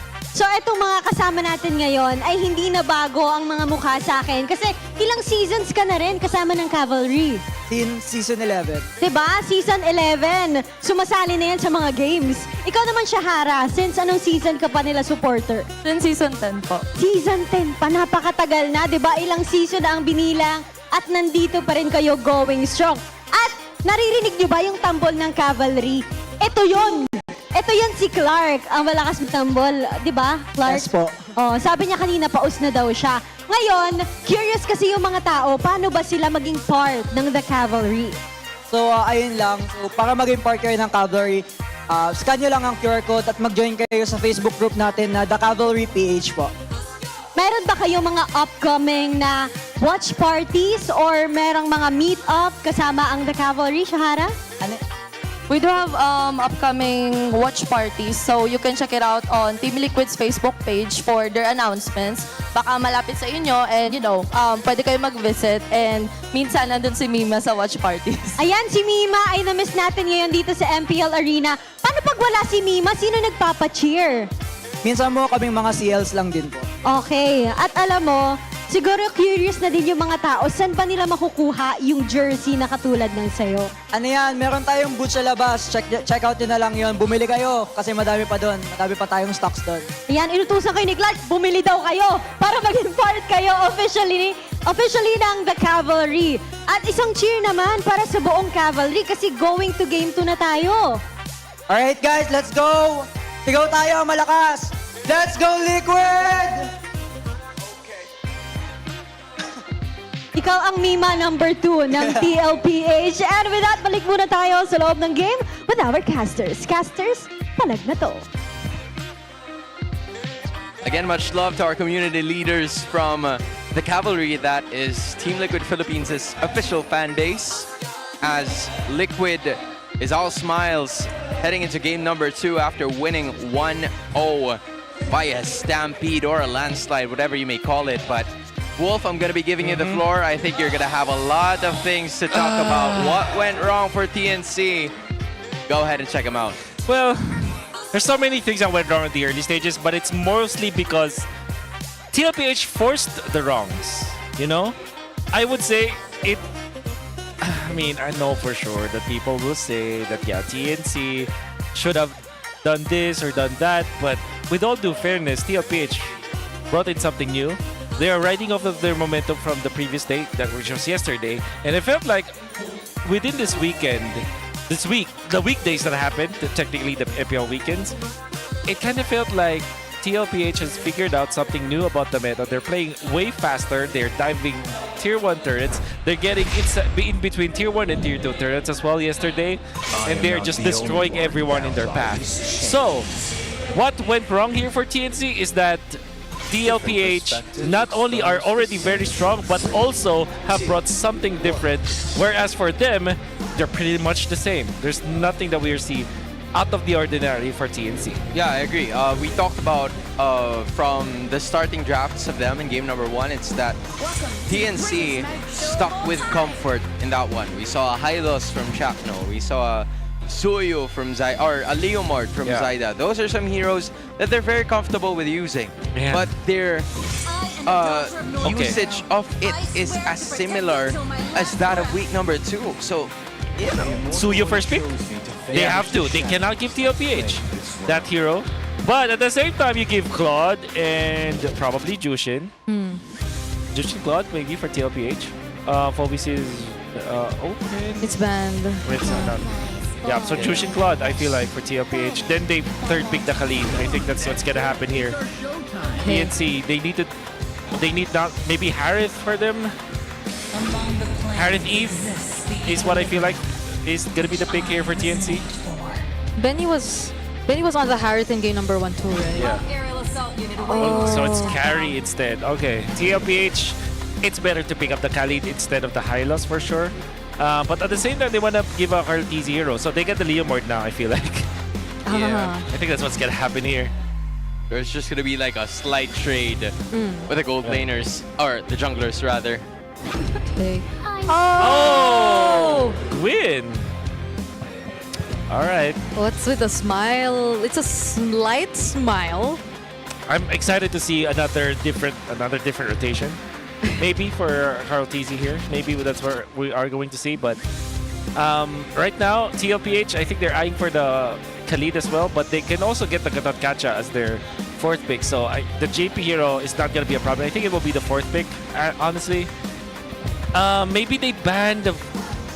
Because they know that the Valentina is no longer being picked up, I think Sora is also an option here for TLPH. So they will ban Uranus and probably Terizla, or Alice actually, as their fifth ban. Okay. It's just so tough to draft against Liquid after what happened in game number 1. If based on at least what we're seeing right now, it's looking like just TNC deciding to revert to what's considered as their comforts. Because carry is something you associate with Benny for the longest time. Zaida too, just previously in the last season has been very commendable. Dependable, on this I think. Yeah, but that's the thing though. It's the same comfort that they had in game number 1. You're looking at Chakna using the Hylos, Zaida with the Leomord, Zushin going to Lancy. Again, I mean, these are some heroes that have been part of their wheelhouse, especially with their Cinderella run of last season. So, Okay. TNC are not banning the Khalid. I am concerned about this. If TLPH gets the Khalid in combination with the Jushin once again, that's going to be very strong. And then they have a direct counter to the Eve. I don't think that will be good for TNC. So far, I'm already satisfied about their first 3 picks, but they really have to ban this Khalid. Yeah, because it's both the Khalid and the Guinevere who can just jump on Storm. Not to mention, we don't even know what the XP lane hero is going to look like for Sanford, so... They have to ban it. Come on. Okay, they're thinking about this. It's fine. It's fine if you think you commit a lot of minutes for this one. No, the banter is done. oh, okay. So that means the Khalid is available. They might go for that right away.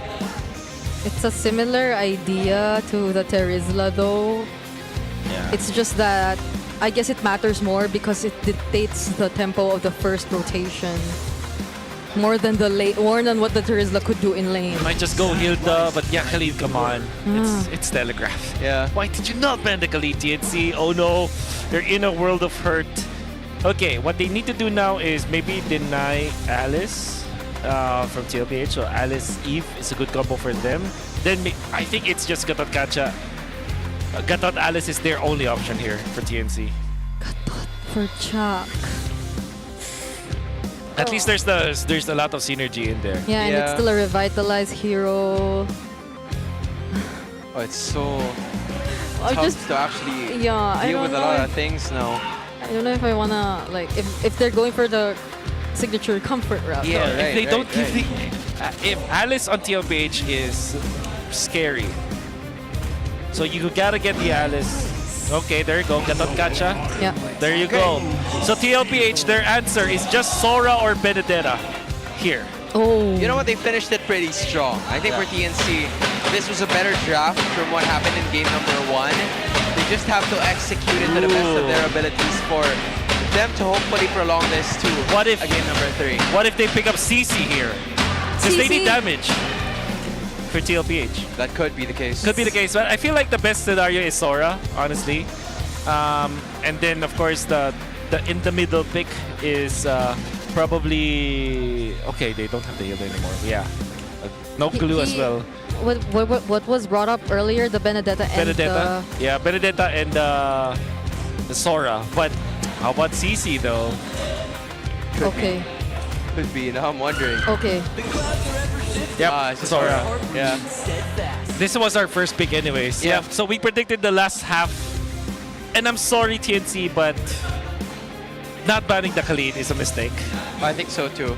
There's just I think so much threat coming for Lancy with the Eve. It's the stationary motion of this artillery mage is really going to be difficult because again, you're going to have to find ways to just get some space, deal some damage, but you also have to worry about the Khalid. That's the major concern. Whoa, that I whoa, have. whoa, whoa, whoa! Is that a sprint? Oh, it's okay. Oh. Okay, so you're not worried about the Purify because the only hard lockdown is this Alice, and you don't need the Flicker, maybe. But in a way, yeah, I understand why they picked up the sprint as well, because that also means that you help your Sora a lot when the Sora is diving, especially. And it has good synergy with the Claude in a way that you don't necessarily need a Flicker, but you can run down opponents with you and you can just slow them down constantly, just apply pressure. So it's a rapid flying Jushin. Yep. Because it floating Jushin. It's a floating Jushin with a jetpack. With a jetpack, yeah. Butterflies. Yeah, actually. The jetpack's on Kimmy. Yep.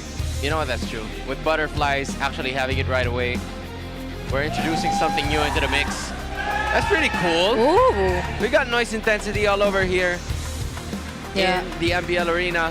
It's just that right now, it's not as loud there you go. as you would think it to be, because again, we're just about to start off the game. Now it's getting louder. Okay. Once you see the camera panning towards or in front of them. Where's the drums? We gotta do the it's over drums there. now. I could feel it. I could feel it. Oh, he's not. Yeah. Need you, Hito. Yeah, finding Hito is the key, bro. Like, from here on out, I think we are also in a position where we don't know what to expect from TNC because it was such a difficult game number 1 and they were unable to just match well in that one. So, given this case, sure, they had a better draft compared to game number 1, but there's an elephant in the room, the Khalid, that they have to worry about from minute 1 up until the end. Yeah. Oh, okay. This is interesting. Sanford helping Cartesia a little bit because they know that you need a little bit of assistance as the Guinevere in order for you to outspeed Zyda. I do hope that Zyda, or at least TNC, makes Zyda activated in this particular game because they really need the Suyo to output the damage in the early stages. You need that AoE from that hero. What's the plan for Carl? Yep, that is the plan. That's the plan. They want the kill on Zyda, but at least he survives, and they force out the Revitalize too. He skipped his orange for this one. He skipped the orange, but they do get a lot of traction around this. Gotta be careful though, Carl. It cannot be... Okay, he just gets out of there. Yeah, that's another early game attempt. Team Liquid Philippines with the rotations that we have never seen before. This greed is calculated greed from where we're looking at. Sanji and Sanford just mixing things up in the bot lane, but 3mar's gonna get out of there safely. And it's just JP continuously giving out information to the rest of the members of Team Liquid Philippines. It's so interesting how Liquid decided to spread out themselves on the map this early on. Like Sanji going down bot to be there with Sanford, whereas JP and Carl had a plan of their own too onto Zyda. Yeah. What this gives... Oh, Sanford gets... Okay. Oh, okay. Zyda steals that one. That's pretty good. 3 more in the gang will get their level 4, but seems like TLPH are faster when it comes to taking over. Look at the positioning from Sanford, able to skitter his way onto that part, or the new bush, as it is typically called. Okay, gets checked. And now TNC at least goes for Thunder Form. JP actually looking for someone, forcing out the flicker yet again from Stome, and now Sanford just onto Stome! Now the real manipulation gets cancelled and Sanji picks up first blood. Carl takes the turtle, penetrates Sanford, but 3mar. What can he do? That's another spatial migration into the Violet Requiem. Teddy not able to get an assist, but he makes it somehow. He gets, no, okay, so he gets there at least in the EXP range, but not an assist, so no extra gold for him. But that's an interesting combo. Sanford did not rely. He's not a stunner in this scenario. Yeah. In that scenario specifically, went for the Thunder Form for the damage, and waited for an additional stun, maybe from JP. But that was a setup. That's actually interesting to see from Sanford. However, TNC almost won that fight because of how they punished Sanford. Unfortunately, Guinevere under the turtle. That's a difficult scenario for Asuyo. Yeah, like he didn't even set it up just like that. They were in too deep. Oh my god. Another more. What? That's just Carl and JP. Well, there was a bit of help from the others, but the goats again bringing up. Oh my god! Another setup converted into a kill. Benny finds JP, but they were just in the middle. The movement, the true crime of not banning the Khalid is starting to bite them in the butt. Yep. Told ya. Because if not for the Khalid, that wouldn't have happened, because they were able to dive because of the quicksand guard and the range of combination with him and Cartesi able to jump. Unbelievable stuff that we're seeing from TLPH. I still haven't seen how the sprint actually was I was about used, to say, though. yeah. I wanna see it later on. JP gets caught here though. Okay, that's a pick off right before the Big pick off. objective.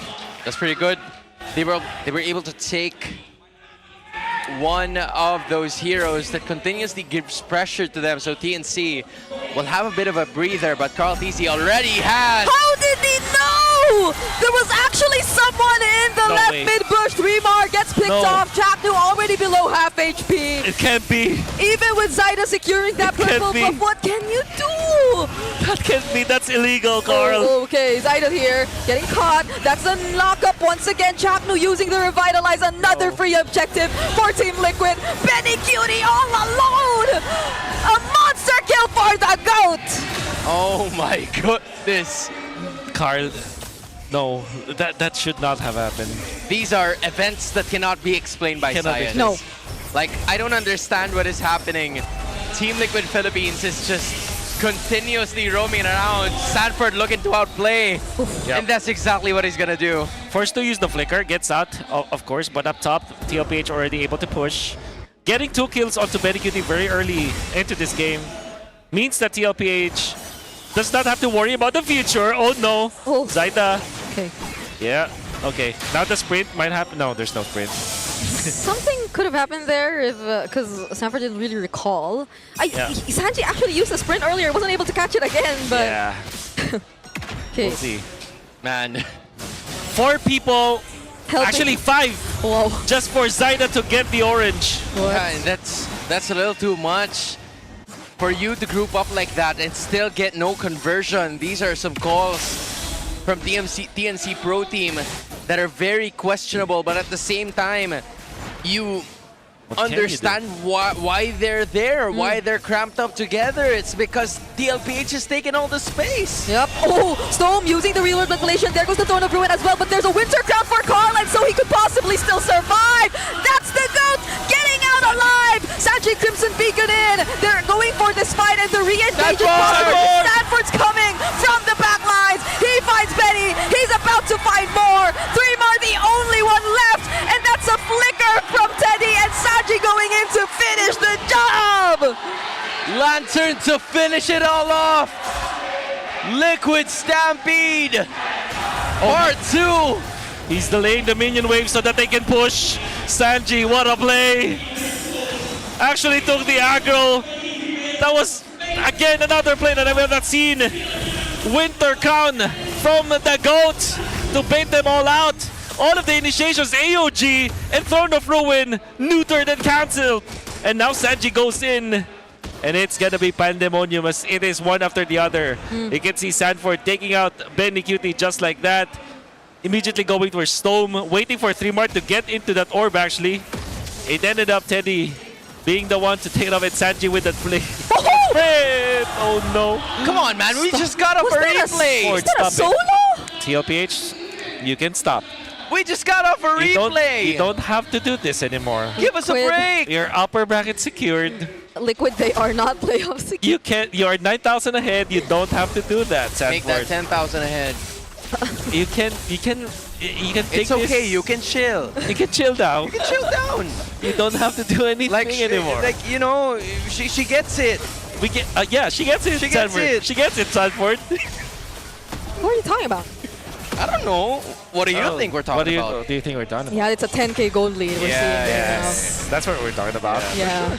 I'm sure. Oh my goodness. 8 minutes? Wait, what level is Carl? Okay. He's at level 13. Yeah. No, it's Squiddy Beer. That's difficult to Yeah. reach. But what's another thing that's difficult to reach is this 11K gold lead that they have to trim down. TNC Pro Team, from 6 minutes, they were forced to already group up together. Just 58 BPM for JP. This is just like... It's a normal day.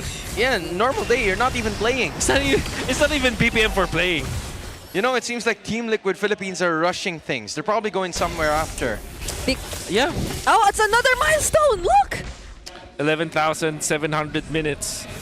Most minutes played in MPLPH history. Despite having, what, one-sided games like this?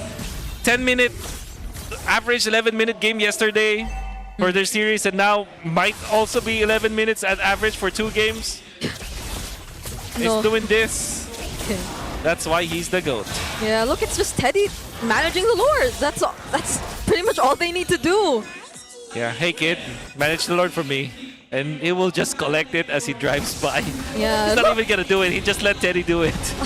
He was like, you know what, you worked hard enough for it, so that's yours. Go ahead and take it. Yeah, with no holy shields left for mid and bottom turrets. This is... We are back to what can TNC even... Yeah, because again, these are... Whoa! Okay, now that's a plan. That's a plan. TNC finding Sanji before the Lord Siege. That's actually pretty good. Yeah, I would say. 3 more. That was really far. He had to reach for that one using the Throne of Ruin. Yeah. Massive one at that, because that means that they have more ways to defend. Yep. A 12,000 gold lead though for V5.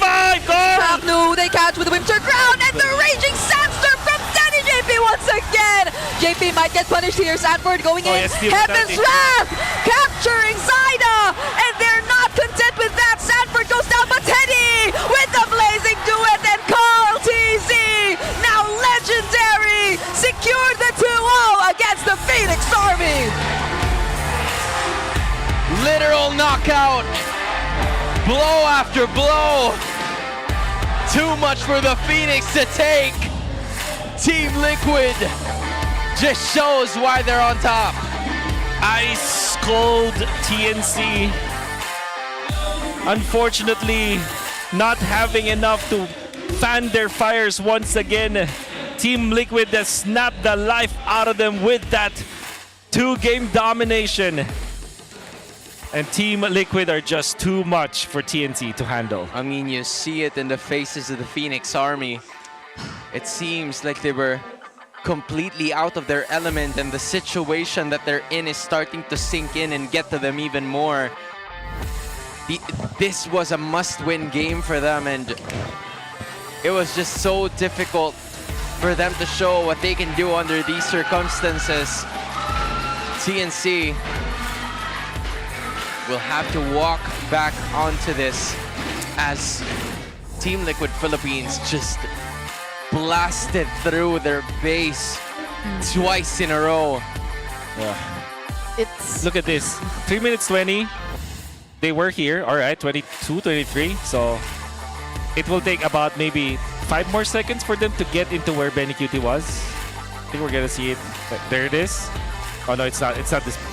Is it this play? Yeah, I think it's that one, because it was 4 of them rotating up top. Oh, and Carl going in for the play. JP to go. Then JP gets an immortality, so he will not be punished. Carl, after forcing his teammates to go dive, he will just clear the wave. Sanford feels like he has an appointment later on because of how fast he is playing right now. Well, Team Liquid Philippines has won again. The streak continues. Let's toss it over to the hosts. It's the stampede that went so fast. Give it up for Team Liquid Philippines. Congratulations once again, boys. Alam nyo ba? Did you know? Kung na to. This game is the fastest game of the season. And 30 seconds. 10 minutes and 30 seconds is your record. Congratulations, Carl. What inspires, or what's your drive to beat records every single day? Focus lang kami sa goal namin. We're just focused on our goal. Talaga ay makuha ang top seed. And your goal is really to secure top seed for the regular season. And Carl, if we talk about game 1 with your Suyo, you also got another another achievement. You had the highest GPM, which is 1,043. It was really impressive considering the meta that we have here. and the caliber of the competition we have right now. How are you? It's in English. Every game, as in every match. Siguro po dahil sa mga competition. It's mostly because of my teammates. They're able to give me so much space. Always giving credit to the cavalry. And it's we really see the chemistry between you guys up until now, until week 7. And now because of this performance, you and your team defeated TNC, and you are not showing any signs of slowing down. Everything happened so fast in this match. And how important is it? How important are the upcoming matches for you? Pag-prepare yung mga coaches namin kasi yun lang yung lagi niya sinasabi sa amin na galingan lang namin. Yeah, it's mostly because of our coaches. They take a huge part off of our shoulders. It's a lot of help from them. They prepare the drafts, and all we have to think about is the game. Win with Teddy, how are you? This is your 12th win with TLPH. To be the top seed. You're in the running to be the top seed of the current season. How are you able to do this? You're not relaxing. Preparation namin din. Tsaka, It's because our preparations is really productive. Our coaches really put in a lot of effort every time we have a match. So we're able to really just focus on the game and do our best. Ang TLPH, we've seen you grow. Yep, we've seen you grow, Teddy. Before, you don't really press your recalls. Now you press your recalls. It's been a lot of growth for you. What are the biggest lessons you've learned together with them? biggest lesson ko po My biggest lesson is, I guess,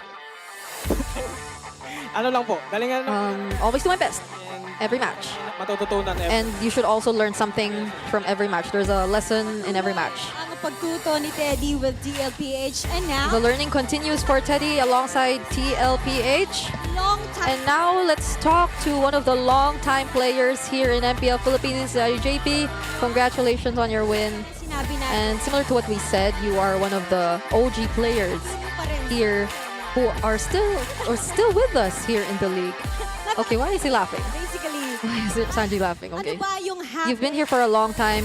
What's the habit or mindset you have that Napakaganda ng performance. leads you to being consistent up to this point? You're still one of the top players up to this point. I guess it's because of my team and our coaches.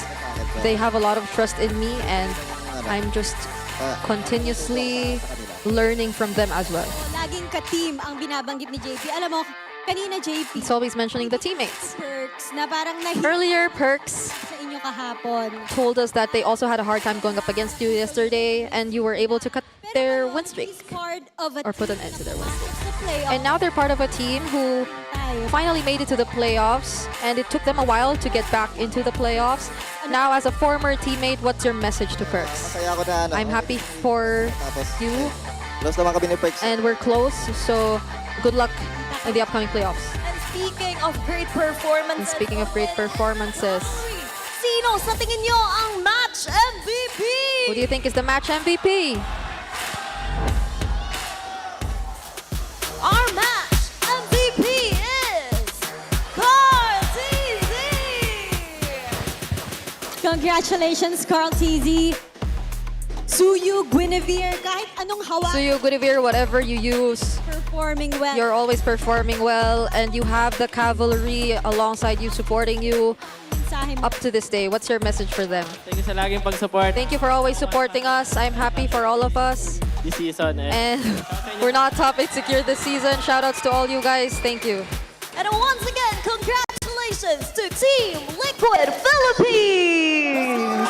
You may now take your victory walk.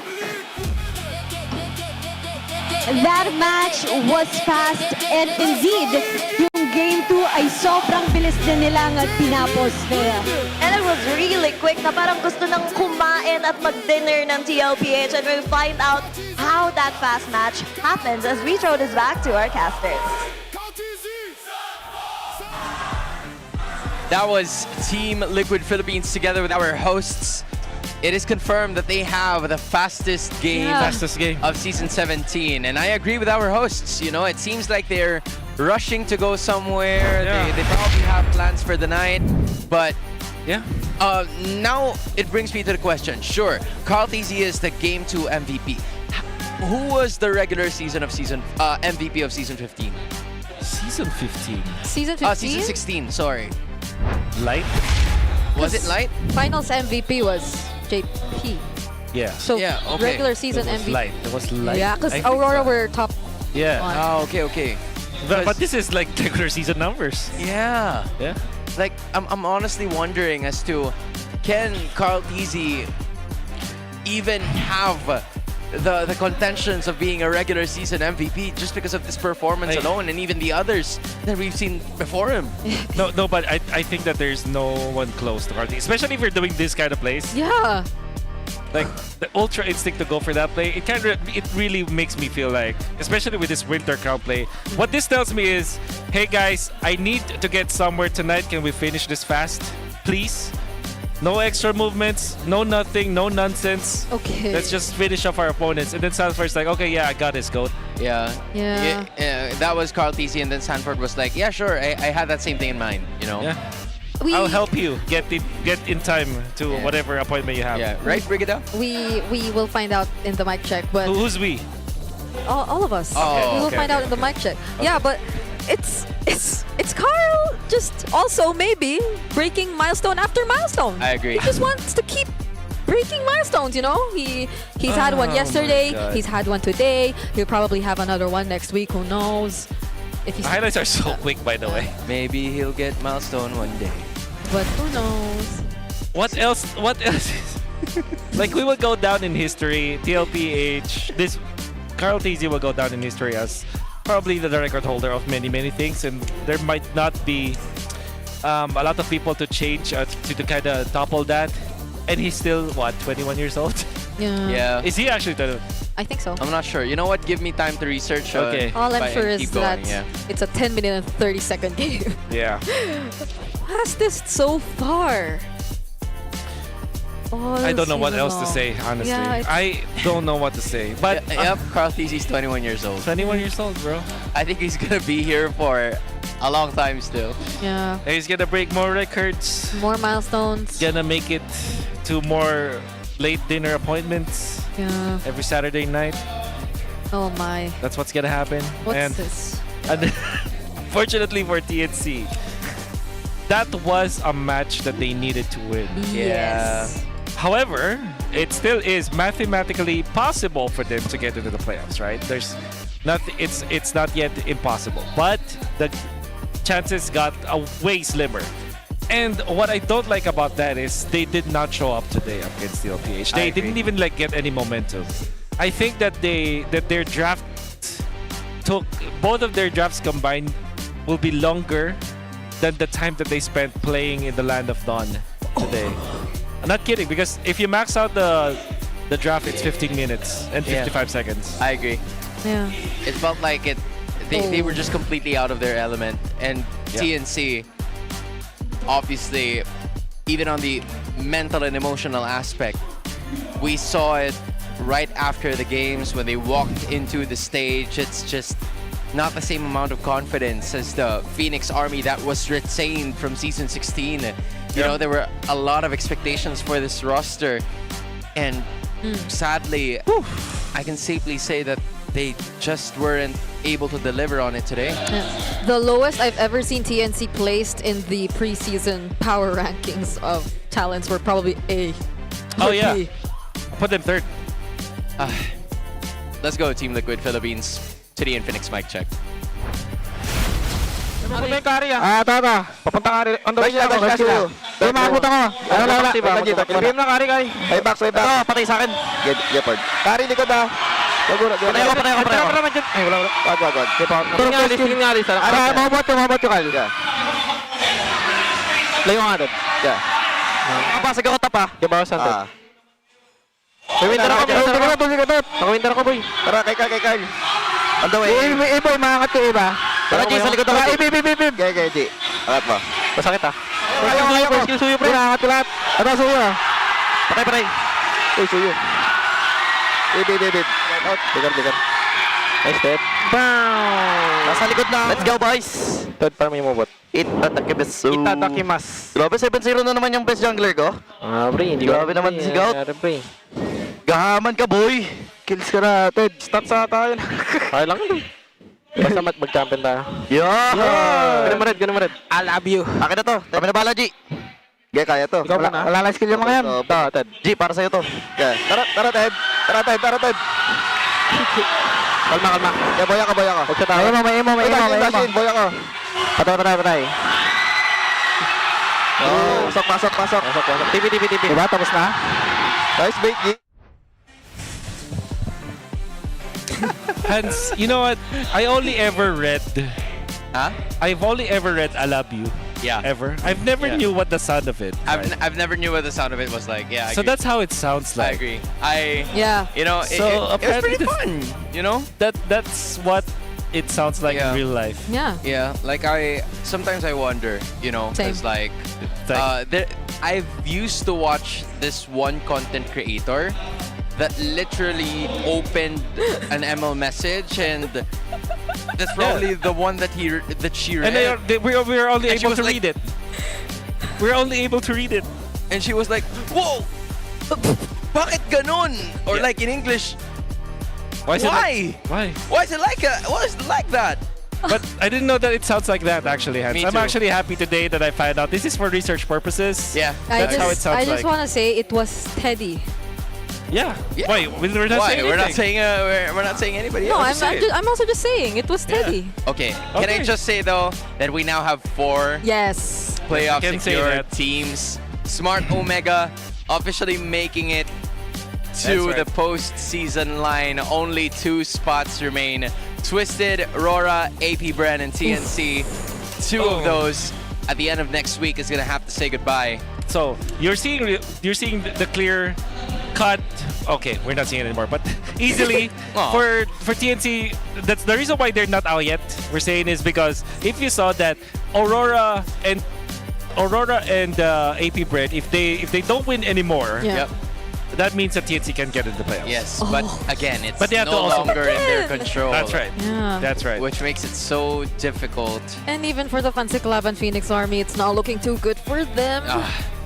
It's a tough week or a tough season, might I Yeah, say, it for the really Phoenix is. Army. It really is a tough season, but hey, whatever happens, it's, TNC. We hope that they could finish strong for this season, wherever they may be in terms of the standings or in the spots, because Team Liquid Philippines, that's exactly what they did today. An incredible performance. They seem to be rushing. They're probably going to go out for dinner, dates, whatsoever. Dates for like, I don't know. I don't know. Their chances went from Search this. 5 stops in QC. Yeah. We'll bring it at hands. See you guys next time. Bye. What an unbelievable super fan Saturday! Tatlong matitinding matchups ang inihatid ng ating teams today, and dare I say, Odin, sulit na sulit. Talaga namang nakakabilib ang pinakita ng ating mga teams. At alam mo kung anong highlight for today?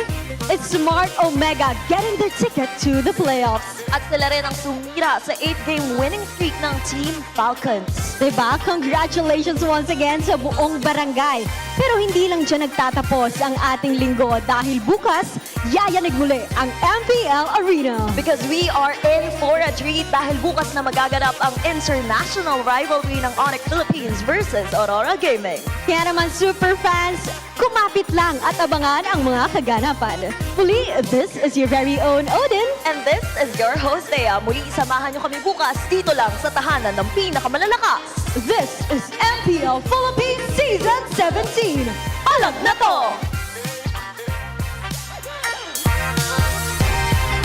17th season of MPL Philippines is brought to you by the following sponsors.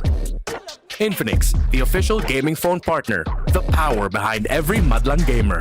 Smart, the simply reliable connectivity partner of the MPL. Our partner in esports, Clear Men.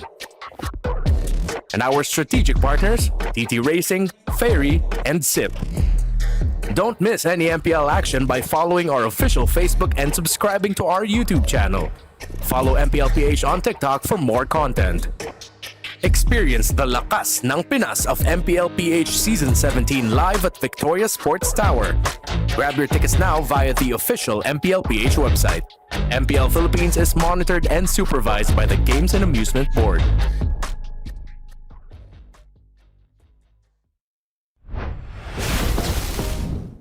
Let's go, Liquid! Let's go, Liquid! Team Liquid! Let's go, Liquid! Let's go!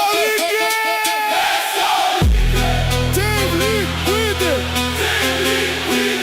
Team Liquid! Team Liquid! Count easy!